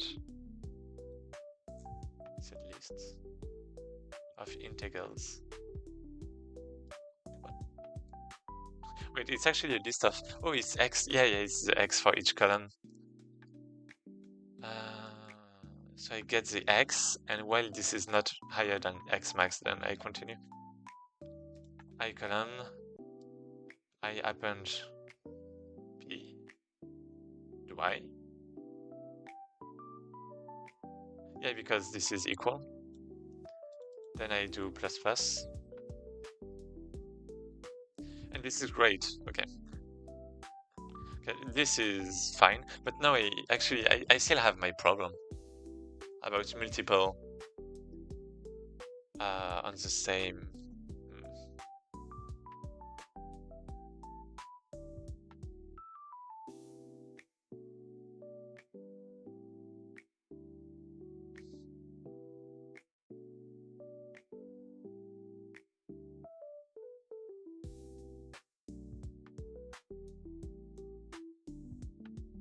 I guess I have to work by 3.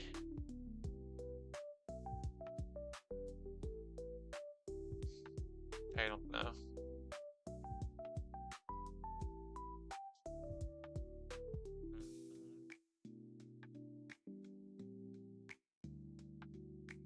So let's say, I don't know.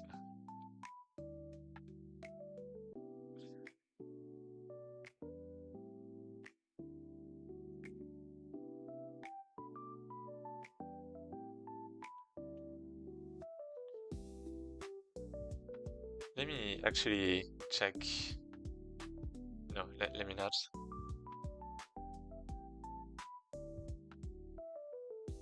What if when this is okay? What if when this is equal, I add like -1, for example, like something totally bullshit. Ace. Oh yeah, but ace is. Oh yeah, a ace can't be minus.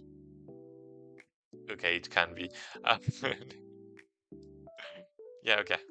Just some magic value we can do. But let's say we have this, and then we don't know if it's this, or we don't know if it's this, right? So this is 0, 1, 0, 1. This is good. Wait, what?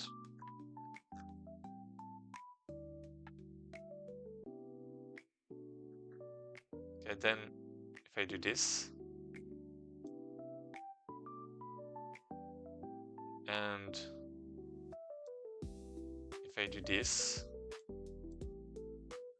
wait, what was my point?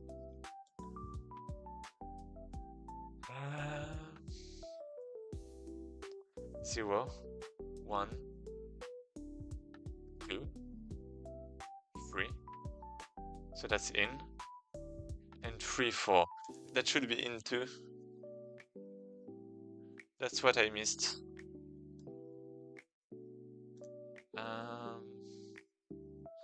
+2 day 9 kicked my ass. Yeah. Hey, same.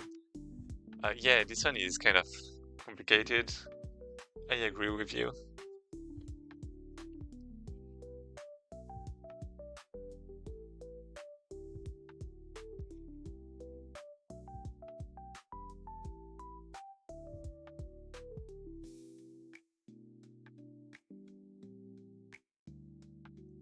I need some magic value or something. Ah.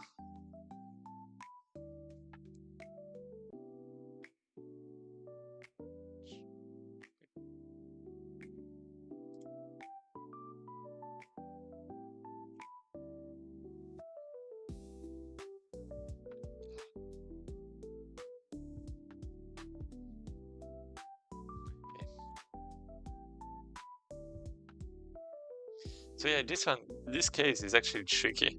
This is actually the only thing I have to check, and after that it should be good for me. Would it? Actually, maybe not.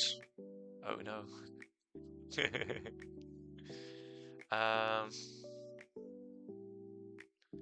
point, segment.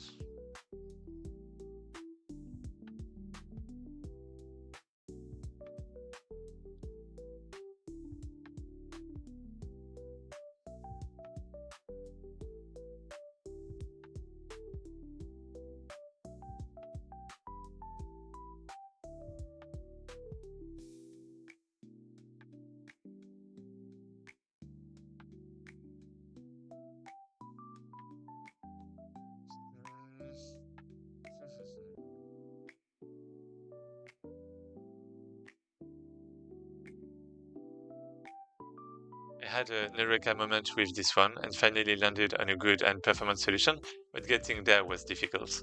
Oh, yeah, I had my eureka moment, I suppose, but getting there was difficult. Did you manage to do it, or do you still have to?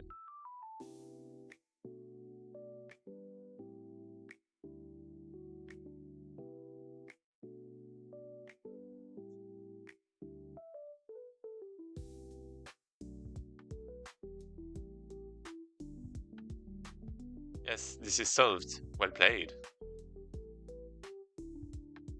Yeah, I feel like there might have been better for me. I'm doing something, but I don't know if it's like the best. Actually, I might know. Actually, I might know because this is O2 basically. This is amortized O2. So, so actually, this should be the best because the best for the one was uh, O2 too, right? So, yeah.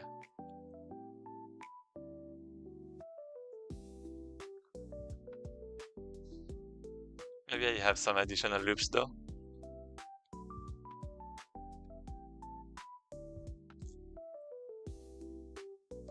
But yeah, I'm still having some problem with connections.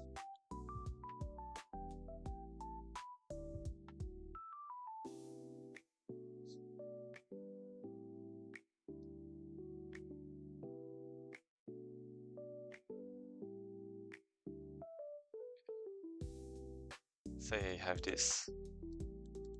I have this. The question is, do I have to check for connections there? I don't, because if I check the heights, that should be enough. The question is, how do I check this? Ah.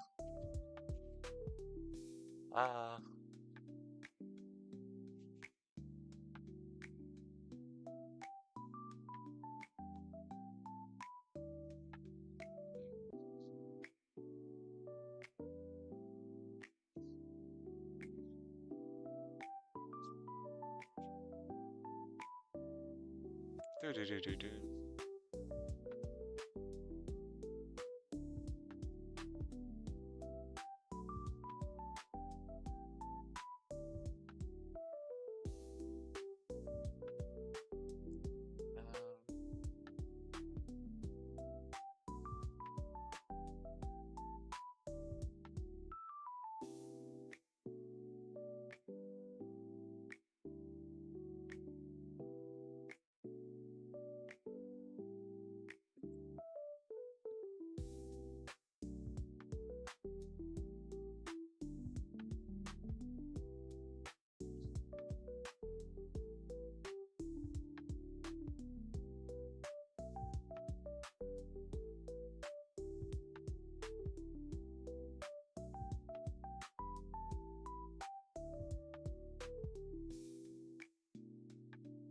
If this goes on the right, I guess it's like open left, open left.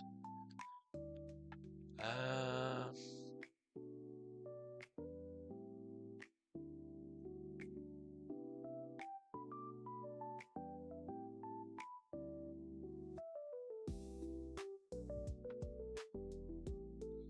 huh.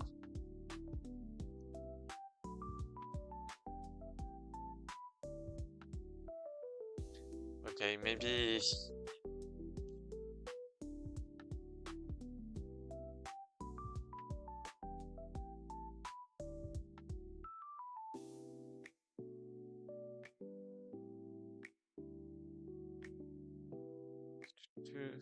Let me think a little.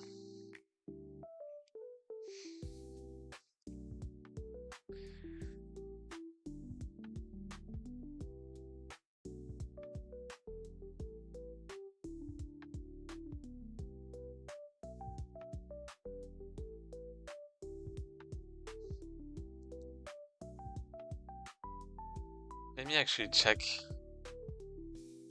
is rectangle valid. I'm going to put that as a whip. Let's do a return true maybe. I don't care. I just want to check if I have at least my things correct, my previous values correct, if this looks good. I just want to take a look at my values.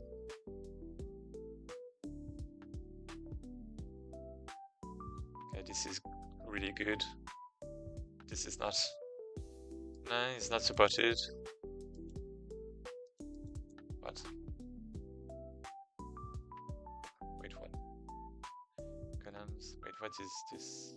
Columns is integrals. And this is point, yeah. So this is x.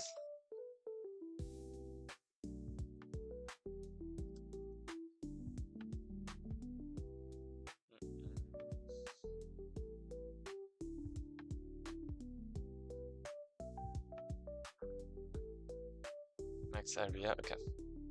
I guess I actually want to put the height with the direction. So now we have the max area. What is everything? So point to column. Boom. So that makes sense, I suppose, because every 2 points we have a vertical line. So every 2 points we have the same index. Makes sense. Looks very good. And that's relatively close, right? That makes sense. What about the eighth per column? 1, 2, 1, 2. Then we have 1, 2, 3, 4, which is good. We have 1, 2, we have 1, 2, we have 1, 2, 1, 2. Yeah, some have 4 values. 4. This is fine. Wait, I only have that? This is nothing. So wait, I'm going to have to check multiple 4. Wait, I actually don't even have to handle the tricky case.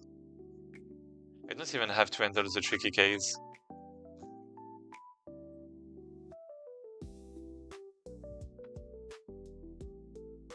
Oh.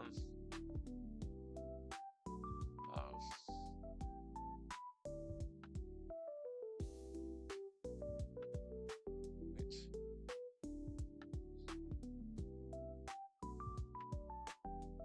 What was the tricky case? This one.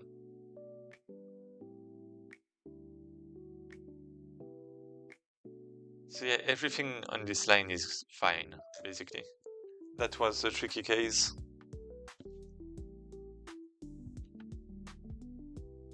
But if I only have 4 maximum, then what does that mean? That means I have 1, 2. So this is 3, right? So it seems like it doesn't actually happen.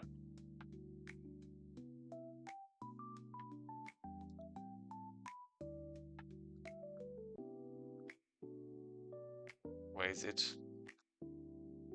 Here.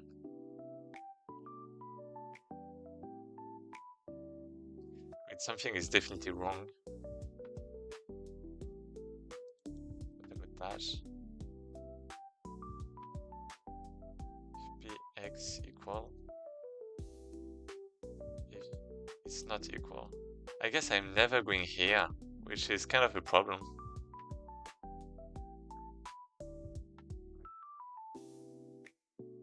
Like inside, I mean. Let's check. Because it should be more than 2.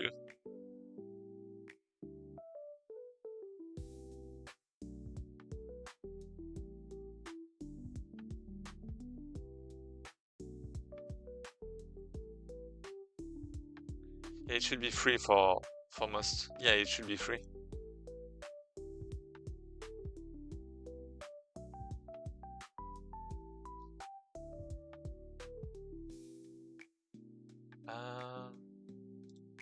What is this actually? What is this? I guess I have to do more. Wait, more? Wait, what? Wait, so this is the minimum. Oh, that's the opposite.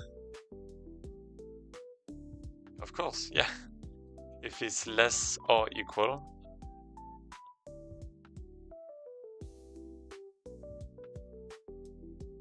Then I continue.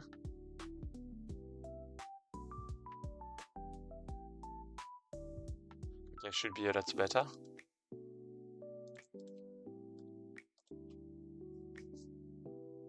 I happened Y. Okay. Index out of range. Oh no.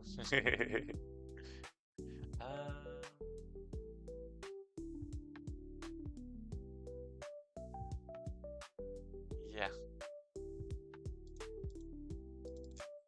Well, this is less than the length of columns and that. Yeah. I'm glad it crashed actually, because that proves this is better. This is more correct. So now we have columns. Boom.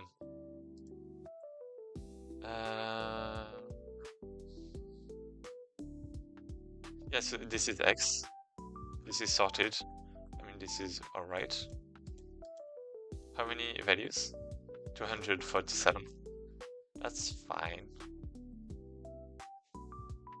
Then you have height per column. Boom. And now we have 1, 2, 3, 4. 1, 2, 3, 4, 5, 6. 1, 2, 3, 4, 5, 6, 7. Okay, now this is actually correct. But that means this is going to be bad for me. That means this is going to be bad for me. Because I need my thing. Eighth per column. And I have to point as a direction, I suppose.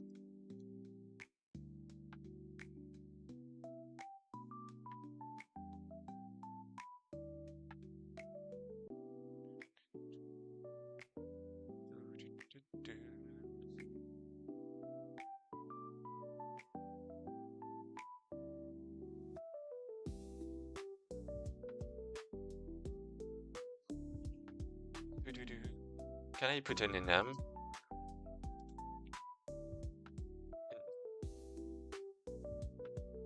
Python doesn't. Yeah, it does. It does. It does have enums. Shit.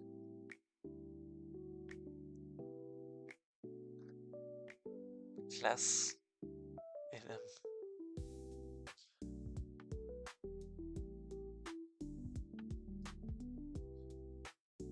And let's just have variables. Let's just have something like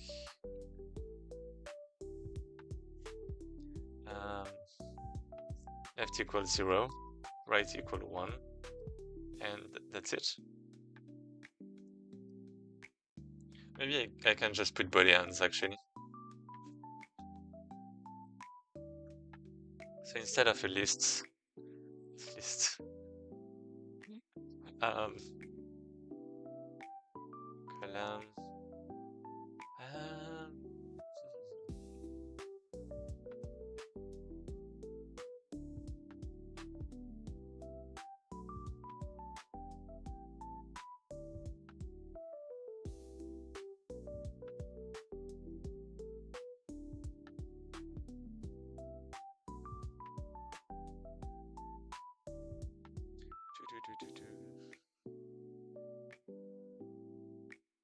Maybe I actually want to optimize eighth per column.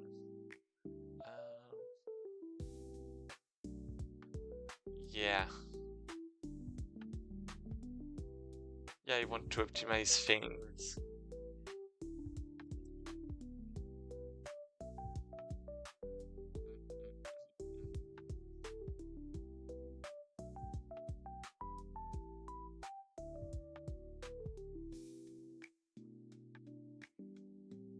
So what am I going to do?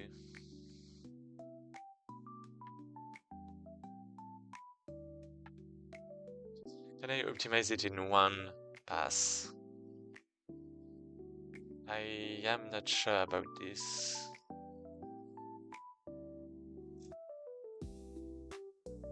So what if I... Oh, you can't see it, right? Okay, this is becoming complicated. What if we have this? 1 point, 1 point.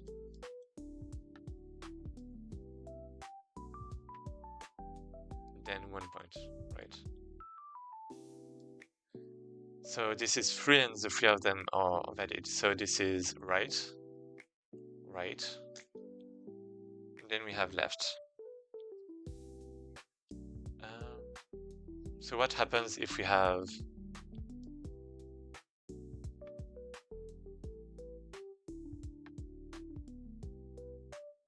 I guess...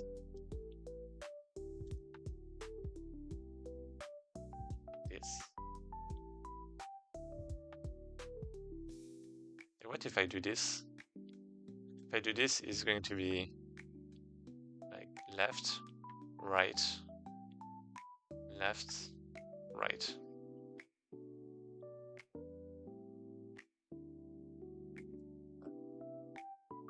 Okay.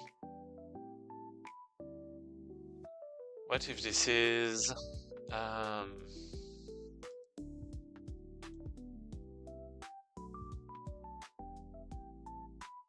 mean, that's the same. But with this. This is... Wait.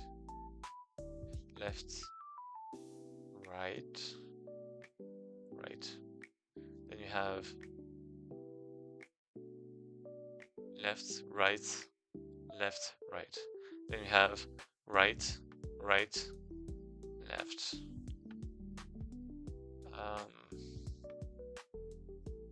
Left, right, right.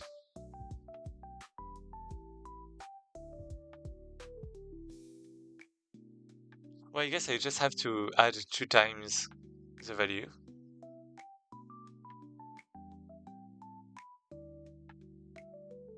Oh yeah. I feel like I'm getting crazy.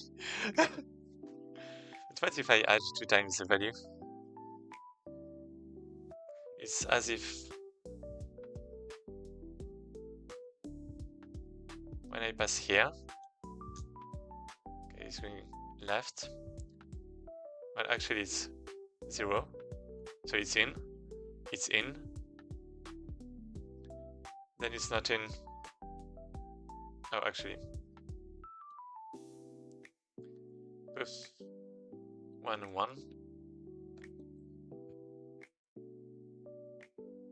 First point, so this is in. Then you have 1, 2.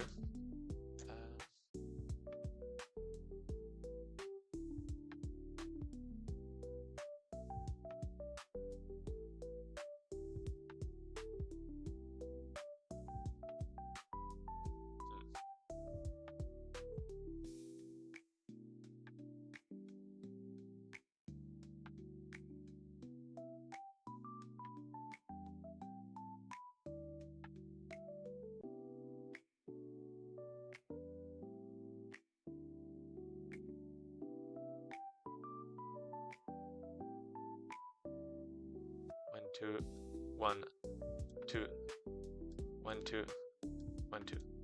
Something like that.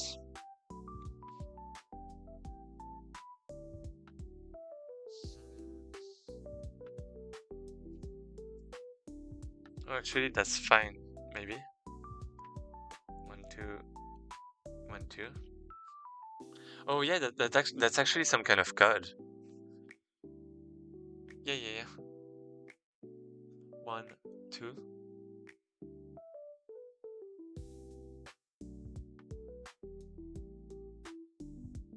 In 1, 2.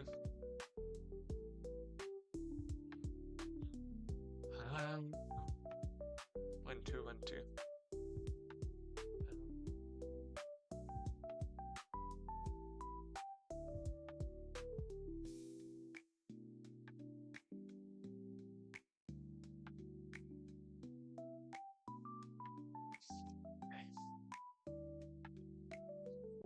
is getting really complex. I'm sorry about that. I'm so close, but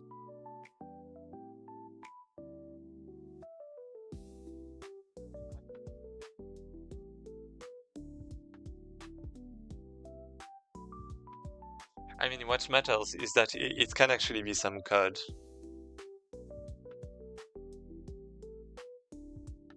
So that is great.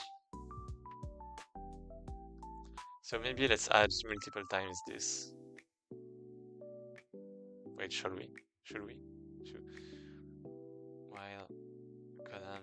Then every time, yeah, okay. Here we go.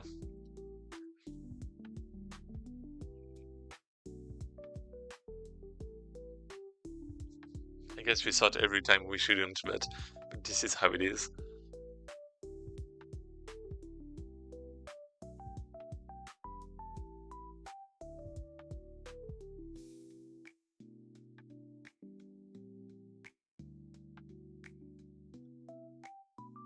I guess the problem is that this doesn't really indicate anything.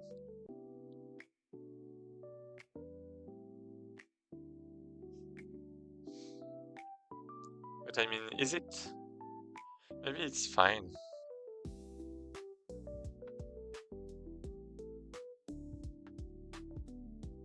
Is it? Let's have 1, 2, 3, 4. And yeah, something like that. Always a E. Always. But then that means we have 1, 2, 3, 4, 5, 6. So 1, 1, 2, 2.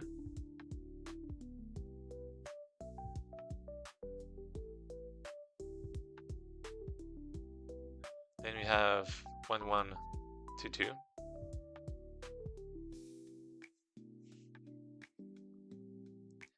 One, 1, 2, 2. No, wait. 1, 1, 2, 2. 1, 1, 2, 2. Yeah, okay, this is actually fine.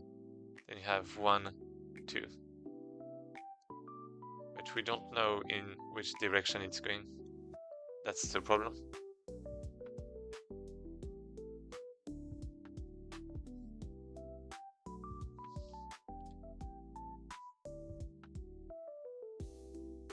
Actually,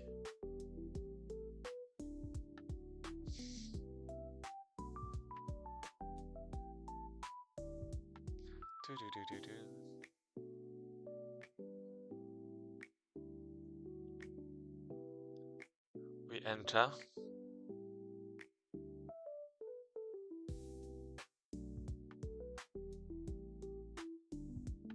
So let's say we enter.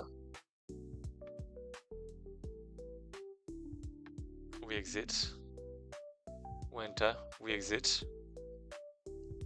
And at the end, we don't really know. I guess we end. What do we do?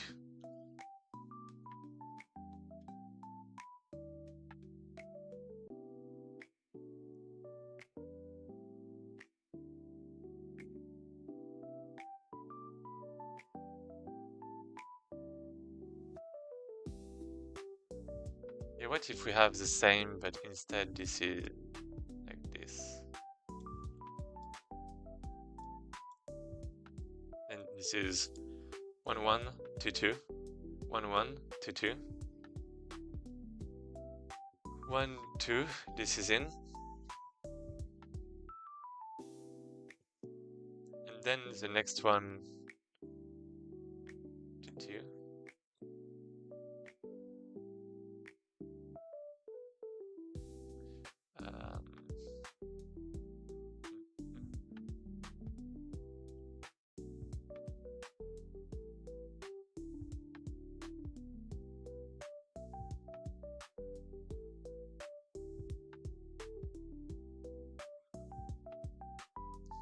I I hate that. I hate it. I really need the direction, don't I?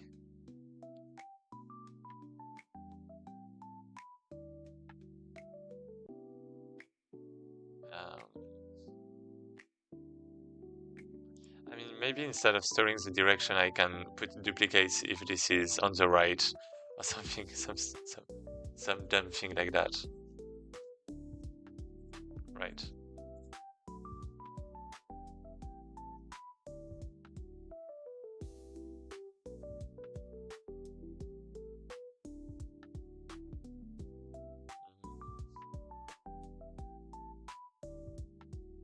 4 a.m. again. I sleep now.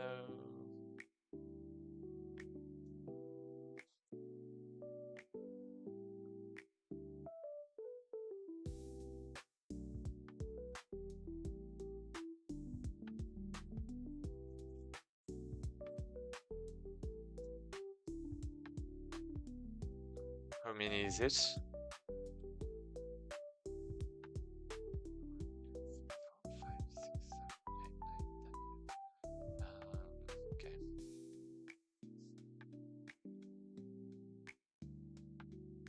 Yeah. Okay.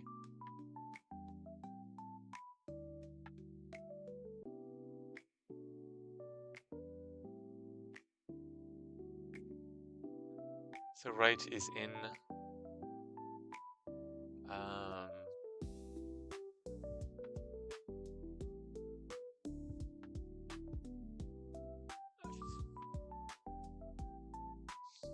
let's just add the direction, okay?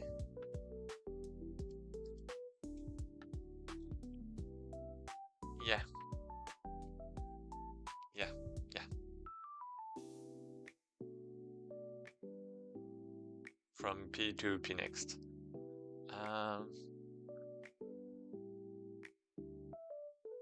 Let's have eighth per column. Yeah, you have to sort this, right? So for every eighth,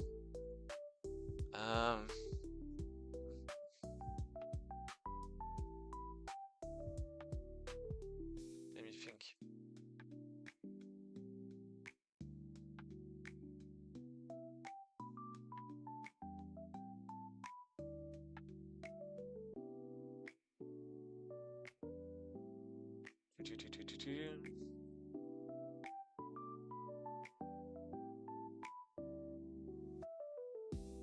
What if I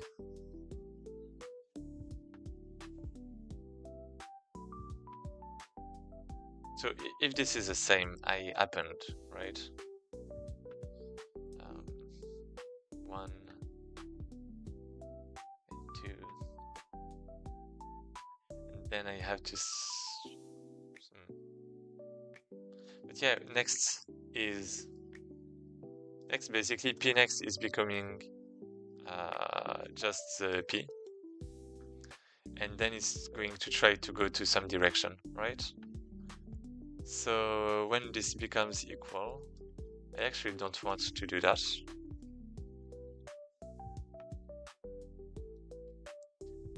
Because this is going to be append next.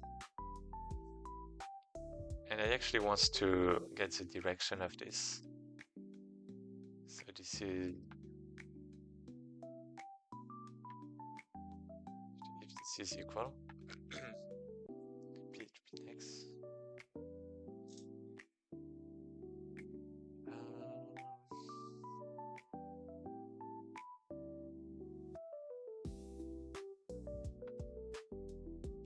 I guess this is just standby. So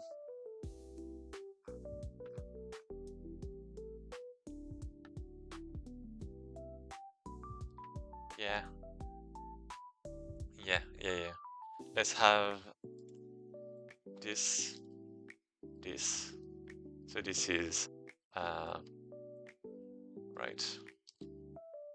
Oh no. This is eighth. Well, list, eighth, and direction. And you basically have up equals, well, vertical equals 0, right equal 1, left equal 2, maybe.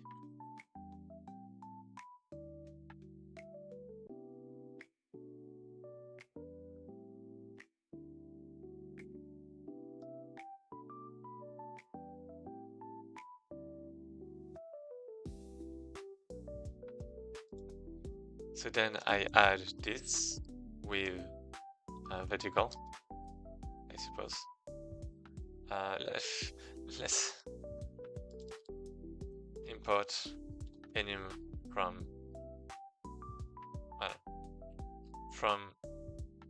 enum import enum class direction enum. We have up. Is it now how it's supposed to be?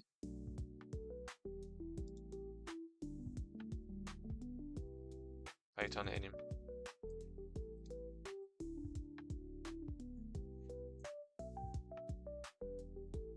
Class. Yeah, this is what I'm doing. And it's not working. No. Oh, I have to set up equals 0. Left equal 1.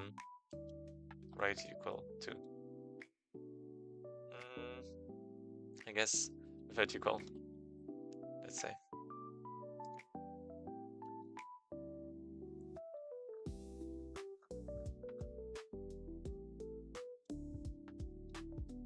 Can I just do that?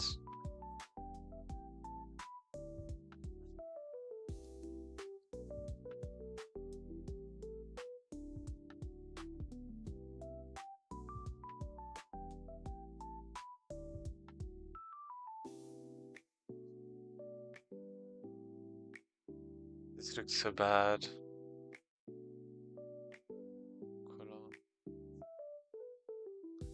Anyway, I actually don't know if it's working correctly, but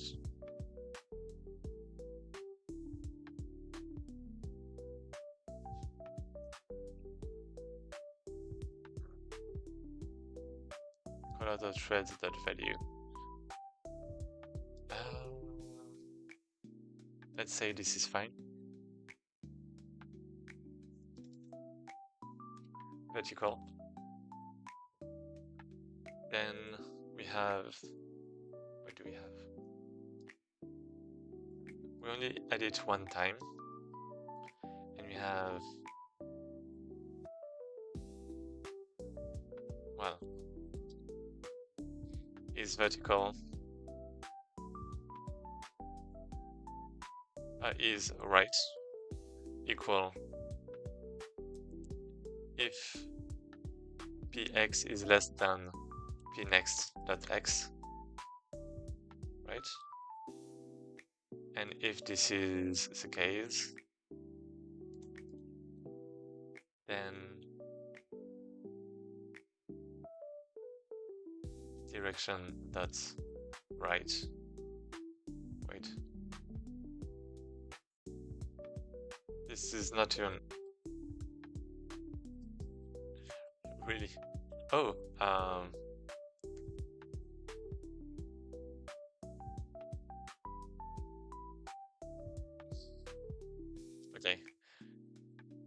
okay.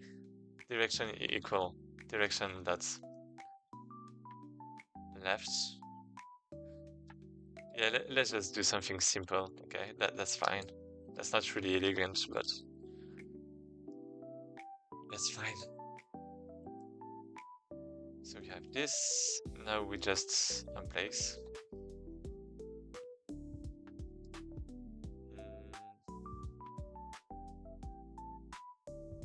Then we sort.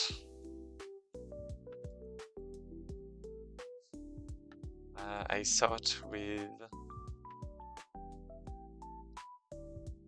what was it? Key, I think. Yeah, it's key. key equal lambda e, and it's basically E0, right? It's going to be the same for the other sort, and so here E for element, and after that this should be sorted. So since this is sorted, we are just going to use it somewhere else, well, here actually, and we can actually optimize it. We can actually optimize that a per column. Can we? Yeah. Yes, we can.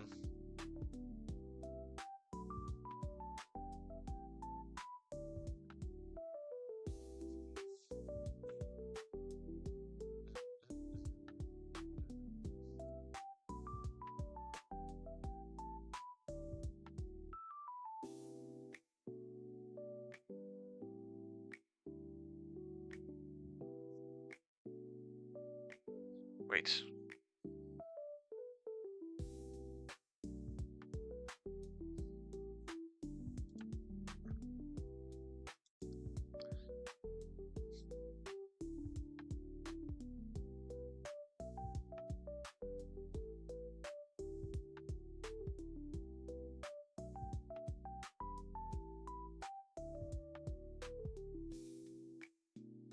So let's say I have this, okay?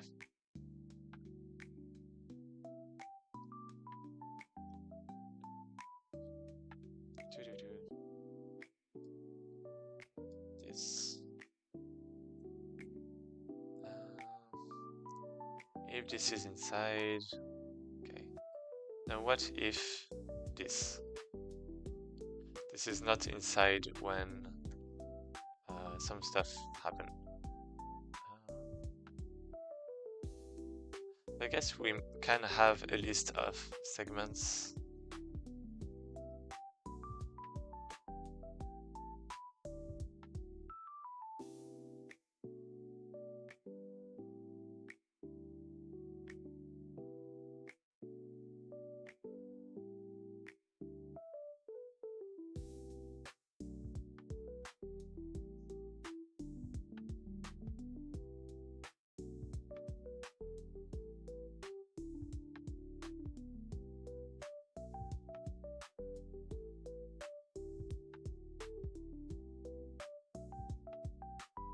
I mean, okay, this is fine. Is it? Yeah.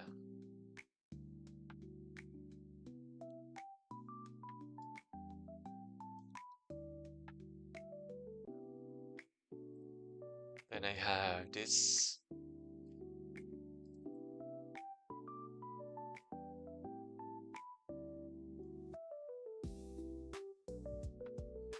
So now we have this one. I have the lambda that I'm going to sample from. Bisect. Am I? Minimum column. Maximum column. So now for each column, I'm checking minimum row.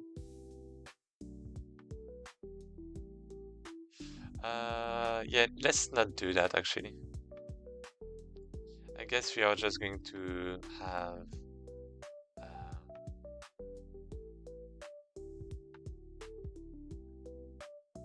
open equal true, like is open equal true. Then for every value inside, that's fine. It's not really optimized, but that's fine.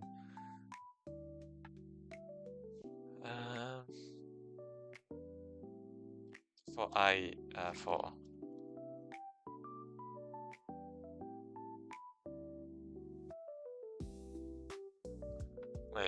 well,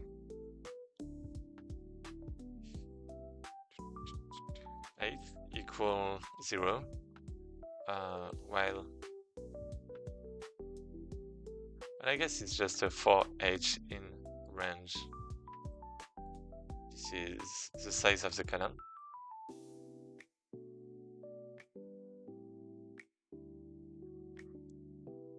So now H dot, well, we have like column, well, point data, well, key data, key. It's not, yeah, that's fine. And we basically, I mean, I guess we actually have the height and we have the direction.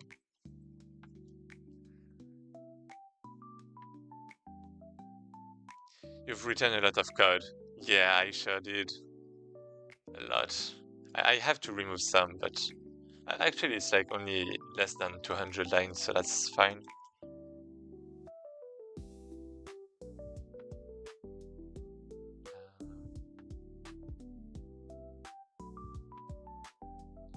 I don't know if I'm I don't think I'm going at it the right way, but it's supposed to be, well, maybe not ON2 anymore.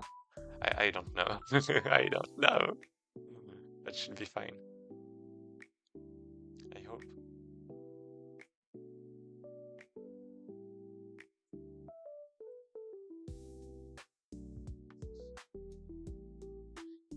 So direction.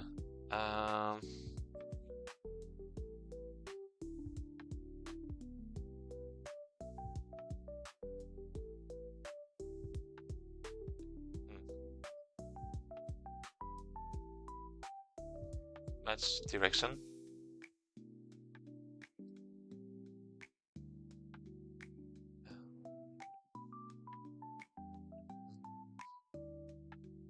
Let's say this is left. Can I do that? Direction that's left. Well, if this is the same, then we ignore. If this is left, actually, I believe in you. You can do it. Thanks. Thanks a lot.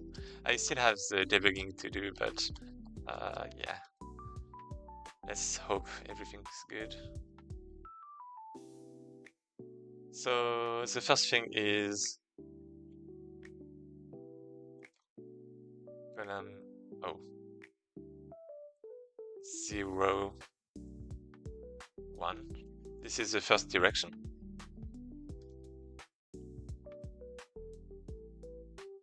And now basically I have to check if direction, well, if this is, I'm not going to do much. If direction is direction dot vertical, then we continue. If this is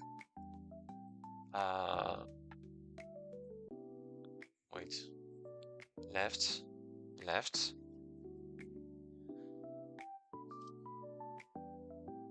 then this is fine, I guess. Or like first or last.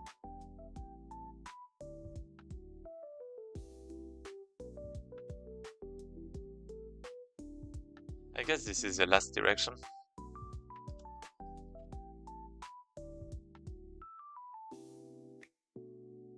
And we continue. And if this is not, then that means we have last direction equals direction. And we have is open is different, is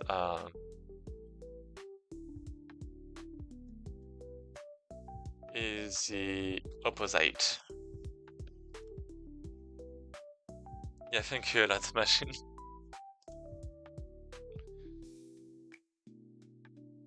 Okay, so we have that. Okay, looks good. Now every time we continue, we have to check if this is open or not.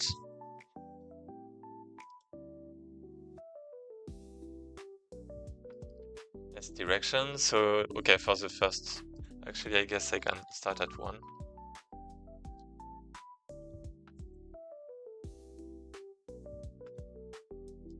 Can I? Yeah, I mean, it's always going to be this, so okay. And if, let's put it here, if is open is false, and H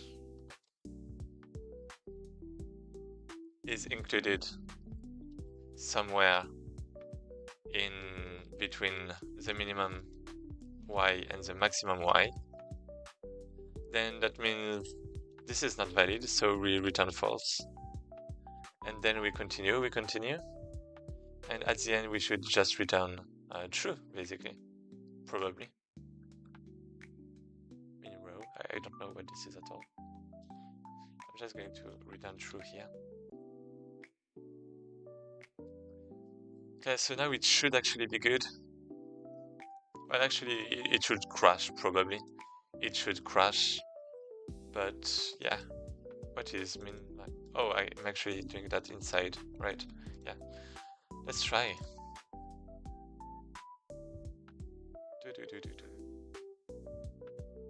Wait, what is this actually? This is input. Okay, this is input, not test input, so that's fine. What is this? Cannot unpack. What is column? What is this? 1. Wait.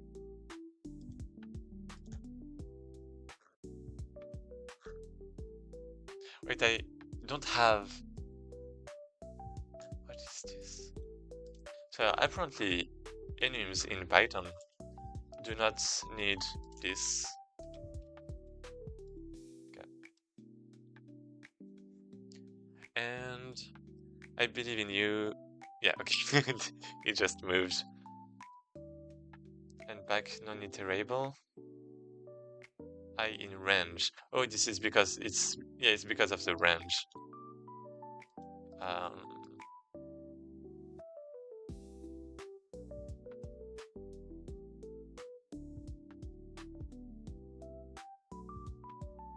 I mean, I guess I can just loop through this. It doesn't actually matter.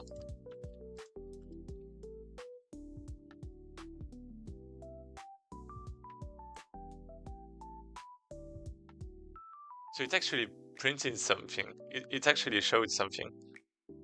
Okay, let's try with the test input.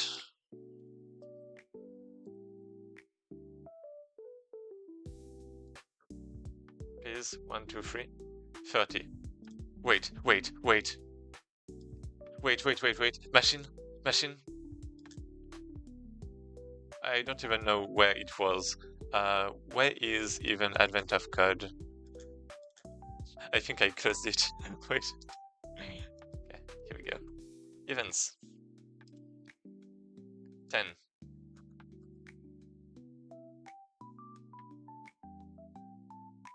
No, that's not the correct day. Wait, no, that's 9.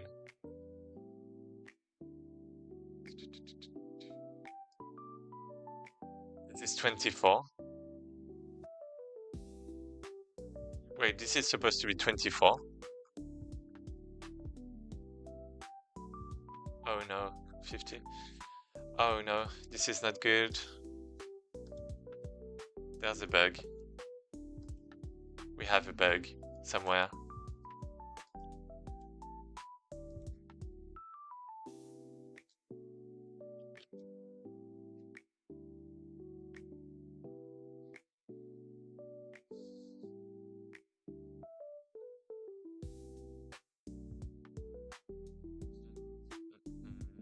You moved to the next? No, I didn't. I didn't.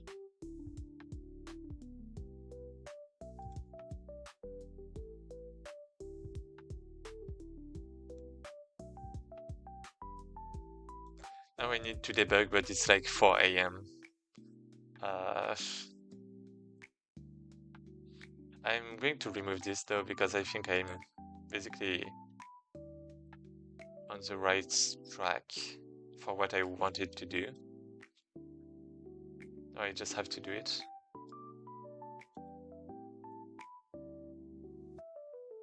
Just have to finalize. So this is correct. This is fine. Columns.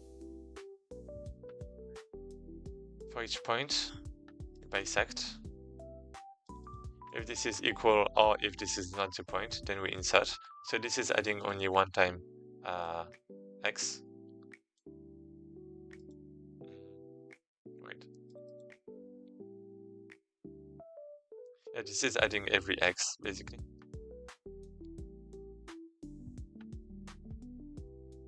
What happened? I didn't really follow. That's fine. Basically, I just finished what I wanted to do, but it didn't work. It didn't work. That's it. That's all.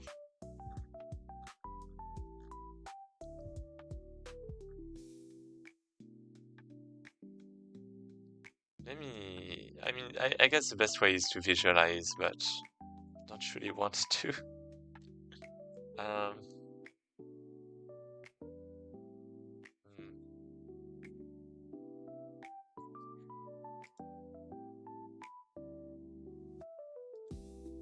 I guess it would be the best way, though.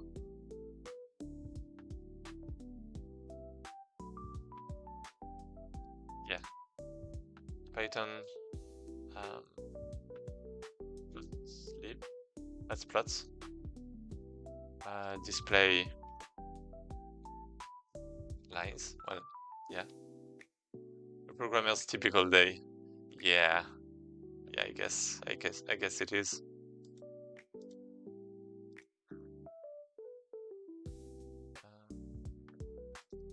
Display, well, show lines.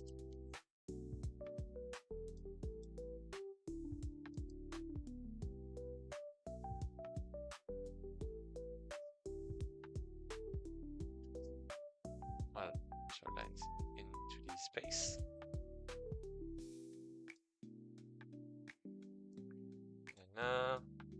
And I'm just going to do the same as what I did before. PLT, drawing a single line. Okay, let's do something like that.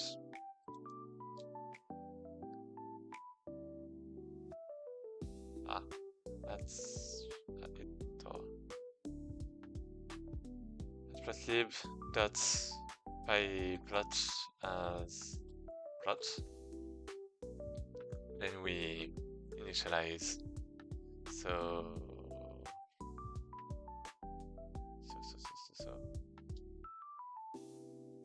single line.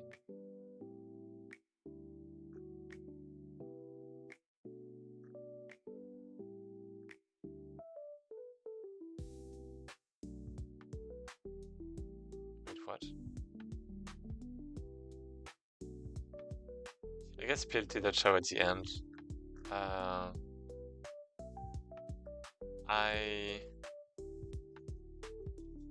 I guess this is fine. Let's do this plt.show and plt.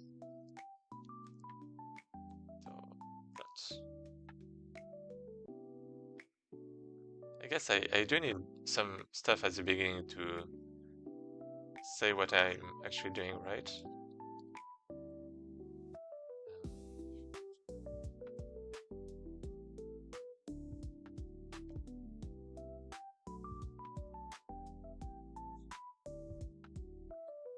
Okay, plt.plot.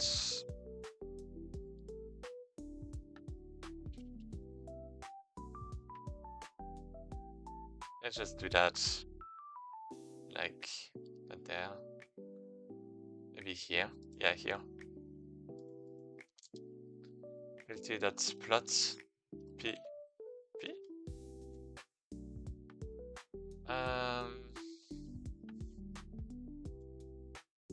I guess it's like p.x, p next.x. Then we have y values, so py, p next.y. color equal red, let's say. I mean, I don't care about any of that, right? Let's just try to run this. I was going inside with this problem because I was getting the correct answer for P2 for the sample, but not on the actual input. Oh. Yeah, okay, yeah, I mean, the test looks simple, actually. Wait, is that it? Yeah, this is actually very simple. And yeah, okay, let's put a color because right now it's like, okay, yeah, you understand why it wanted to change some stuff. Let's have line width equal 3, maybe? Like maybe black. And then we have this Arials.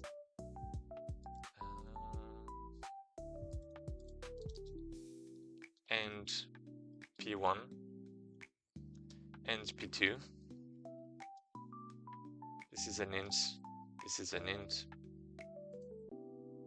This is equal to I. This is equal to J. Now I want to plot.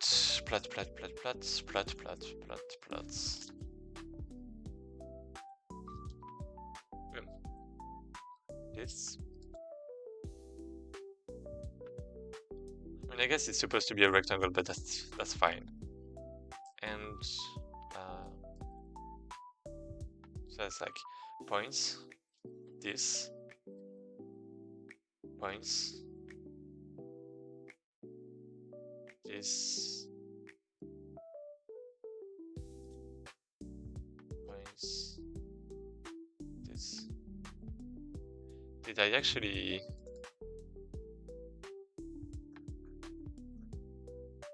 use the correct stuff?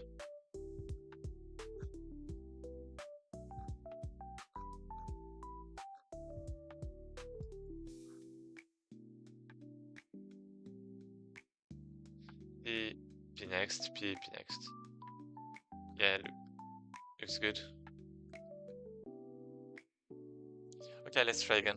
And this time is red, so we can see the difference. I mean, it's a line in the middle of nowhere, so I should be able to see it like a diagonal line. And I see it, and it's bad. No. I mean, at least it's quite simple, right?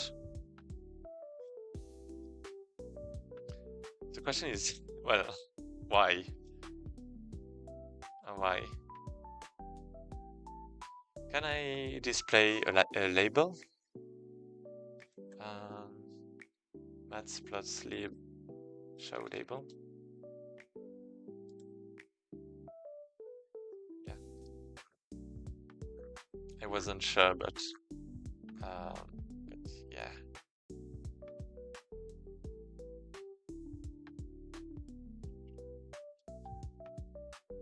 Label equal. And this is going to be I.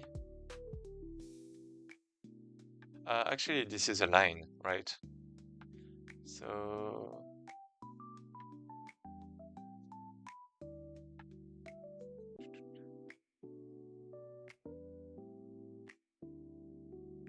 this is fine.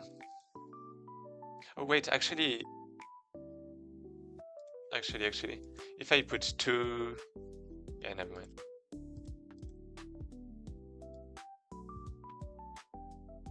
Is it going to work? Wait, it's not.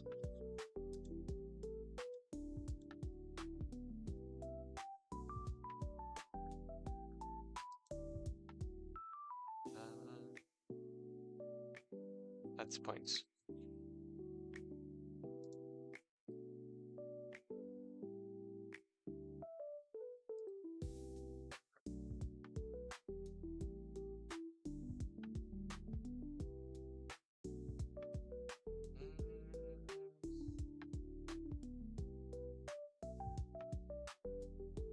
I do have the annotate that I used the other time.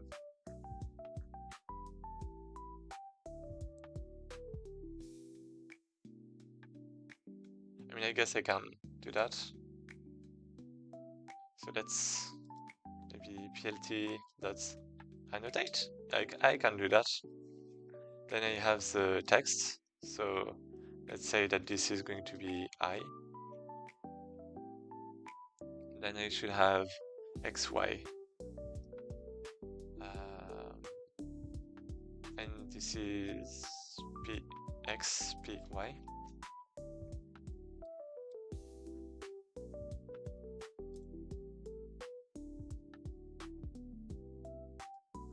Okay, now I have the numbers. I don't see them well, but 0, 1, 2, 3, 4, 5, 6, 7. Let's just put a show false so that we can break point.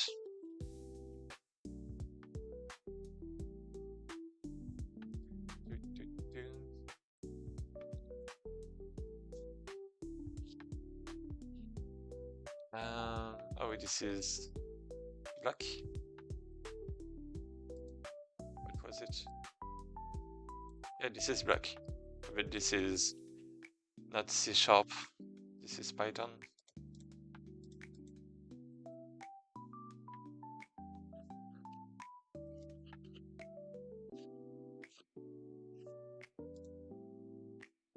Yeah, here we go.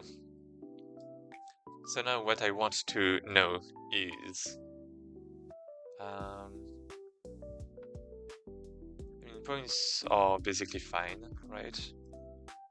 What I want to know is height per column, maybe? Wait. Maybe. Yeah, I guess that I would say this is the main one. 4, so 0, 1, 2, 3. So yeah, we do have 4 elements, so this is correct at least. Then we have 3. T'as pas l'habitude d'utiliser Python? I mean, I guess I've never used it professionally, right? So I mean, you know, I can like do what I want, but I do need to search like for the syntax or, you know, the name of some functions, that kind of stuff, right? I know what I can do with it, but I just don't know the syntax by heart because, you know, because what? Because too many languages. too many things, and yeah, Python is not my specialty.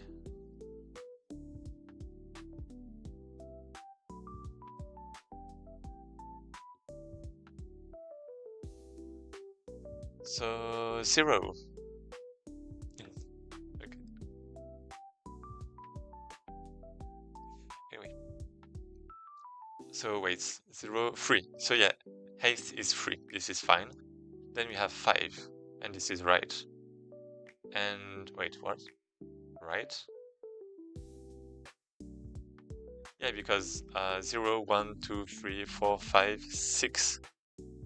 Wait, so from 4 to 5. This is something. Wait, this is a bit weird. Wait, this is not sorted correctly. But I guess the vertical is not, doesn't really matter.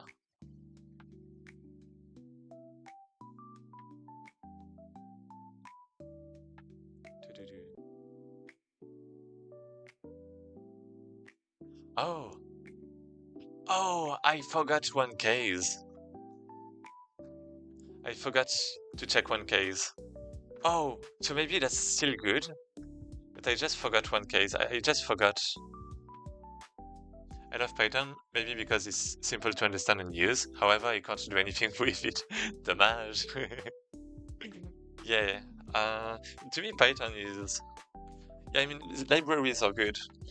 Libraries are good. I'm not sure about the language itself. I guess it's like flexible if you want to do things really quickly. Yeah, it's like a tool language. cycle language for tools. And yeah, I just forgot one thing. So I checked here, right? If this, then false. But I forgot to check for like the first h. So like if the minimum is less than this, then I return false. And same if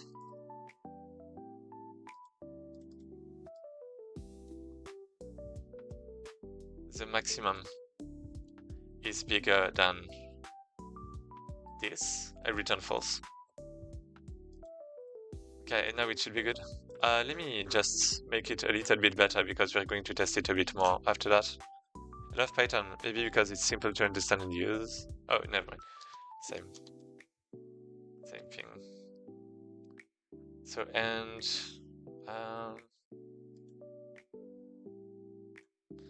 from left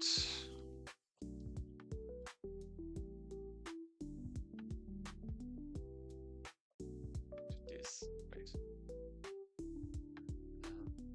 1.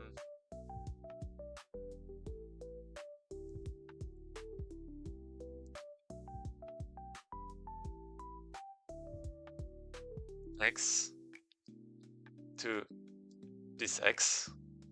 But let's say that this should be the same at first. Okay. Then we have this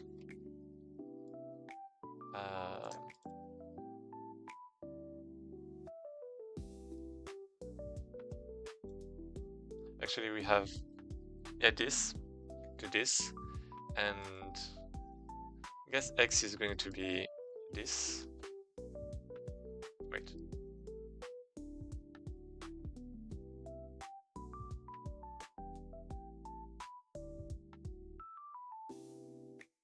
Yeah.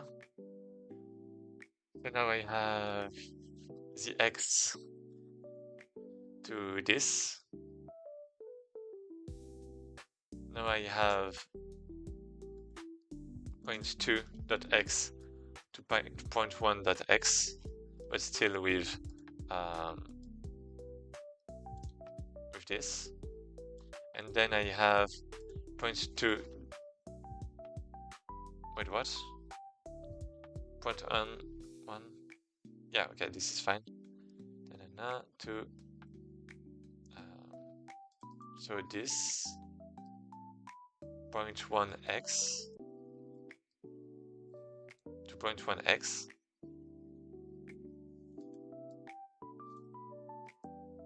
from point2 y to point1 y. Okay, should be good. Should be ready to go. Here we go. Okay. We have something.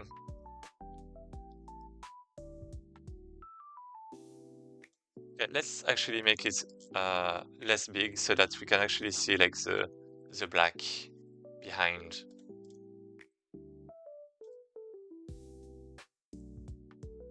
So that we can see the lines. Well, we actually can't see them well.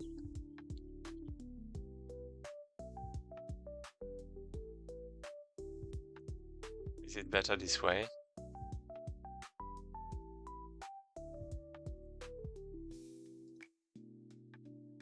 I guess this is better. And what's the output? 24.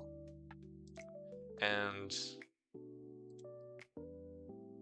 advance 24. So this one is correct. Great. Now let's try the test input. The input, I mean, the real one.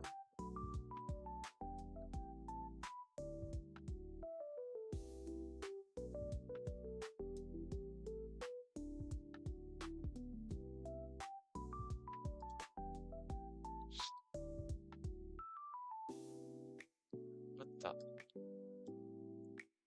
24. Oh, the numbers. Oh no. Let's remove this. At least it was really fast, though. It was like really fast. Annotate. Let's remove this. I didn't know what that was. I thought it was just a bunch of points, but it was just my annotate.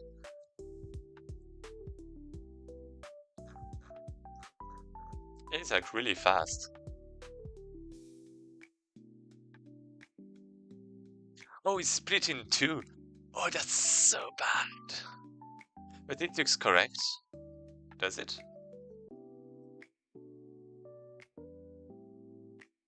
I don't know. I'm afraid. What should I do?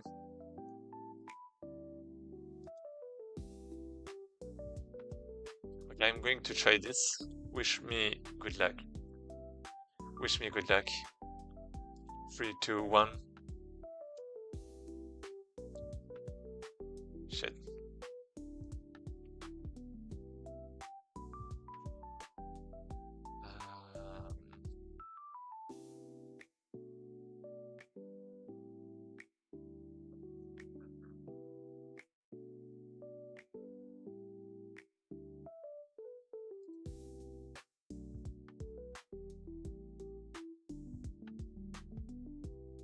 Because I guess it's better if it's like a square, right?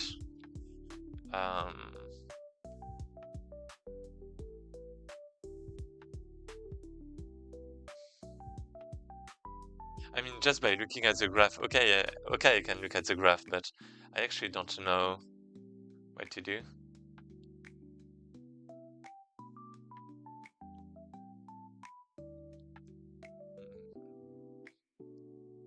I actually don't know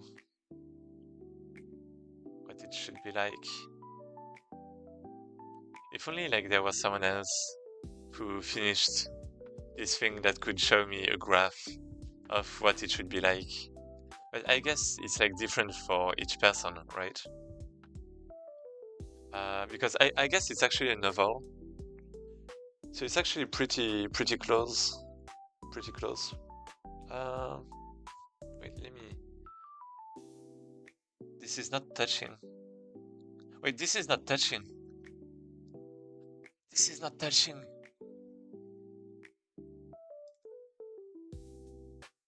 Yes, input is different for everyone. Do you have something similar though? Stain? Is rectangle edit. Min and max. So actually for this one, yeah, it's only if it's like strictly, and if this is strictly, wait, min y, and wait, h is inside. Wait, what? Oh yeah, something like that maybe. I don't know. I never bothered to plot it out. Okay. People are sorted into input buckets, so there are a lot of different inputs, and some may have the same. Yeah. Oh, okay. I see. I see.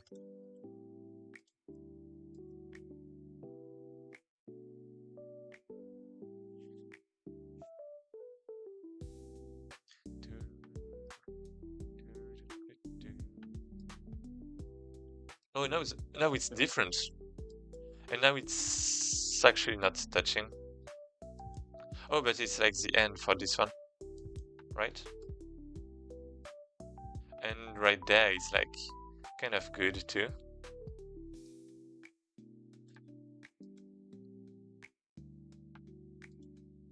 So wait, this is my new thing.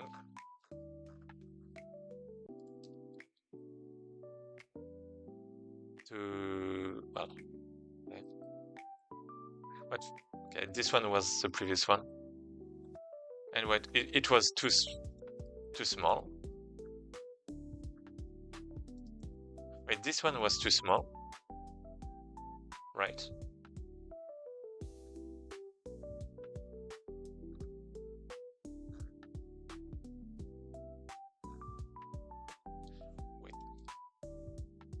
I mean, I guess that makes sense. I modify the condition. Let me still check if I did put this one. I mean, I think I did put this one, but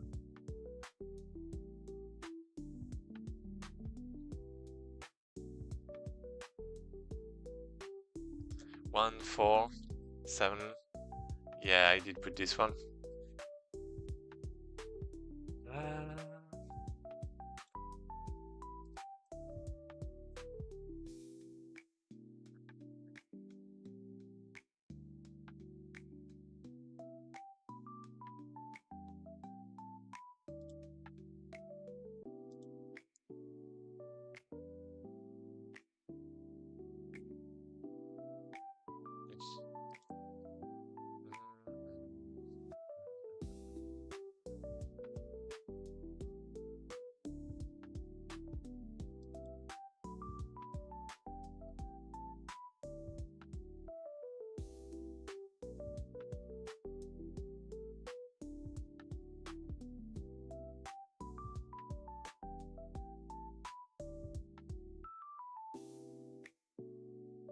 I mean, I guess it's supposed to be some kind of square instead. I don't know.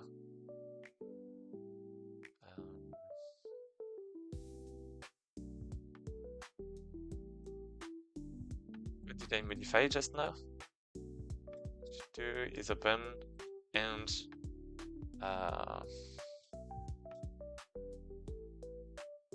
oh right. Yeah, actually, never mind.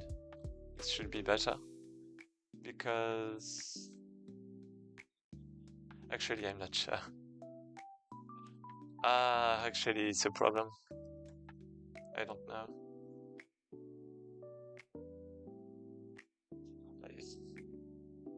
I think I know, but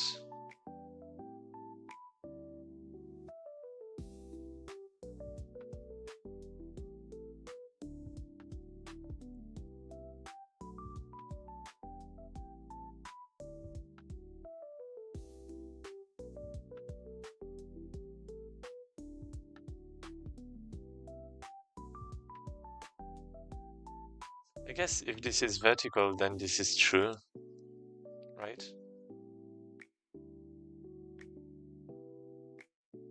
Like if I go right, I mean, it starts with true anyways. So vertical. Yeah, I think there's definitely a problem here, but well. Currently working on an RTS. I want to delegate the AI strategy to an LLM and integrate a chat system so I can influence the AI's decision. I want to do this in Python using Pygame, the best language in the world of RTS in Python. If I manage to do it, it will be my first game. Maybe, I mean, this is a lot. This is a lot, you know that. I mean, I guess it depends on what you want actually, but yeah, if that's your goal, then good luck. I mean, it's possible, right? But yeah, that's a lot. Well, I guess that depends if you want, to make the game kind of good, I suppose, or like more technical.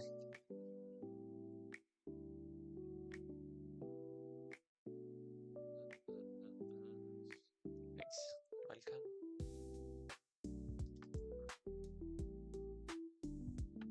Yeah, wait, I actually have access to that, right? So let's try this again. Okay, this is actually too much. Way too much. I know, a lot. Okay. Wow. Oh no.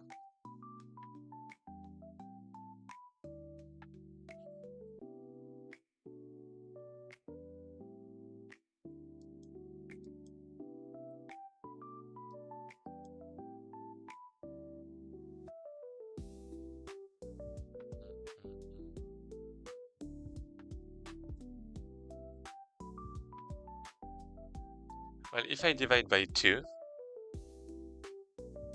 yeah, this is obviously not the maximum. This is obviously not the maximum.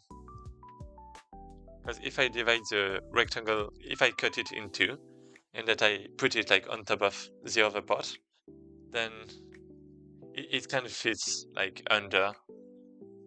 So it should be like a square. It should be a square.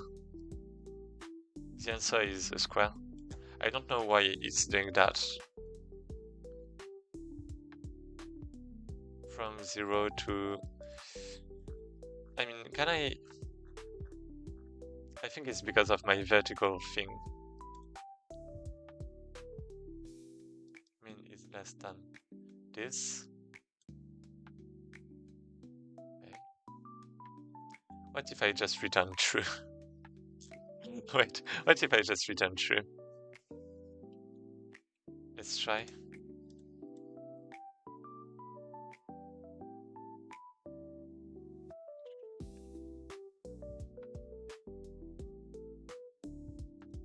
Yeah, of course it's going to be a square. Yeah, that doesn't surprise me. Okay. Because now I removed the check with the lines, right? So now that we have that, let's do a if.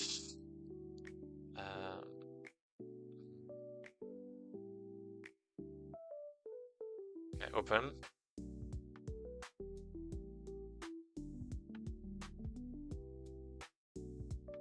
Direction.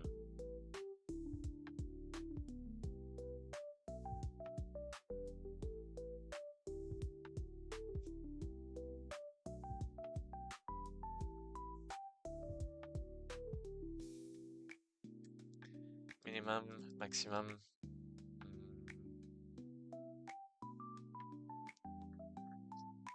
There's something wrong here.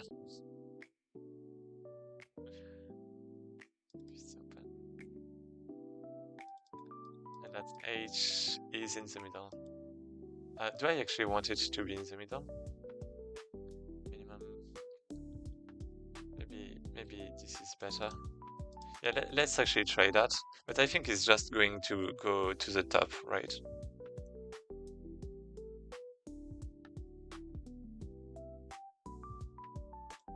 Yeah, it's not actually really changing anything much.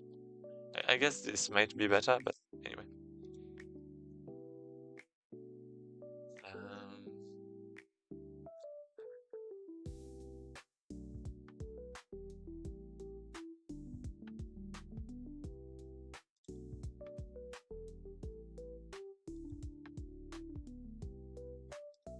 I guess in this case this is true.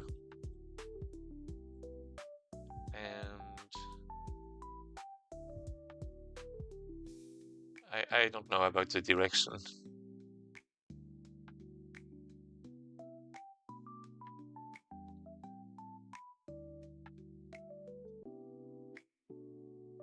But let's try that. Well, if it's equal, then I guess it's... I don't know. Let's continue.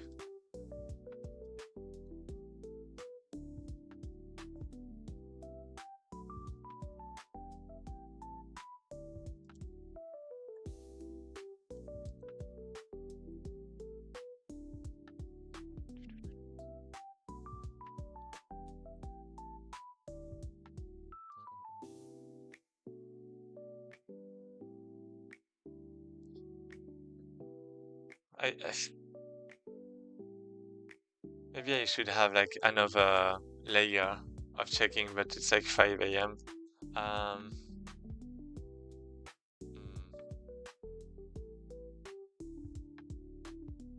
I should sort it.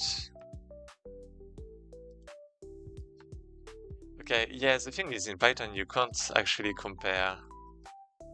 You can't actually compare it however you want, which is a shame.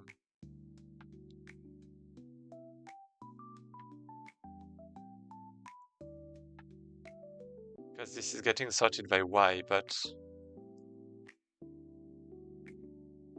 well. I actually want it sorted by the other key too.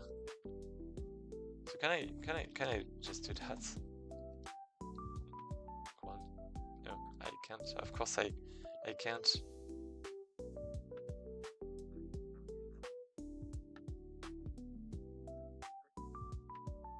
What if I just don't do this?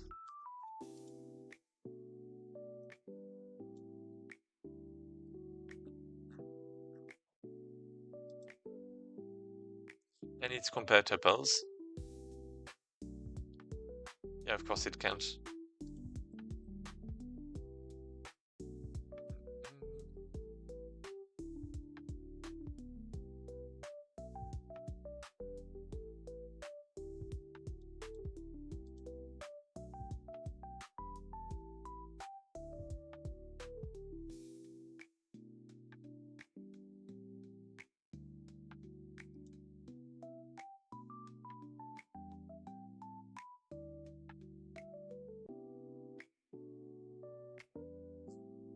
Cut in two.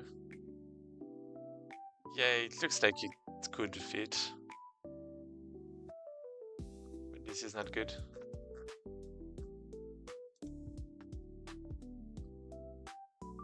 And yeah, I think it was written that it's too low. Too low. Wait, do I actually have to... Oh, just area. Yeah. Max area. Yeah.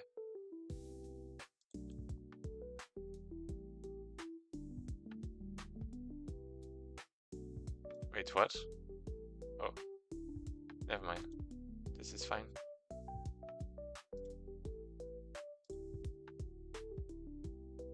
Wait, why is... Yeah, no, that's fine.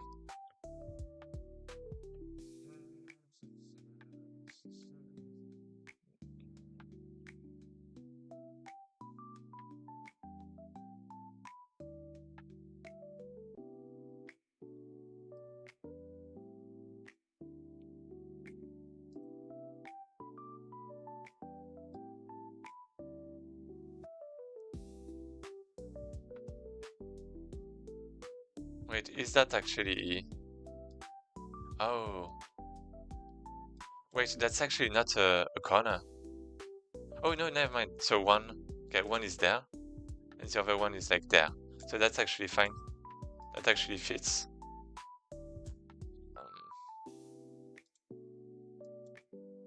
And everything is inside.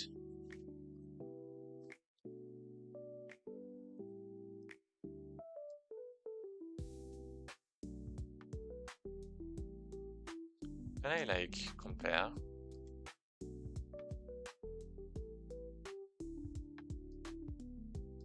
Knock. Anyways. Girls. Nah.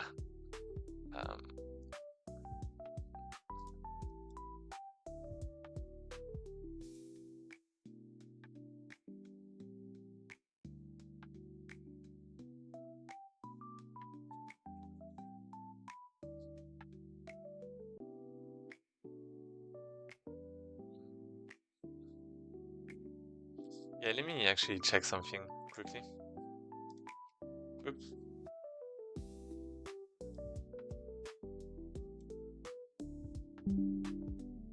Okay, here we go.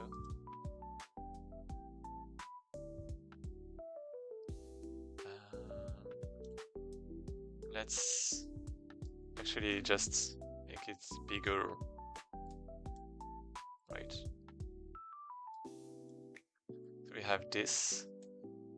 Then we have this. Right. Boom, again. And now we are going to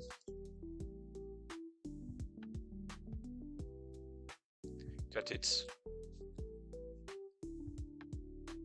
in half.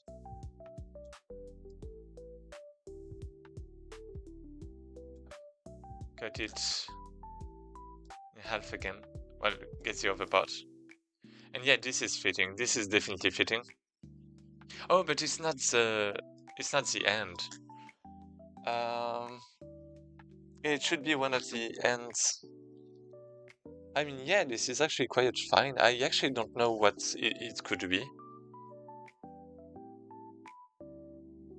Wait, that's not it. Wait, the more I look at it, the more I don't understand. Did I understand the problem wrong again?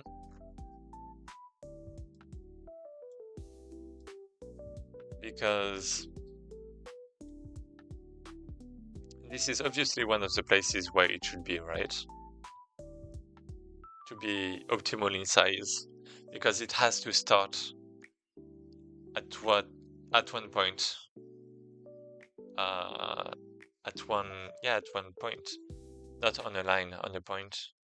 So it can't start there, because that would mean that is going to get crushed like just above. It can't start there because it's getting crushed. It could start here, and that's what happened in the other case. It could start here, and this is what's happening now. It can't happen here, because if it does, then it's gonna either get connected to that, or it's going to get connected like that and it's going to go outside, or it's going to be like that, but then it can't connect to any point here because the point is there, so it can't connect. So I mean, this actually looks fine to me. Am I crazy?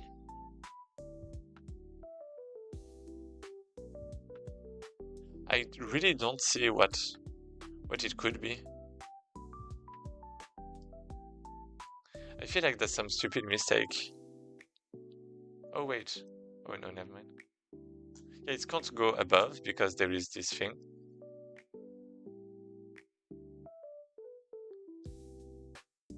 So wait.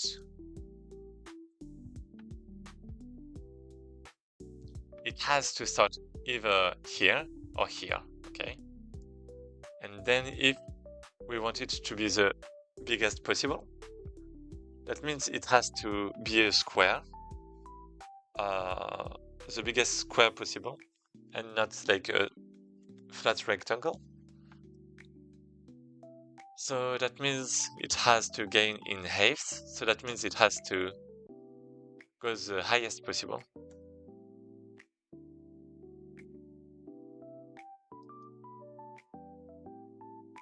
Without touching that.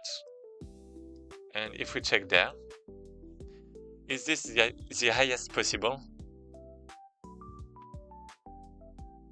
Because it could go here,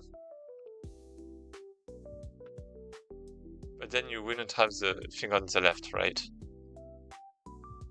No, it can't go there actually, because either it's here, or it's here, but it's less, or it's here, but then you go outside. So this is the highest, and this is logical, right? I'm analyzing that like correctly, right? The other possibility is at the bottom.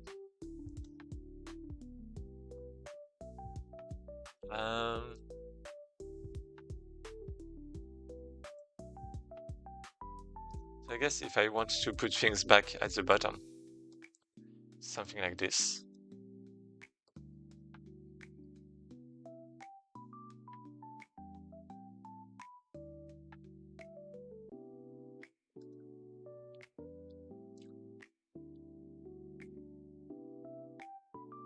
This hurts.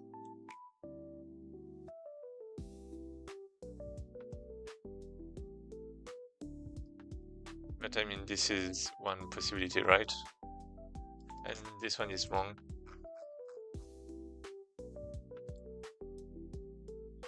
Yeah, this is even too low.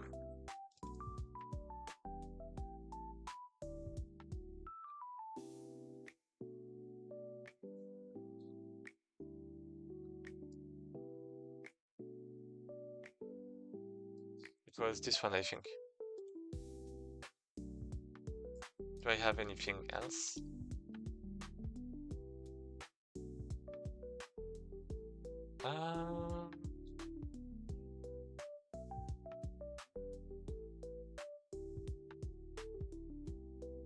This looks nice, this looks good.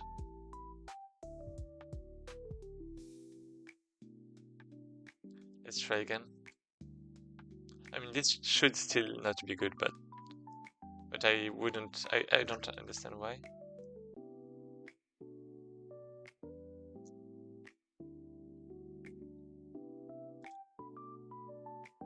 Yeah, this should be good. Like, if you look, like, you can't do better than that. If you look at this, let me put it back like that. If you look at this,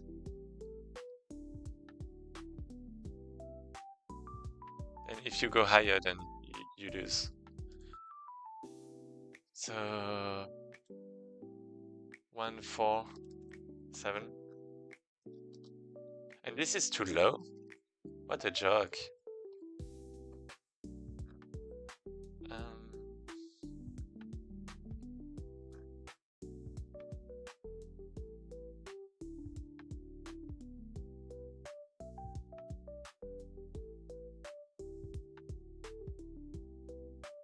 What if I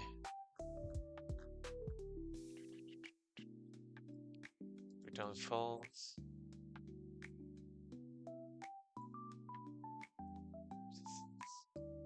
If this is more than, okay.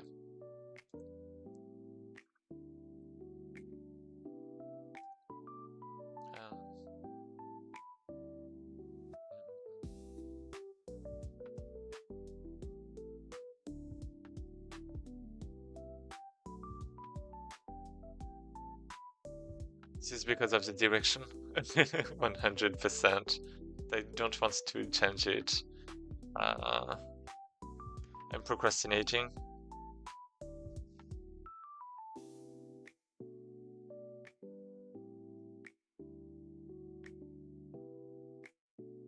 Let me actually run again.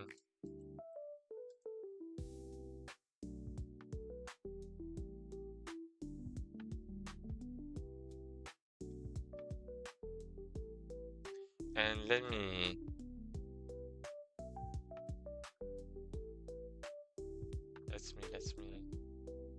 try this.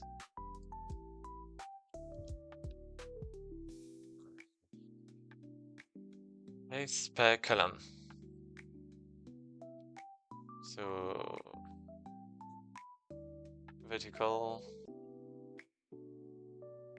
So yeah, what happens if I'm like here? Oh, there are not actually a lot of values. So let's say there, in the middle, have right. Let me check. So it's open. Okay, then we have right. You probably go up. Never mind, you actually just go right again. This is crazy. Then you have something vertical. I mean, I guess it's swapped, right? It's not in the right order, but that's fine. Oh yeah, because it's like the same too, right? It's like the same value. So it's so right, vertical, right, and then we have a big left. Then we have a right, and then we have a left. So I mean, this looks actually fine. So it is true at first. We continue. If this is not open, okay. This continues. Direction, is it vertical? Not yet.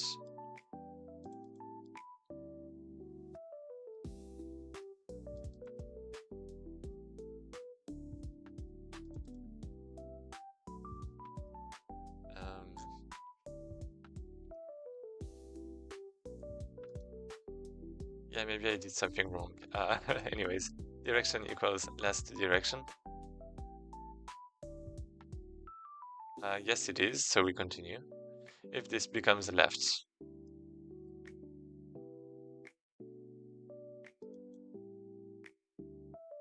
what is direction? What is direction?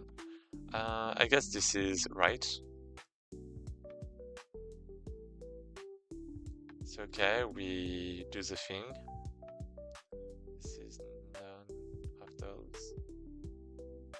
This is right. We continue. This is vertical, we continue. This is left, we switch. And this goes right. And this goes left.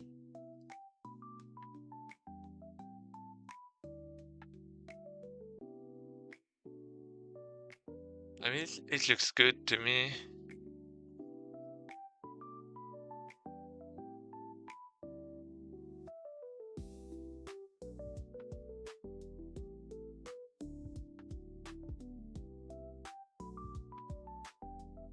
Um,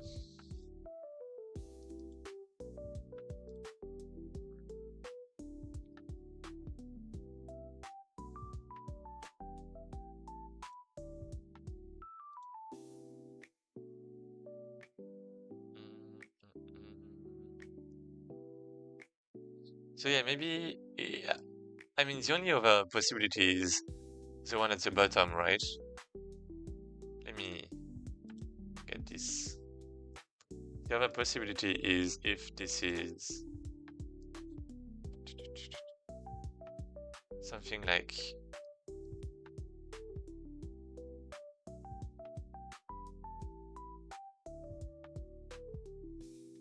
this is the other possibility, basically. And maybe this is the biggest one, but the height is like less, right? I mean,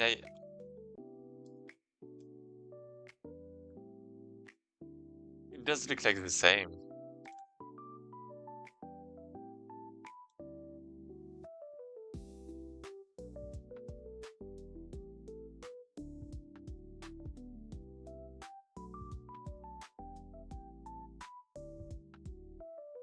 What about something like this?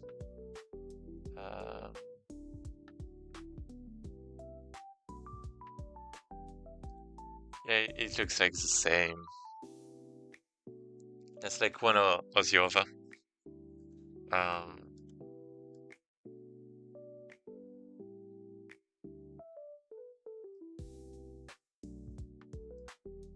I actually want to check with more tests. Test input 2. What if I put... Is the cutout actually straight, or are there points on it hidden by zoom? Hidden by the zoom? I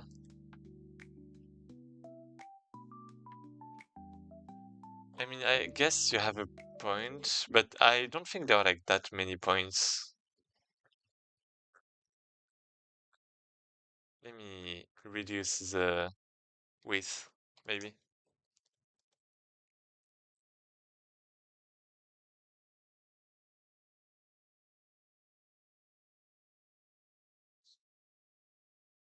The music even stops.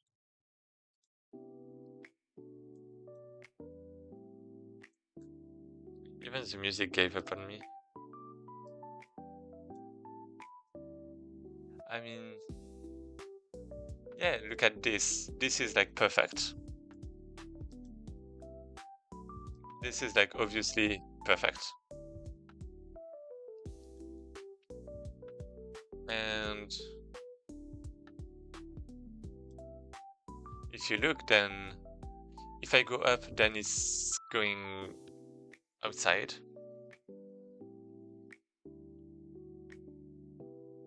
I guess I could go up a bit more until here, but then the corner has to be a red. It has to be a point, right? So that can't be it. So this is actually the maximum for the top side. Like, there is no question, this is the maximum for the top side.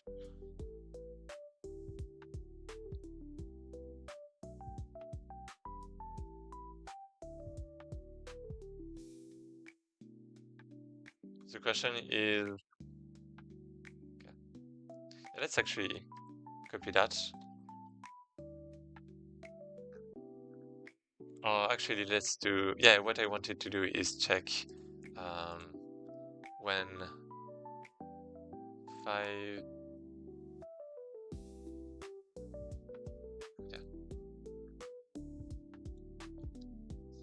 if j point dot y is bigger than this, or I point is bigger than this, we continue. I'm doing that so that I can see what happens at the bottom, if the bottom is actually considered. I mean, it was normally, but yeah, it is. It totally is.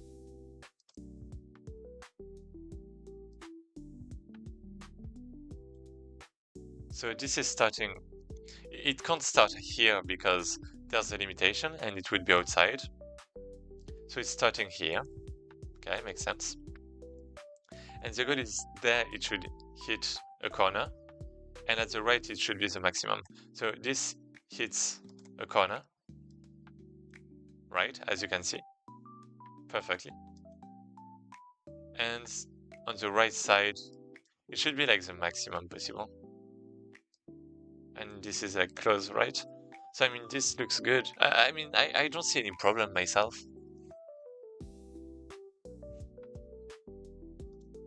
This is like really crazy.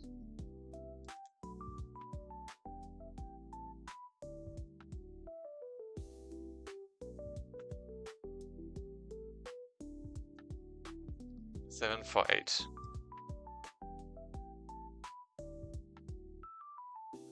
Too low. How?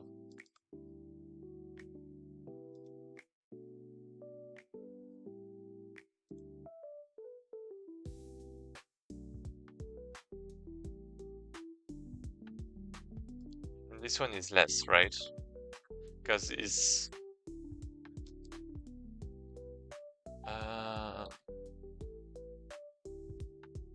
yeah.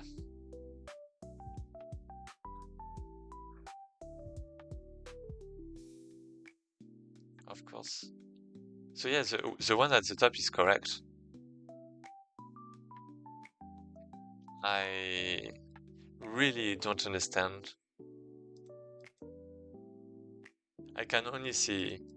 So wait, Stein, did you say you finished the thing?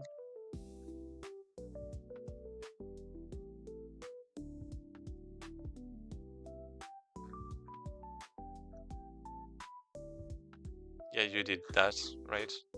Yeah. Can you actually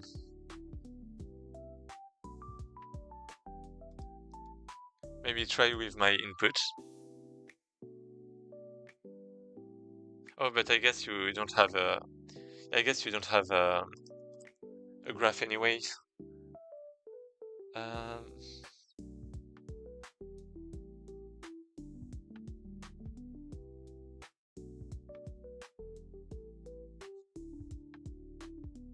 mm, wait, what is that? Yeah, this is the same. Yeah, I mean, yeah. How am I computing the area? Plus one.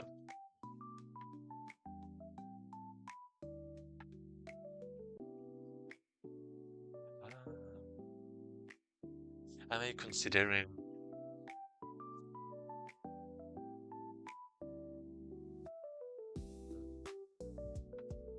Yeah.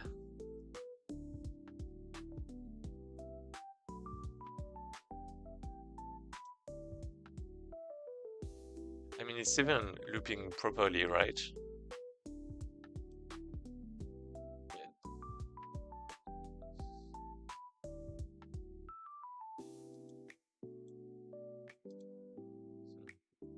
This is interesting.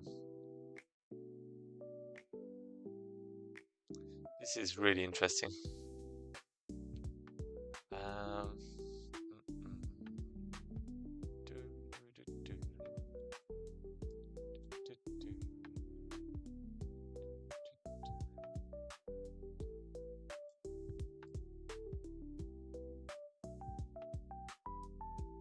I mean, I could cheat technically.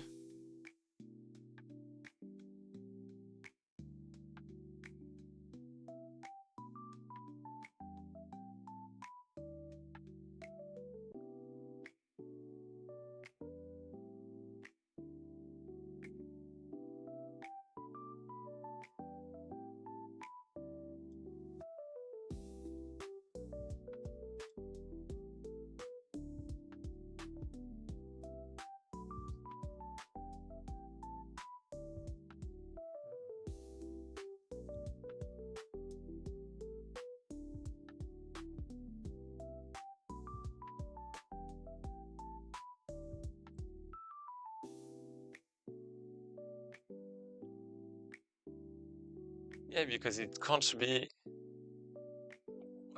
just a question, what was approximately your results? And yeah, it can't be like something like this, because it has to touch.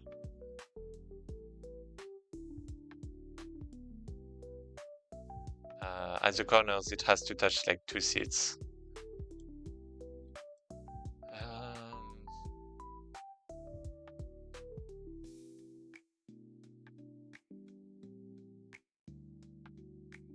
What 2 results? 1, 5. Let me check. 1, 5, 7, 4. Yeah, I'm actually very, very, very close. Wait. Area. Yes, the area is correct, right? Yeah.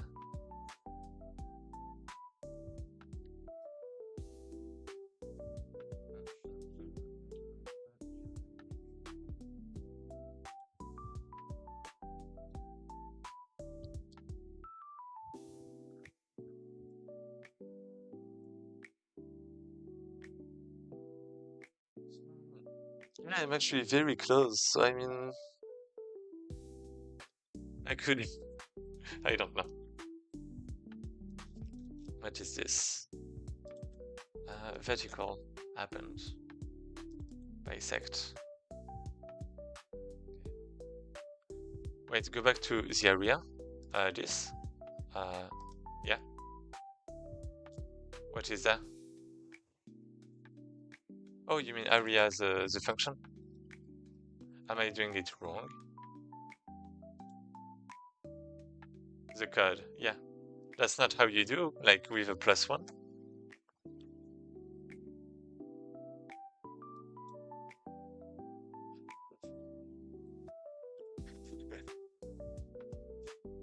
I mean, because I have to include the last number, right? So it's like, you know, not the perfect area, but your apps on the whole thing. Yeah, but that's fine, because if one is negative... Oh, wait. You're right. Because there's a +1, right? Wait.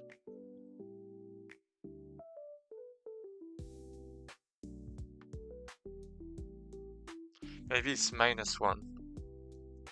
It's -1.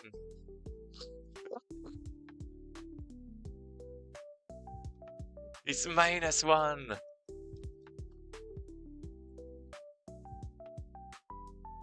Yeah, you need to apps each, not the whole thing, because you're multiplying them. Yeah, but it's fine, because the absolute, like, if I'm multiplying them, then if it's negative, then negative times positive is negative, but then I apps. And I mean, you know, the sign should be fine. It's if I add that is a problem, right?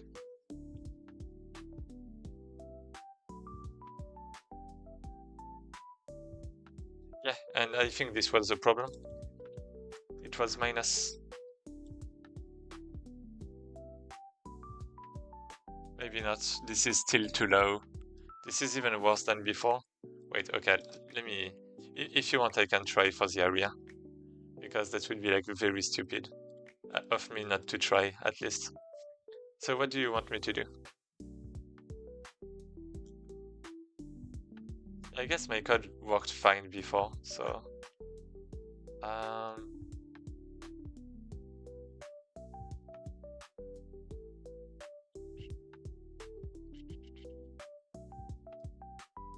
This.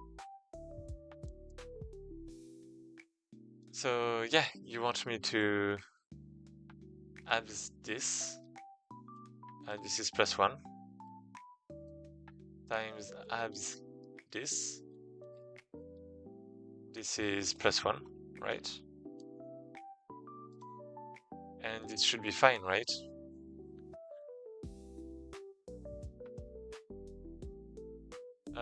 Yeah, +1. And this is the same result I had before, as you can see. This is the same.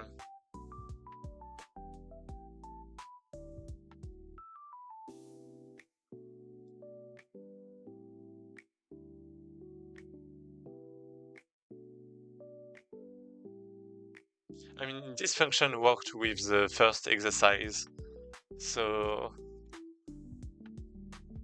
yeah, it just needs a +1.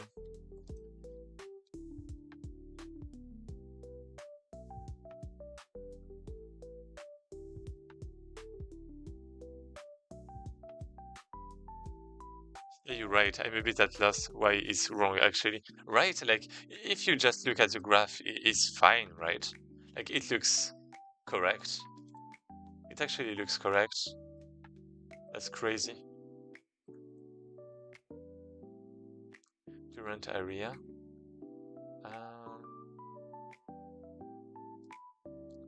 Like right? Like this is perfect. This is perfectly normal, perfectly perfect. This is the highest possible without going through. The only possibility is like the other side. But the other side I just checked before and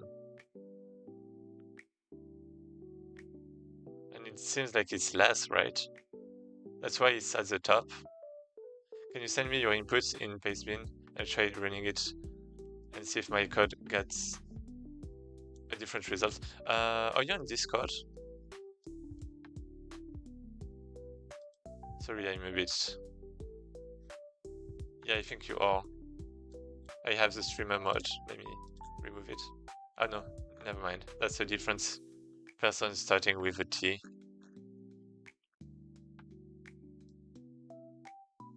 Oh yes. Let me... can you talk on my server?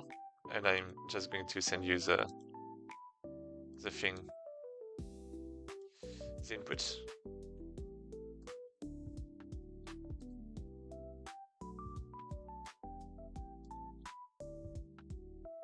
Oh yeah, I did want to test it, right?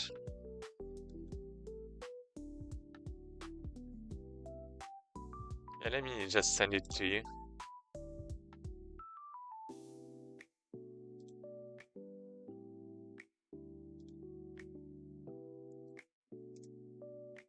Thank you a lot. Sending a DM if it's fine. Hey, here you go.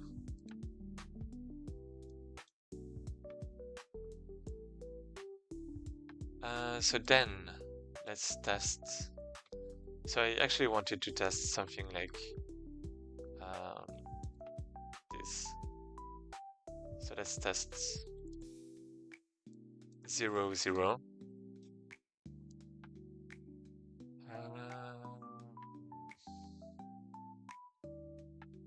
Then actually 0, 10.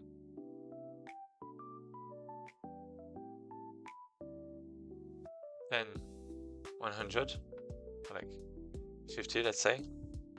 Then we have... Wait, what?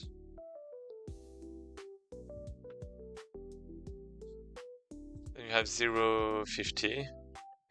Then we have 40, 0. Then we have maybe 5.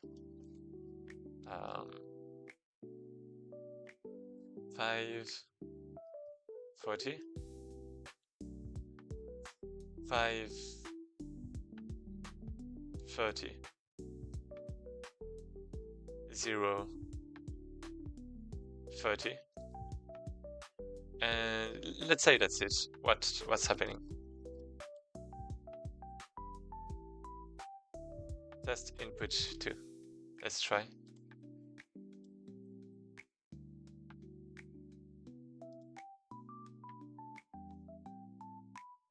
Oh no. Oh wait, there's solo line.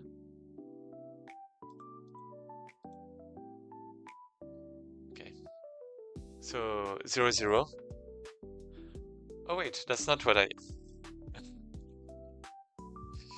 Okay, yeah, it's right. It was right.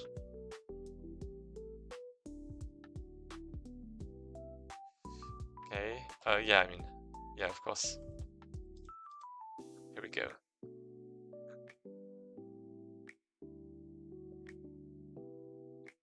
So it looks like that. And this is correct. This is correct, right? Then what happens if I 040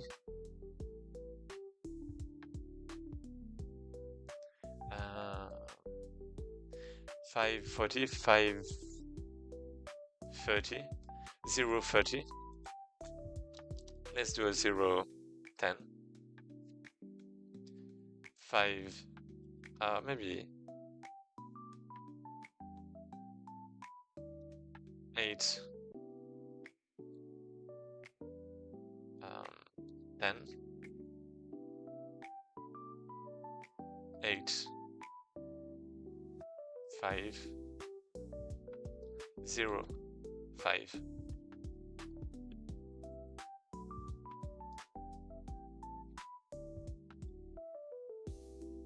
It's extremely close though. I get a different result. What is it? Because even here it's like the correct thing, right? Even if like some kind of tricky case like that.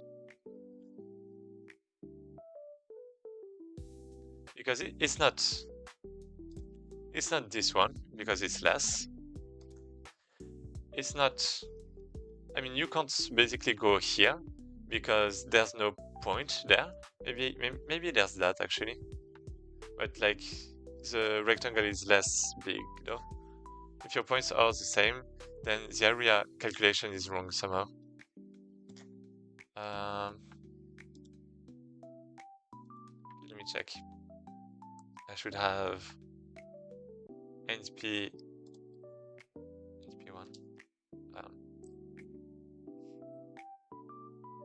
NP2 points 7 points 9.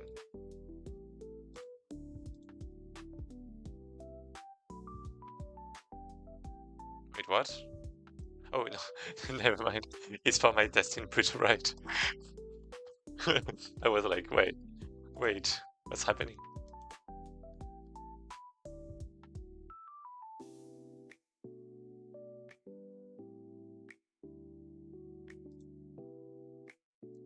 So okay, here we go. Debug.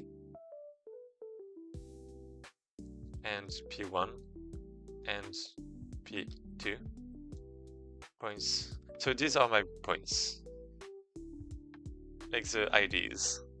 Then I have this and this, and this is 5025 6513. This is correct. And the other, well, I mean, yeah, of course, this is correct. And the other one is 94997 50126. This is correct.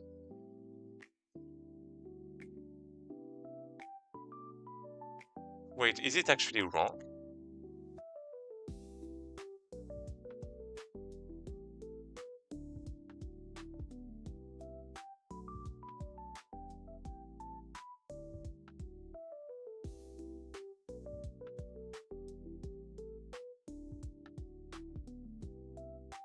So what if I do that times 7 plus 66513 times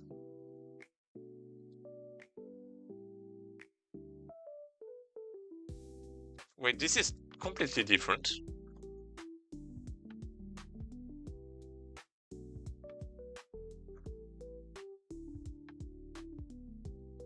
Wait, this is completely different. What the hell?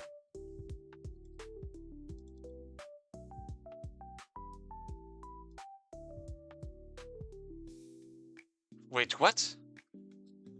How is it so different? Am I modifying max area?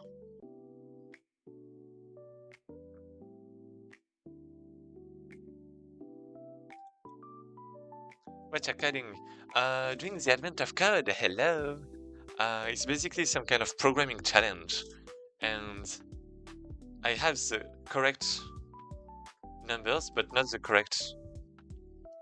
What the?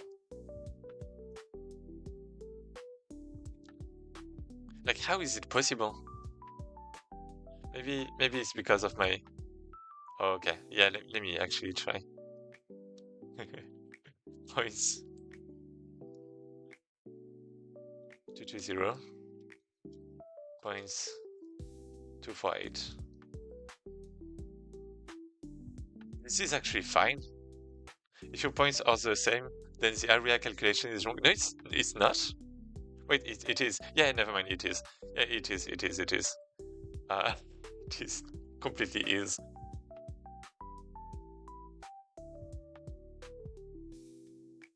Oh.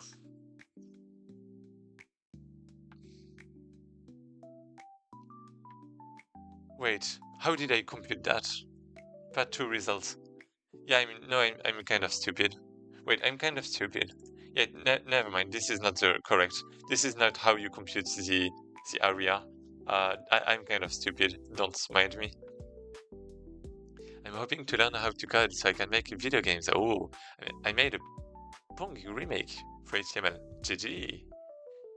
And yeah, this is actually my calculations. 147, 444, 4477, 524.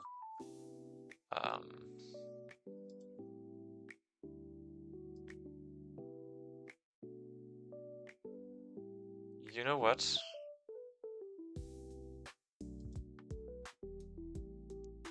Let's actually compute it and check. So this is like 94997 minus this times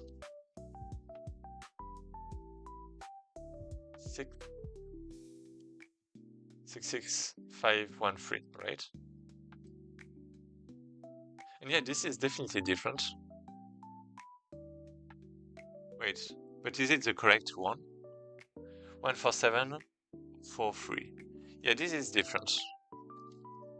What if I add a +1? Wait, 44. Okay, now this is correct. I think I know what's happening. Are your coordinates sorted? Not for the points. The points are not.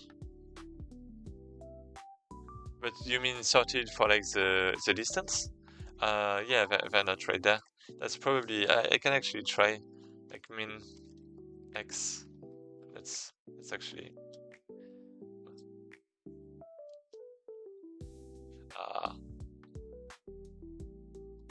let's try something really stupid, okay? But at least it's going to work, okay?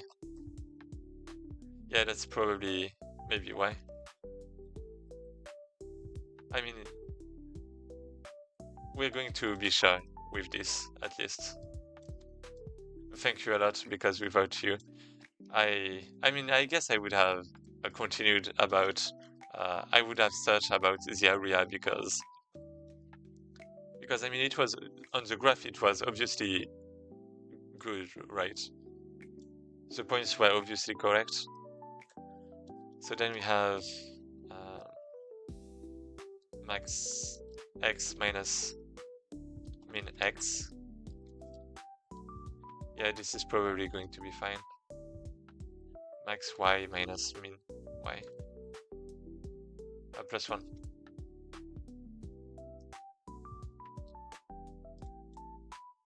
Let's try.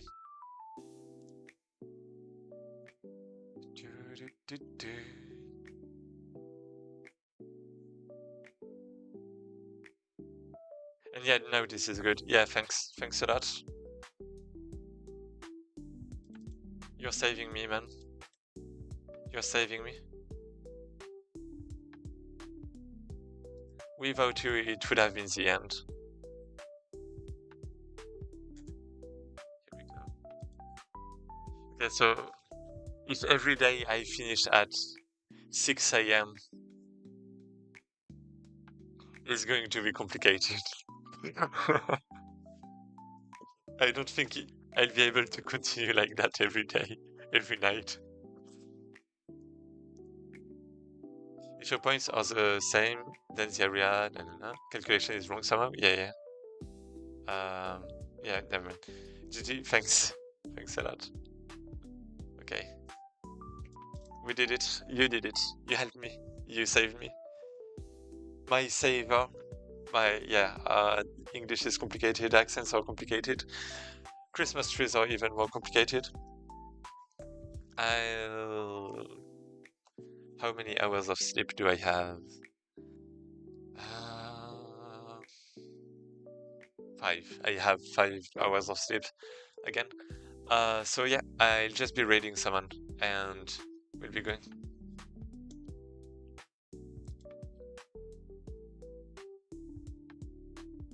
Advent of Code. We have so many people doing the Advent of Code this time. I guess well, there's myself again. Who's that? Ew, an ad. Okay. Your solution was definitely more complicated than mine. I just walked the border and enumerated edge, then checked the points, and checked if any edges existed within the rectangle -1 in size.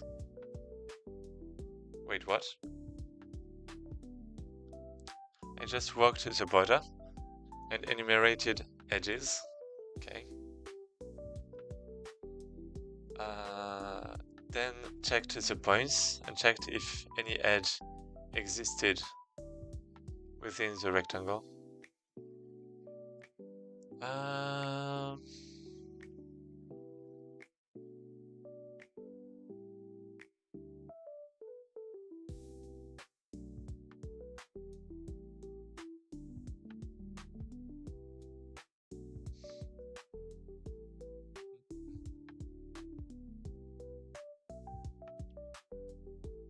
I mean, isn't that going to be a problem? You can do the next one if you wish. No. Wait, let me think about your solution. I just walked the border and enumerated edges. Checked the points and checked if any edges existed within the rectangle -1 in size. The rectangle -1 in size. I'm not sure I understand.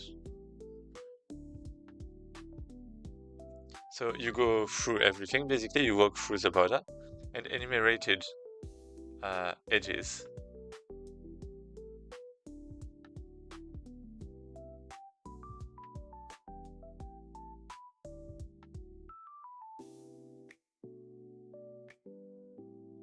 Then checked the points and checked if any edges existed. Yeah, I mean, I guess I think I kind of see what you mean. I think I actually thought about something like that at the beginning. But what? I don't know. Let me think about what I didn't go this way. So let's say you have something like this, right?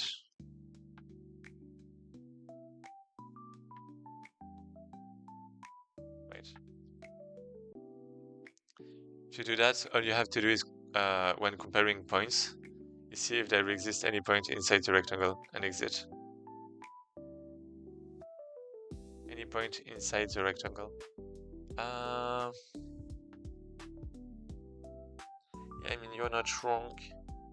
Let me think.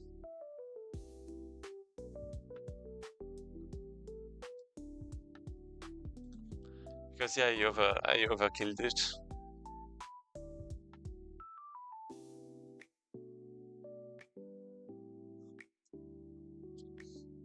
Because let's say you have that, then you have this point inside, so you take it out. Yeah, you're right.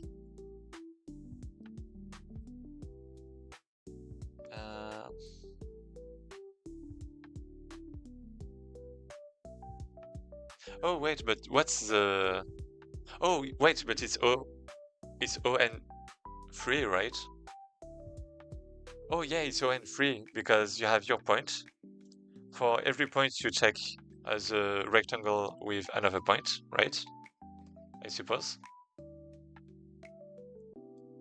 And then for every other point, you check if this is inside, right?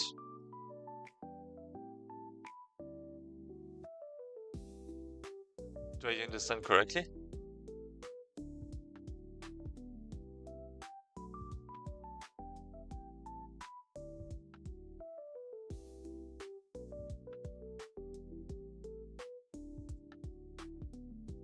I mean, yeah, that works well.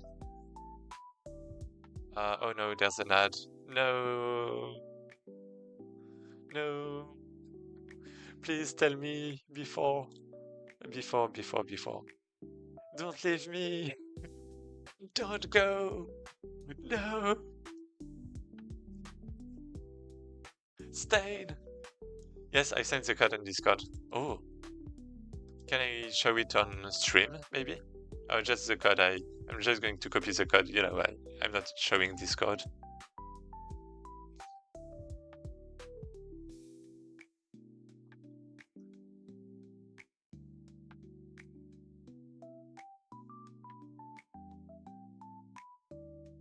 Yeah, you don't mind. Okay. Let's do this. I'm curious. So this is an incredible programming language. So part 2, hashset. So you do have hashset. Okay, so you do have the edges. Okay, so that's what you meant. And yeah, okay. Each edge is unique. You enumerate border. What? So first, last, and what? Oh, I guess you bind the first and the last. Yeah, I get it. And then point A, point B.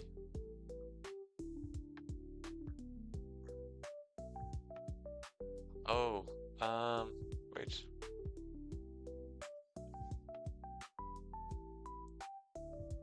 Point A, that one.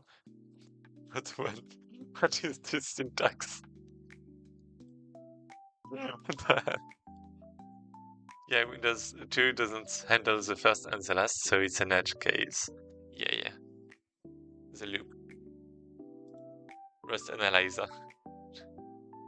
Um,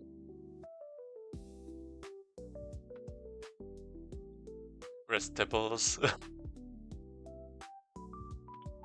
It's like crazy. Oh, so that's like the second element, and that's the first element.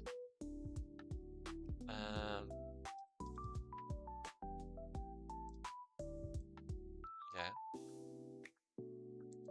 So yeah, it actually looks like ON2. Let me just check. So you have each point, A, B. If it is equal, wait. Yeah, if one of the one of the coordinates is equal, you skip. Then you have the area.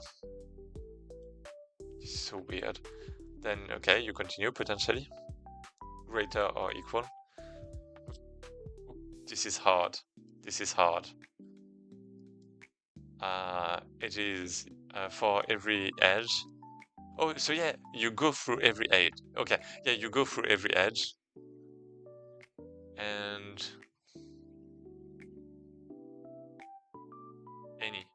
Oh, yeah, so you do have ON3. Yeah, part 2 runs in about 59 milliseconds.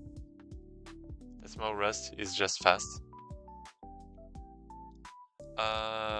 I think that's part of that. I think my solution is pretty slow because I did fuck up a few things. Oh no, Twitch. Yes, but any will exit on the first hit. I mean, yeah, but like it was a cycle, right? Um, yeah, never mind. There's actually a lot. But yeah, you're right. And I think my solution is obviously slower because first it's Python. Two, I don't think there are enough points so that it actually matters performance-wise. And three, I have like multiple loops that I could probably fuse into one.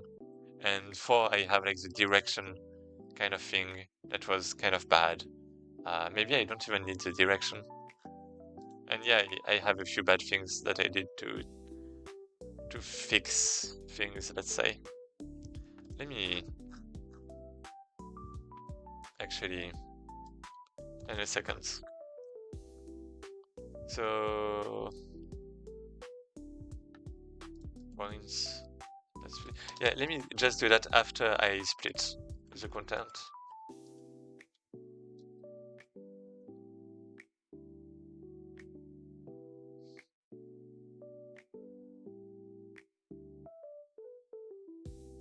So I have.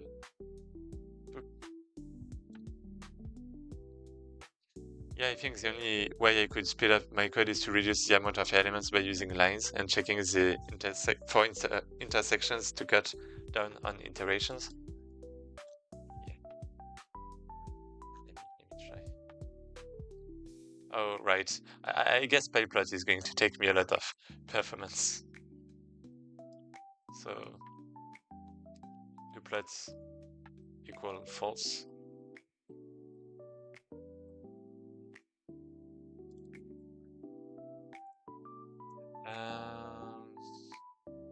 Guilty.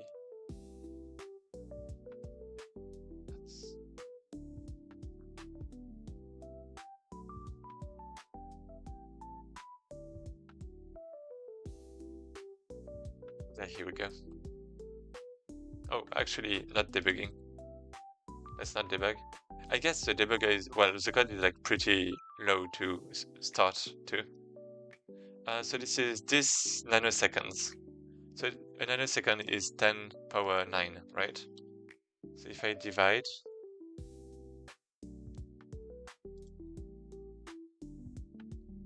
this is bad. This is really bad. Ew. Actually, you had 59, so that's like milliseconds, so that's like this, right?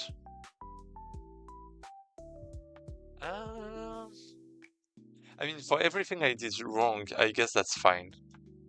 For everything I did bad, I guess that's alright. Oh yeah, there's actually something I could have optimized that I really did not because right. It's about the direction and stuff. Basically, every time I'm checking the direction, like in here, which is really slow, I believe, because it's like inside the two loops, right? So it's probably really slow, and I can actually compute that in advance for everything.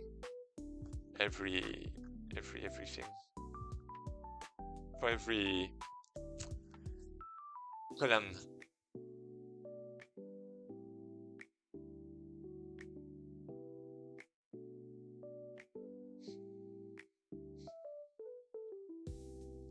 Yeah, I can probably like turn that into a hash map actually. Even people were brute forcing this with multi-threading and hours of runtime. So 500 milliseconds is fast. Yeah, I suppose in comparison.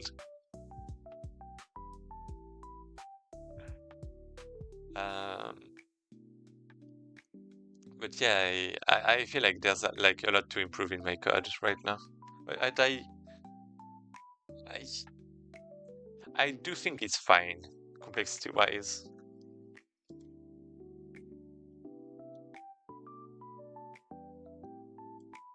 So it's like 10 times slower than yours, basically.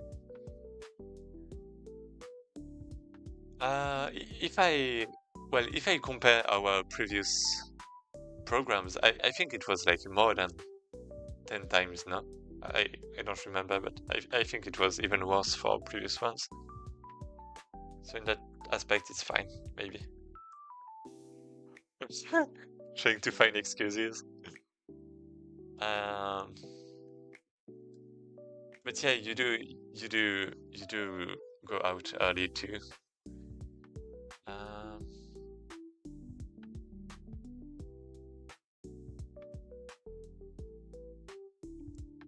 I guess it's like pretty often that you go early. So I guess I haven't considered. Yeah, I haven't considered that. That's a good point.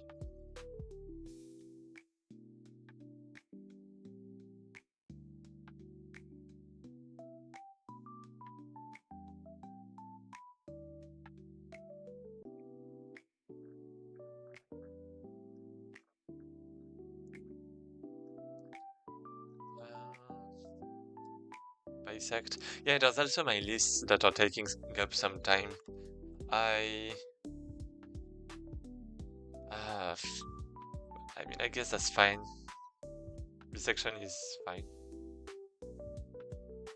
Oh, yeah, there's actually the sort. Like I'm sorting every time the whole array when I could just uh actually let me try something. So this is duration. Yeah, I don't want to go sleep. So this is the duration, right? Approximately. What if I just instead of sorting, I'm going to, because I have the bisection, right? So I actually figured that I had a lot of elements. So let's say I have this. Boom. I'm adding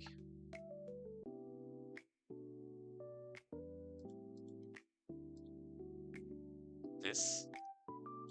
Uh,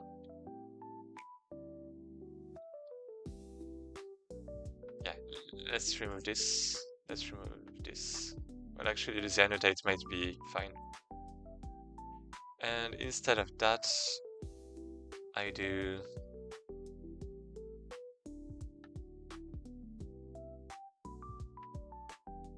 it's not bisects, it's insert left, maybe. First time I used this thing, but I'm glad I discovered this because I actually searched it before and I couldn't find it, so now I know it actually exists. It's bisection. It's not uh, binary search, or I don't know, in Python.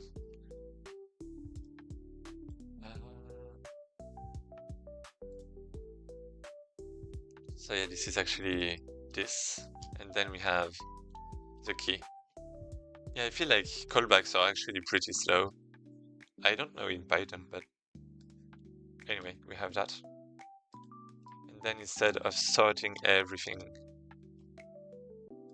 and because I guess it's taking some time too, I columns. So this is this.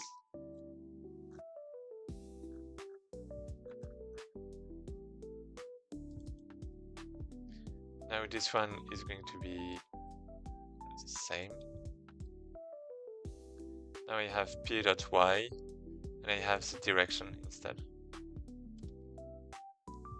And the lambda is the same. So let me try again. Okay.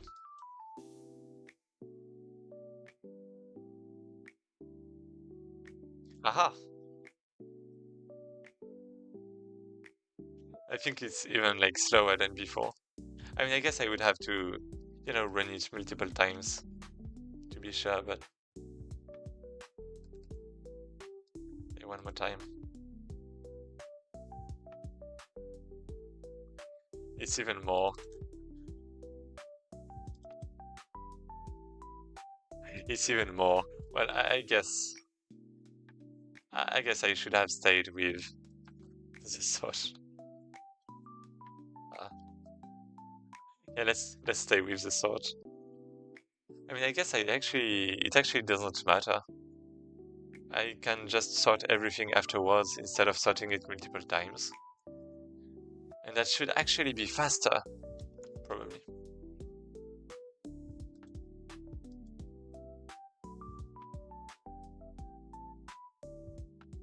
Anyway, this is it. Thanks a lot, man, for saving me.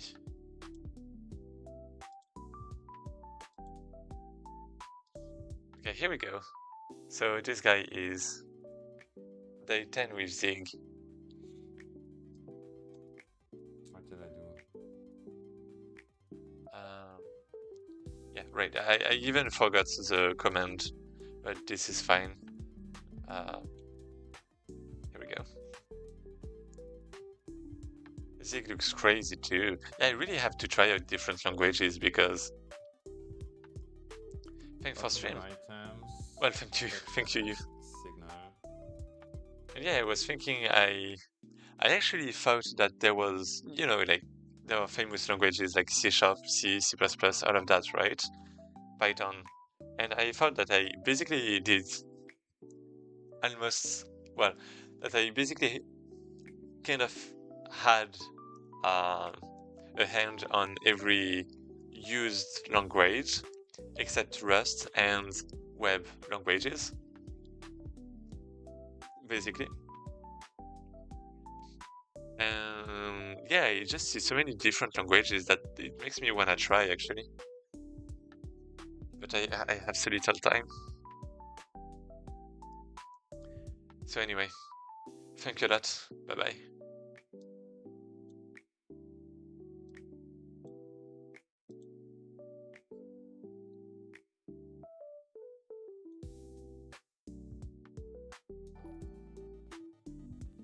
Hey there.